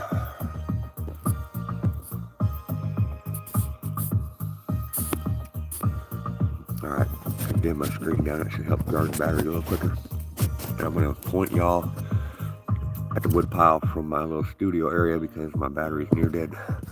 We're charging the battery right now.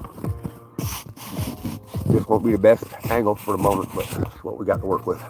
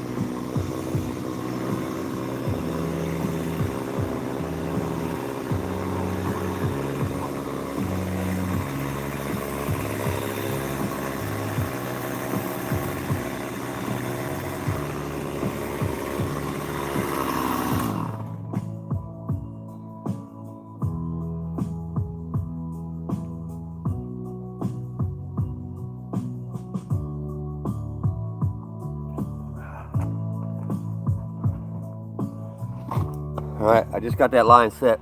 I'm not done cutting. I'm just gonna wipe my face, take a swig of water, and I'm gonna finish cutting.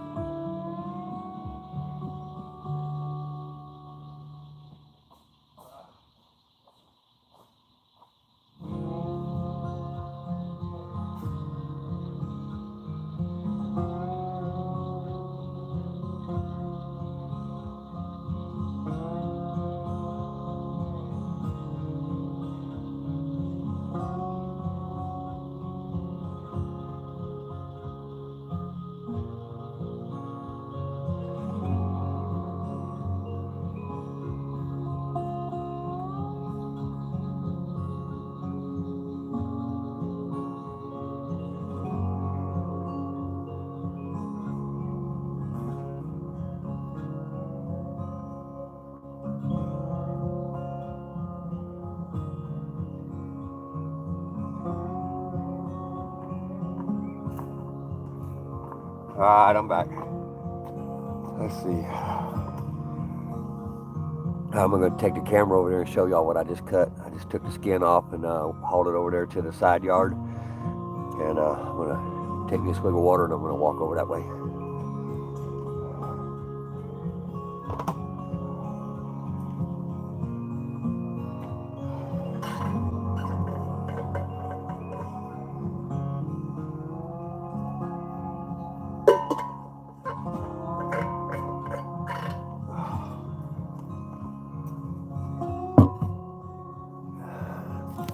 As soon as this phone gets charged up, I'll put y'all back in that better perspective. You're right in line with it. Let me see where my charging's at right now. I turned the screen brightness all the way down. That's only 20%. I still got to charge it for a hot minute. All right, I cut this outer side here. First one I cut this morning was this side over here. That's the one I did earlier. This is the side I just finished, not even maybe 3 minutes ago. I'm gonna walk down here and give y'all a perspective. Shut my mouth while I do it.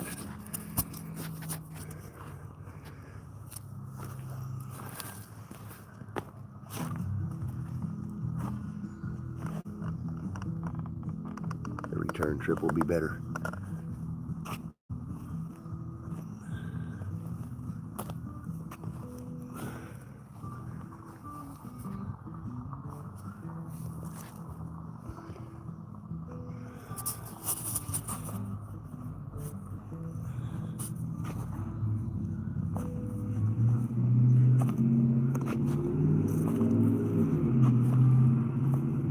Sorry about that. Unsteady ground I'm walking on.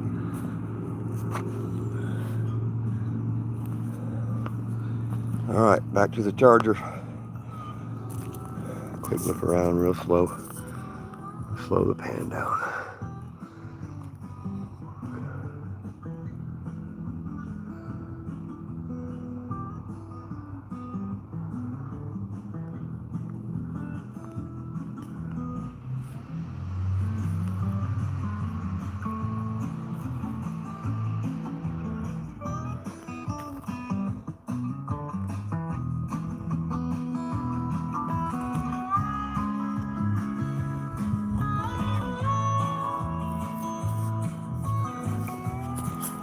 All right, a little bit of shaking. I gotta plug this in, and I'm gonna leave y'all sit for a minute while I breathe and get some water.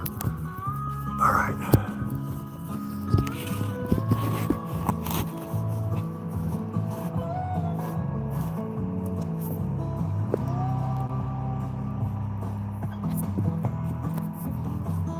Come on, stop moving. Seriously.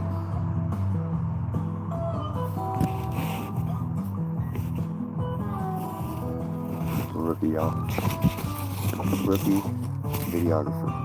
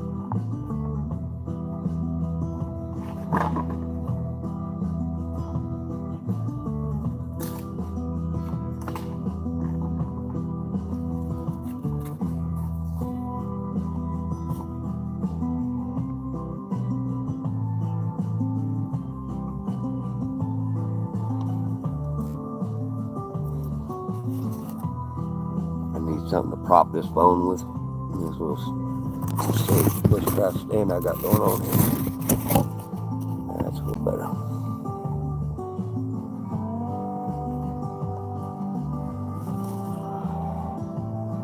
Not entirely though.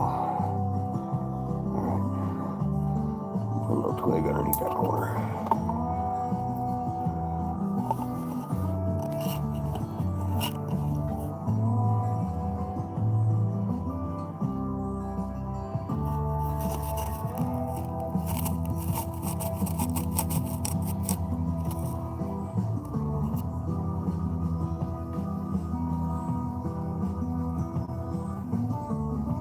Oh, sorry about that.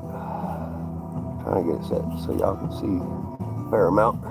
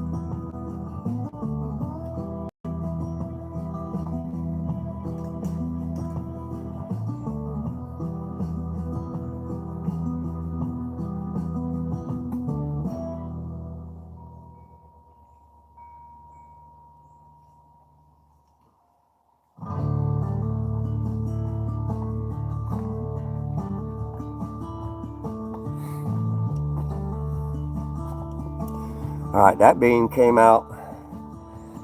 That is 5 inches by 6 inches of poplar. It's a 5 inch by 6 inch, 5 inch wide by 6 inch wide by 14 foot long poplar. I just cut with just a chainsaw, no mill, nothing like that. So 14 feet long, 6 inches by 5 inches. That is a stout beam.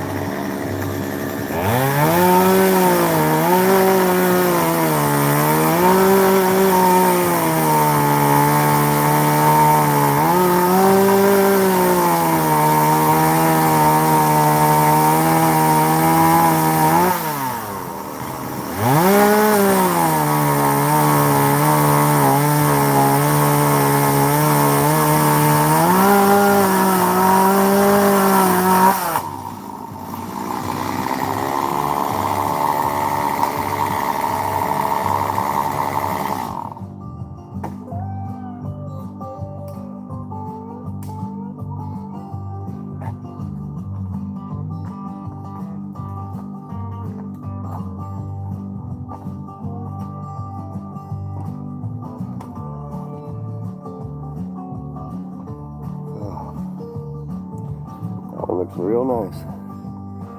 I had to clean up a few spots, but it's looking real good.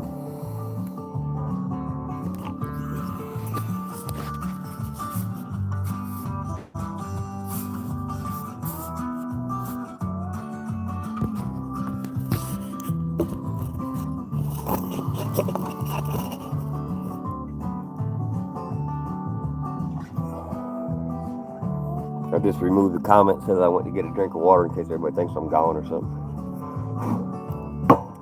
Anyway.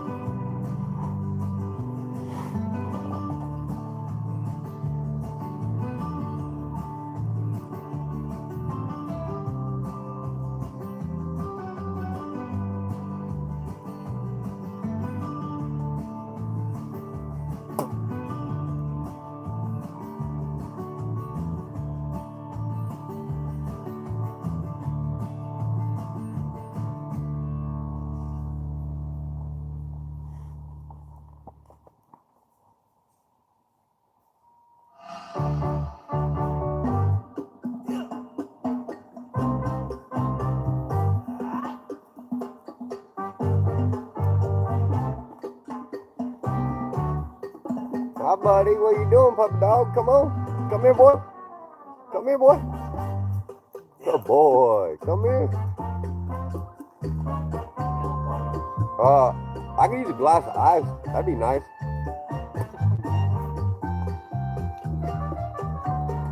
Yeah, a glass of ice would be awesome if you feel like grabbing it.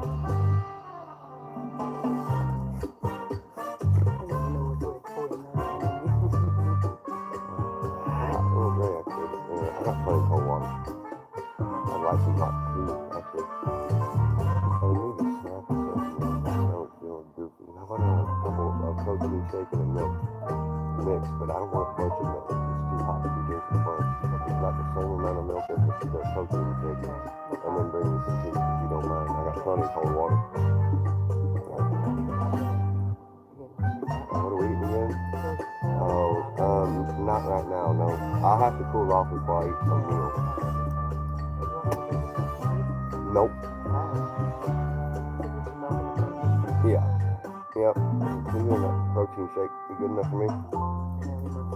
Oh yeah, he's good. Come here, Abel.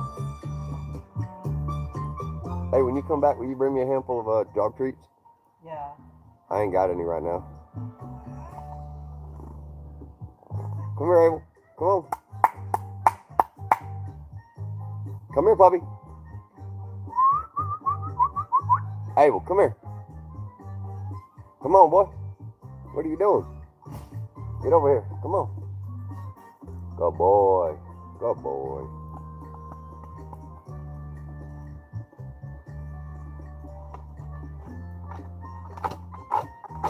Hang on. I'll get it for you. You want to go get the piece of wood? You ready? Go get it.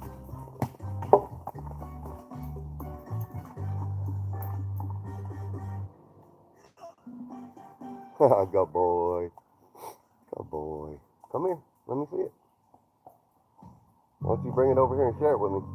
Don't be a hog about it. Come on.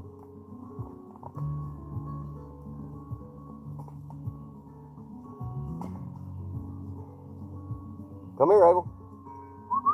Give me a stick. Come on. Come here.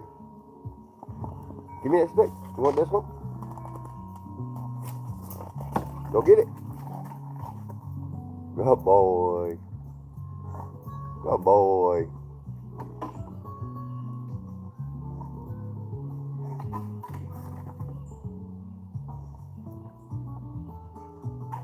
Good boy. Good boy.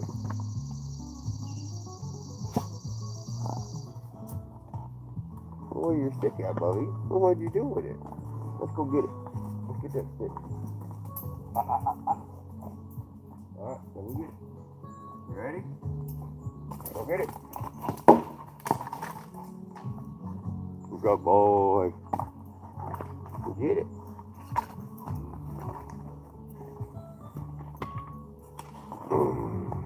Come on.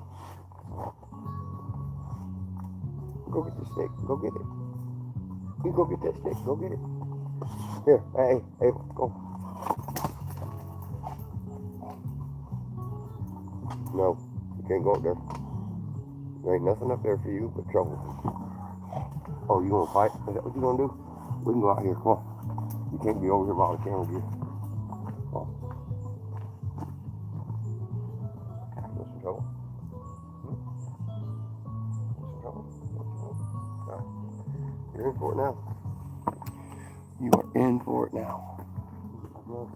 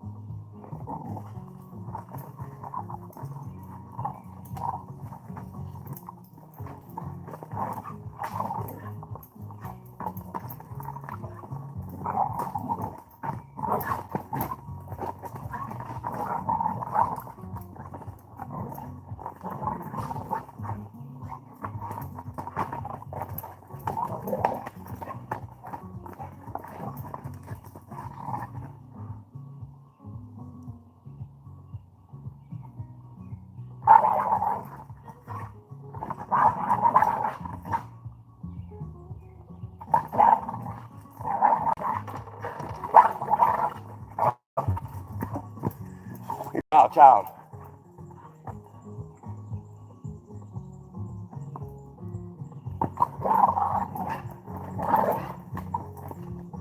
Oh, come here. Let me get you. Oh, did I get your nose? Oh, it's so solid. Yeah. I know. Oh, he's a big dog. Go get under there, you filthy mutt. You filthy mutt. I gotta rest, dude. You're too strong for me. You're too strong for me, boy.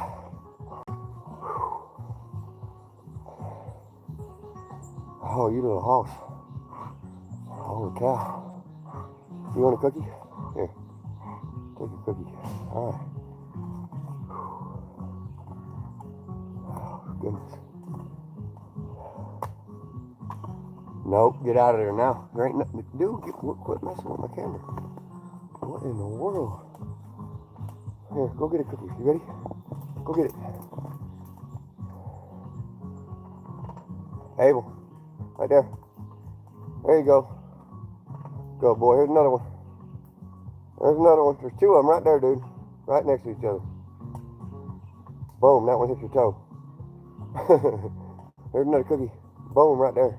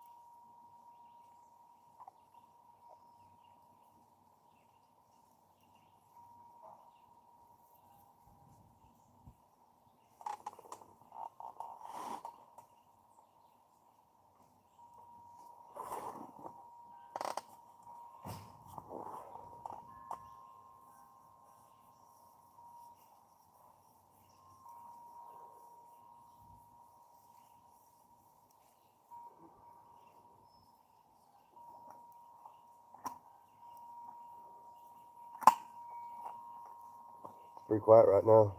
Well, every now and then I think everybody's getting off work and heading home or eating supper. At least, you know, this part of the country anyway. And it's still running, but there ain't been nobody in here for a few minutes. And it's just been, you know, a trickle. It's that time of day, you know, people picking their kids up, getting dinner ready, all that good stuff. So I'm going to leave it running for a while. Let people get settled with their evening stuff. And I'll probably do a little bit more work here. And we'll see how many people show up. I got stuff to do regardless, so I'll just leave it running. I don't know. I got more logs to mill. I don't know if I'll mill logs today, but I got more firewood to cut. Do you, or you want me to let you cut them up there? Or do you want me to get them two up there cut? Because that one's kind of in the middle, and it's going to be a pain in the ass. That's up to you, Brian. All right, well, I'll go ahead and buck them down after a bit. I mean, I'll chop them, but it won't be today. Well, I don't mean chopping them. I just mean bucking them down with the saw. You can buck them if you want to. No, I don't want to buck them. Okay, well, yeah, I'm not going to buck them today regardless. I'm just going to cut them down. Because I ain't done a whole lot today, you know. I mean, I've done plenty, but not as much as I like to. So, you know, it won't take that long to cut 2 logs down in the rounds, you know. Ain't nothing to that. We'll just get them. I mean, I had them 2 buck down in the rounds in 10 minutes or something, 15 minutes, and I can just leave them where they sit. Once I cut them up, they don't have to get put away tonight. They're out the way up there. Yeah.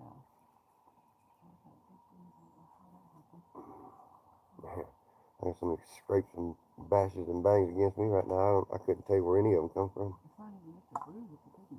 They're doing pretty good. Look, we almost got 5,200 views, maybe more. I don't know. So far today, and quite a few subscribers. It's pretty amazing.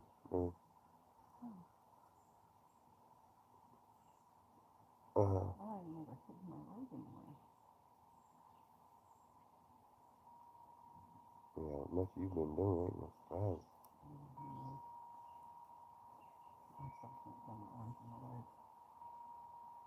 Man, my legs went totally numb yesterday twice.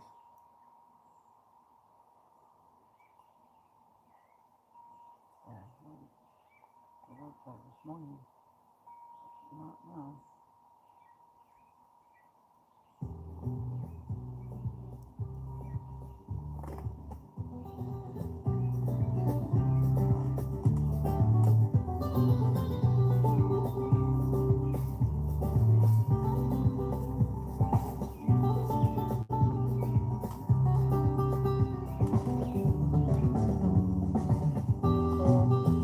See that? Yeah. This one's yesterday. I don't know if you can see it. Okay, yeah.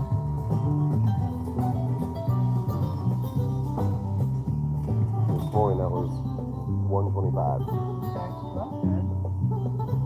Still be rising, right? Oh yeah. Yeah, I think it shows more somewhere else, but whatever.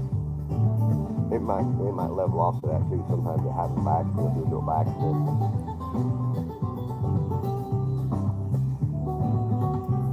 You want a cookie? You ready? Go. Abel, go get it.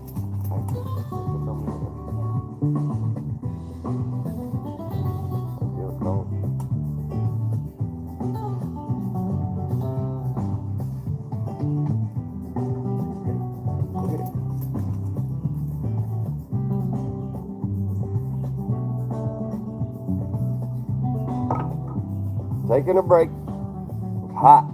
Late afternoon. Short siesta.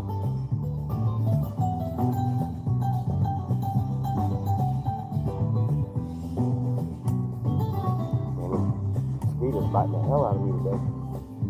Everything biting the shit out of me today. Horseflies got me this morning, right off the bat. And then the mosquitoes started getting me. The only thing that bothered me yesterday was the horseflies. Today I'm getting double teamed by the horseflies and the mosquitoes. Oh.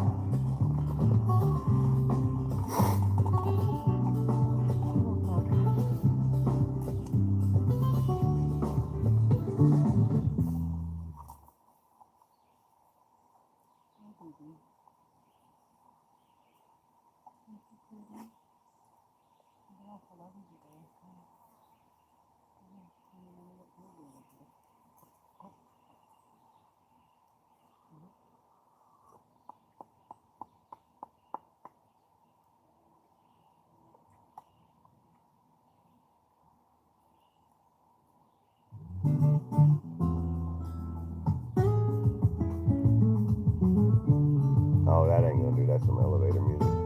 No, absolutely not.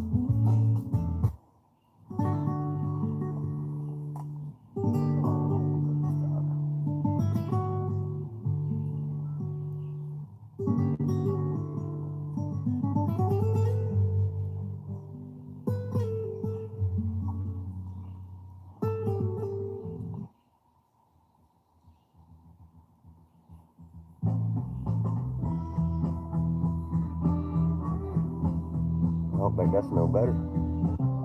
Sound like we're still in an elevator. We gotta stop that.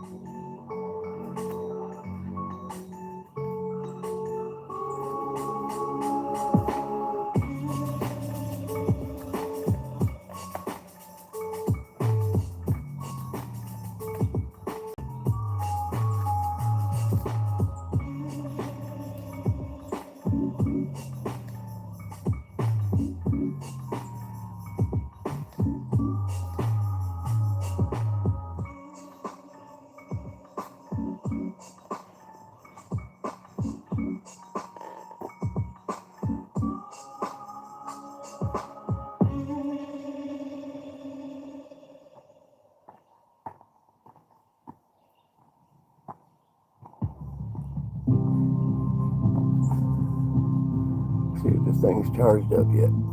Man, it's taking forever.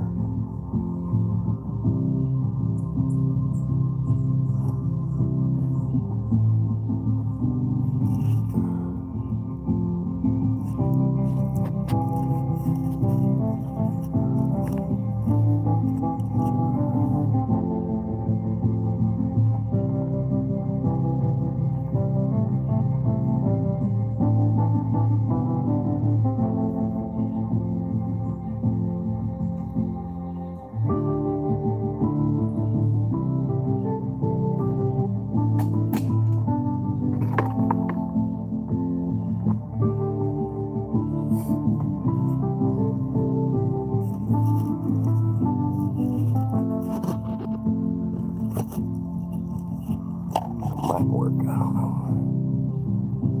Kind of doubt it.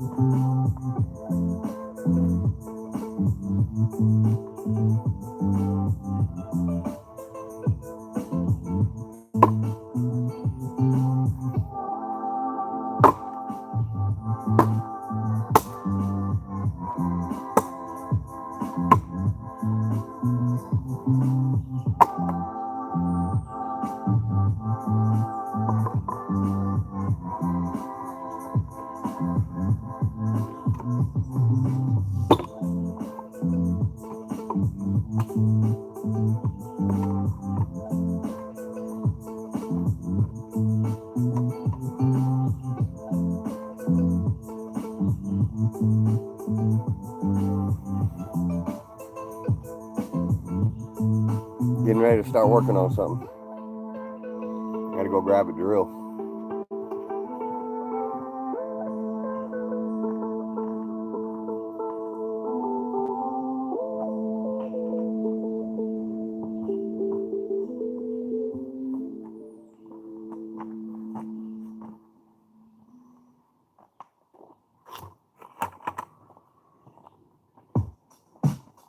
Check that view out. I'm gonna move the camera here shortly. That way y'all have a much closer perspective of what I'm doing.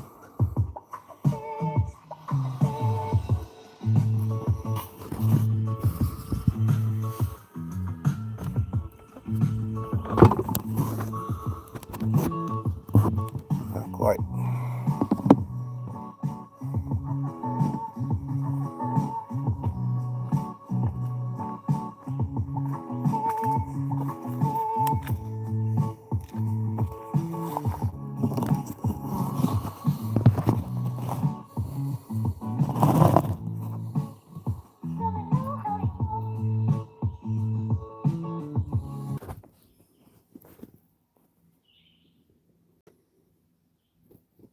No idea what happened to my stream there, y'all.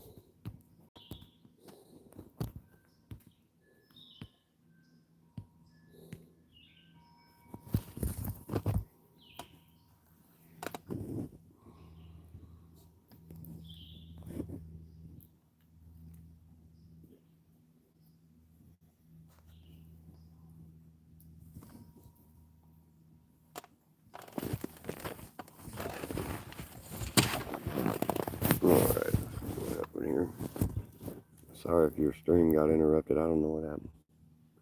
No clue.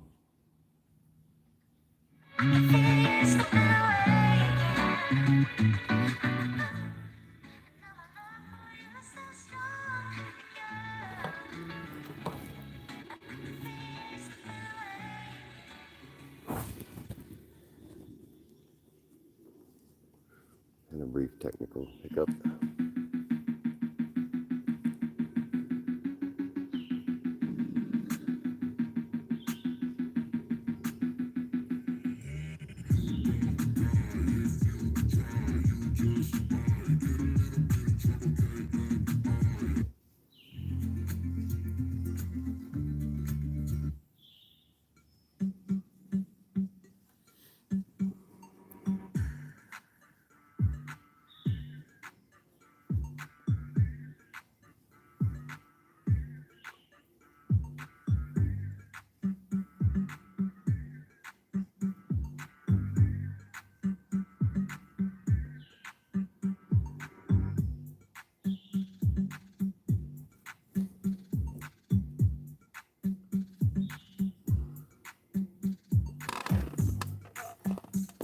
sorting out a few technical issues with my live stream. I think everything's sorted out.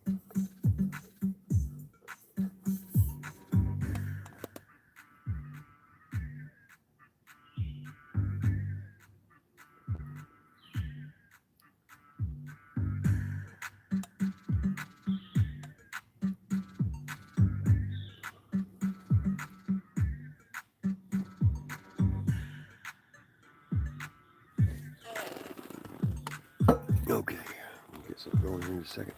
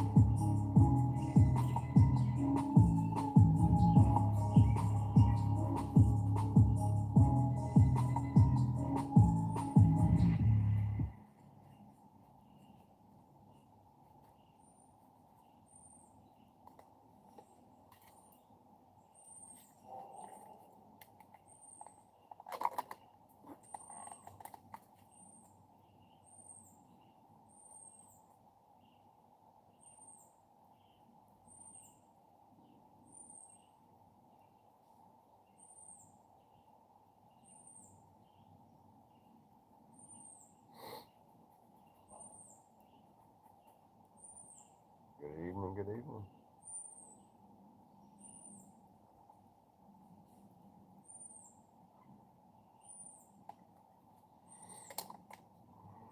Let's see if y'all can see this.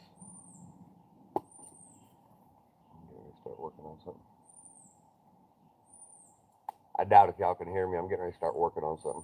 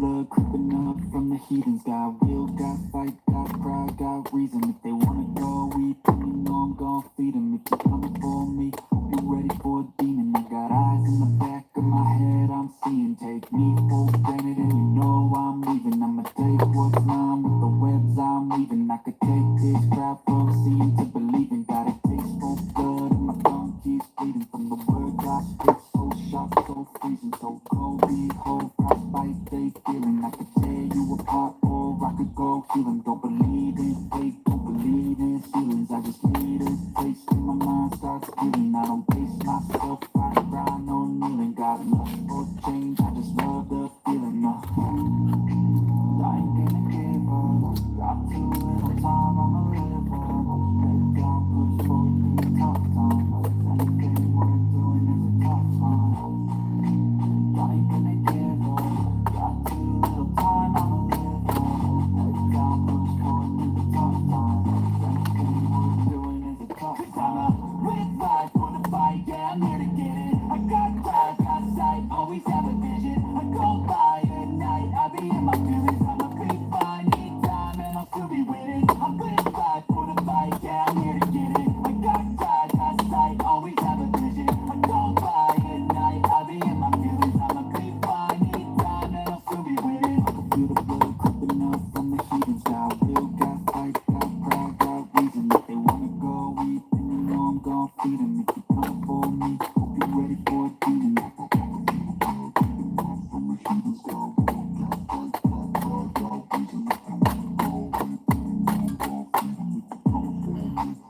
How's it going? Yeah. I'm just sitting here messing around. Doesn't matter if anybody's watching or not. I don't really care. It's not trying to. Yeah. No, I got the camera pointing right here. I don't think anybody's watching. Doesn't matter. Did the milk help? Hmm? Did your milk help?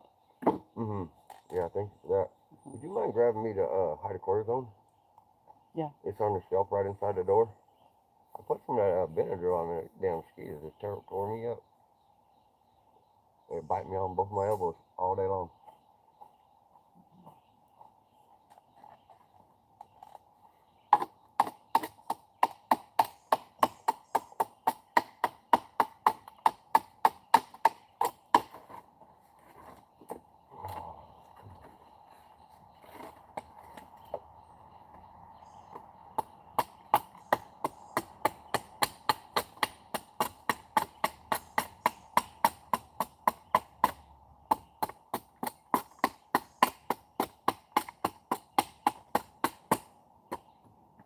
Thank you. Mm-hmm.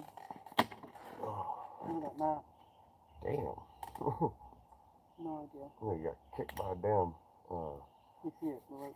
kicked by a small horse or something. Mm-hmm. Mm-hmm. Are you getting hungry yet? Yeah, you can bring some food out in a bit. How long it take heat up? 15 minutes, though? Yeah, I got ready to put together. So Okay. 15 minutes. Yeah, that's cool. You bring a glass of something carbonated to drink? Yeah. Sure. Yeah. Yeah. I don't think if there's that one that's open as orange, get rid of it. It's been open. It's got like that much in it. It's flatter than pancakes. Okay.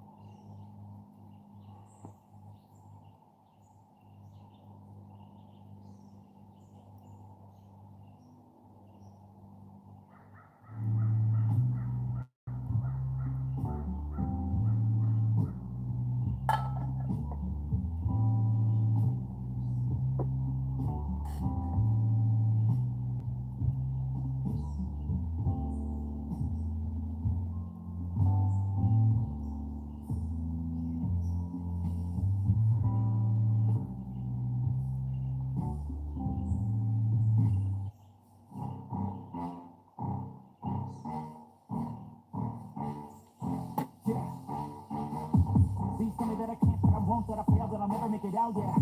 Please tell me all the bad, never good. Fill my head full of every single doubt, yeah. Please say any negative thoughts. I pop off when I hear people say I cannot. I get off to the thought of ruining.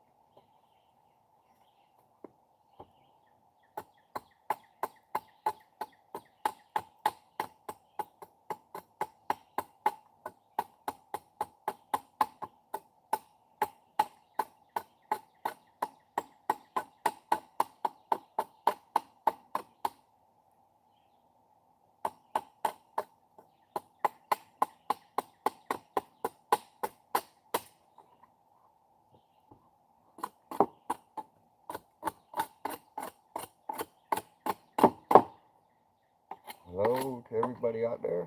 If there's anybody there.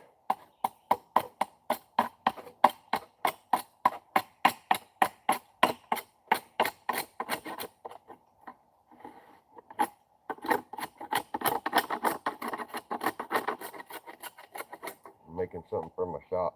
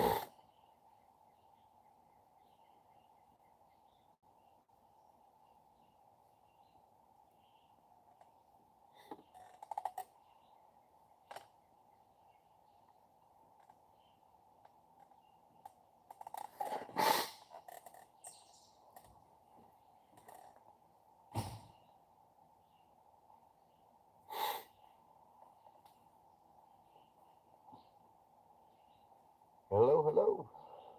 How you doing, girl? I'm okay. Ain't been nobody on here. I'm just sitting here goofing around. I'm gonna make some put some tags in this to hold some stuff on it, you know, hang some tools off of it, what have you. Oh, thank you so much. Yeah. Oh, sorry, I didn't see you put there. Okay. Stuff all over it. Thank you. Mm-hmm. Oh, that's awesome. Anything else? No, I'm good right now. How you doing? You need anything? No. Right.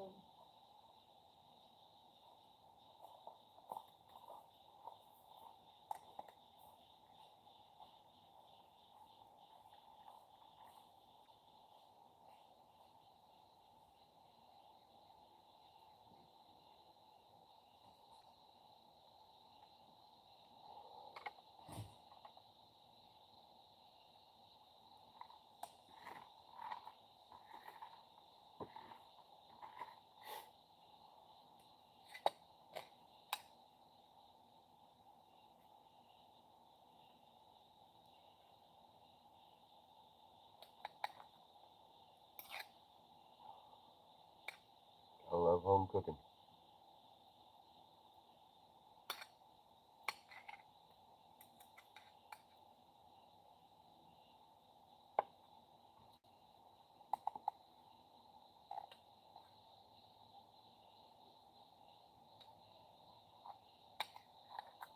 Yeah, it's so good.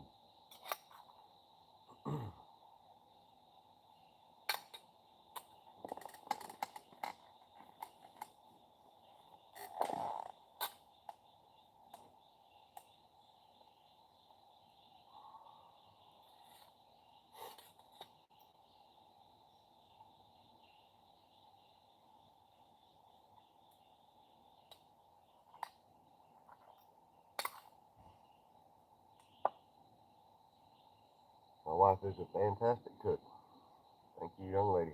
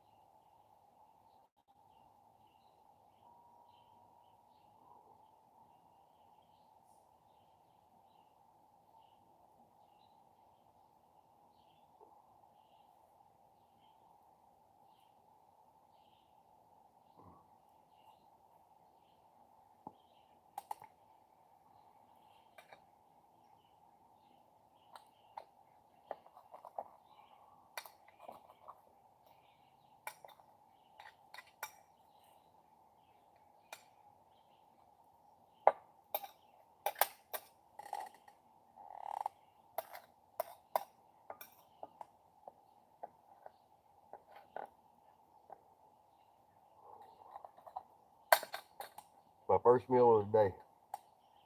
I generally only eat in the evening. I like to fast during the day.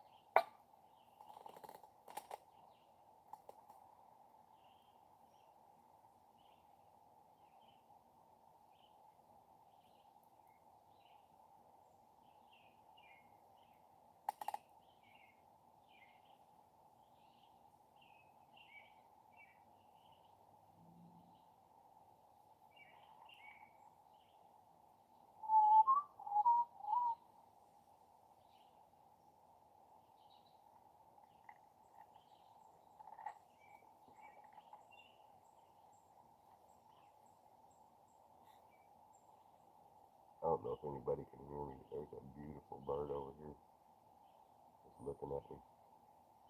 Uh-oh, here it comes. Wow, that was pretty cool. He flew about, I don't know, 6 feet over my head. It was kind of, I don't know if it was an oriole or something. It was orange or something. I couldn't see it real well because the sun was hitting me at a weird angle. That was pretty neat. Not sure what it was.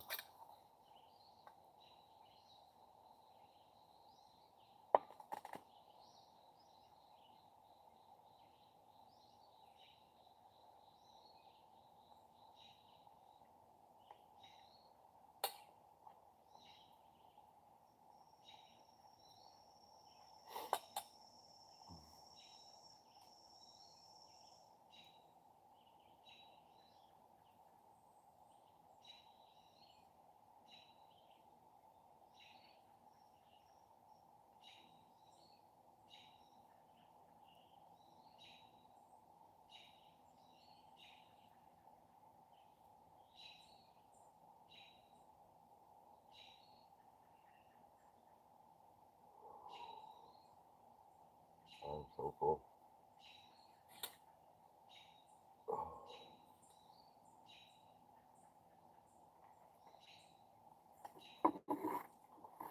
I don't know if you're in there watching, Miss Jody, but if you are, that's fantastic. Thank you.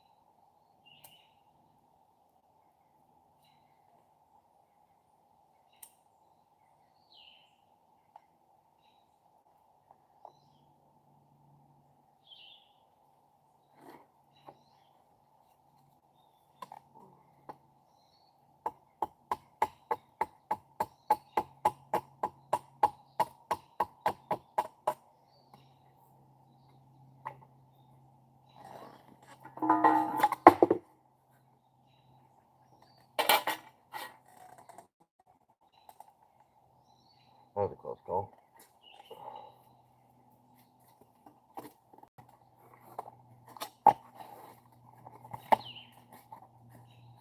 No, it's gonna work.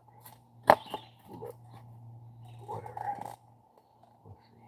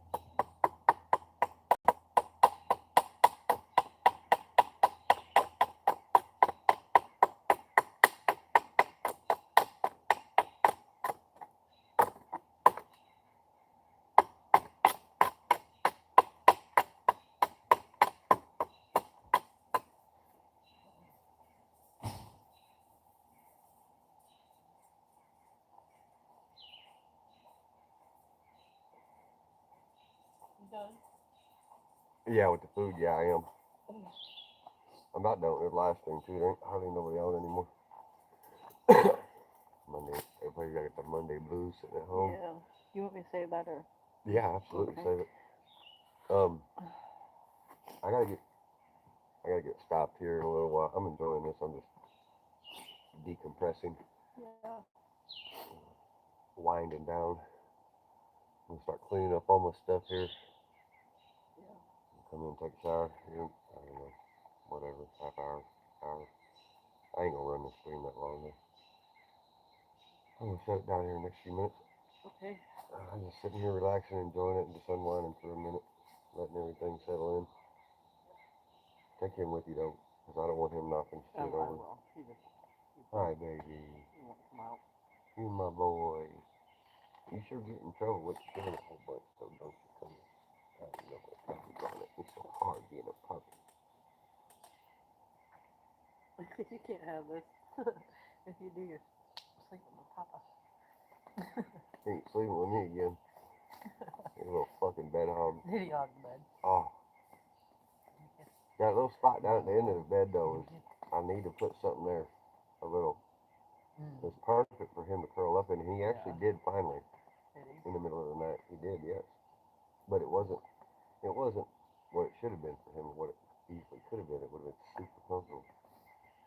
Nick, I bet. No. Not it. Well, maybe. You stuck your head down there. Okay. Hey, some duck sausage.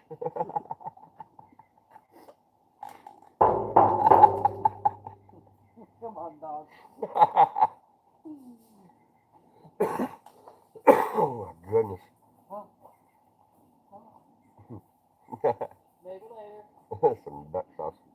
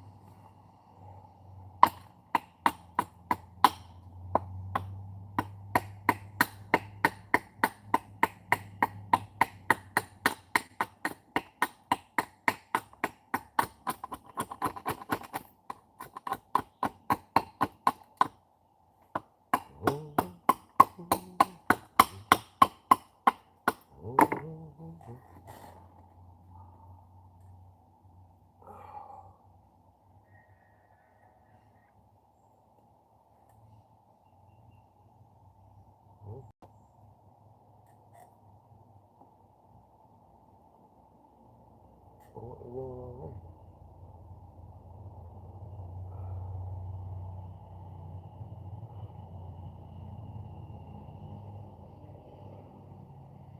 there? You said you're doing that. What's going on?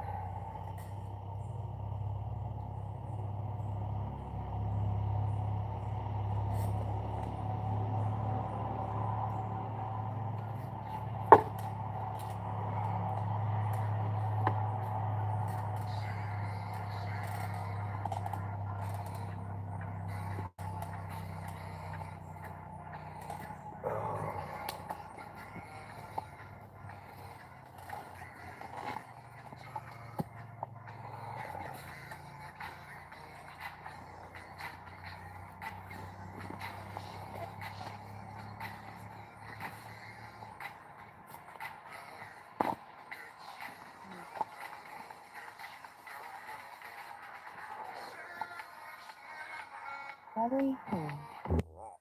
Battery full. Good deal.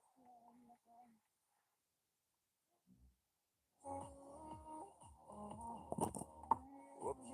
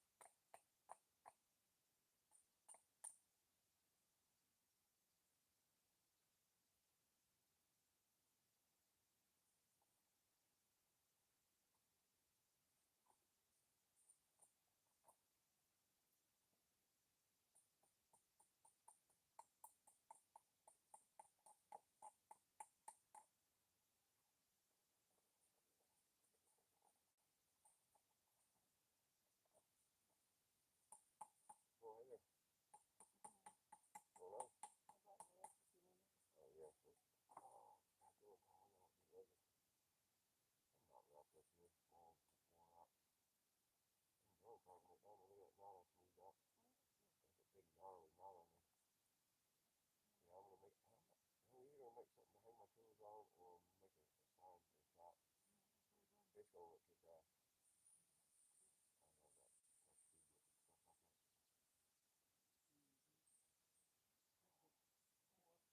stuff like that. It would. You'd make a good temporary oil for canoeing. It'd hold up too. Well, I ain't done working it yet, but. Smack your face in the ear. All right, Warden. All right, Warden. You're off duty. Taking some Advil time now. You gotta put Billy now. Oh.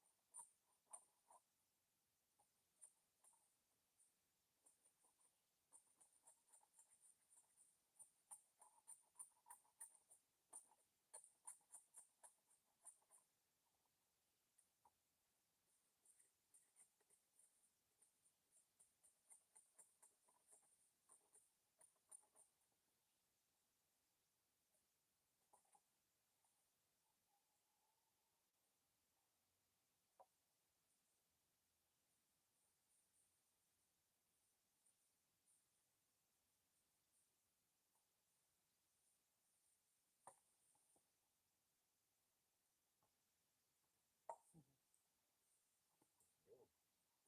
Oh, fertilizing the yard, is it? I think it's time to wait. Only because it puts some enchiladas on supper.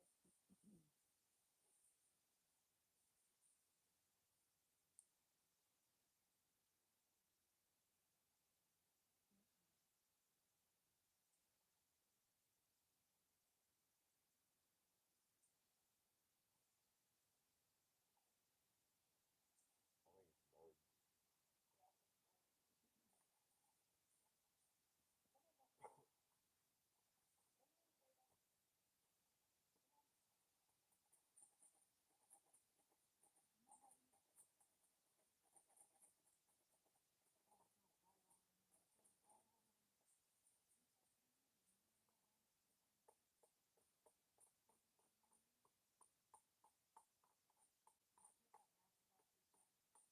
Huh?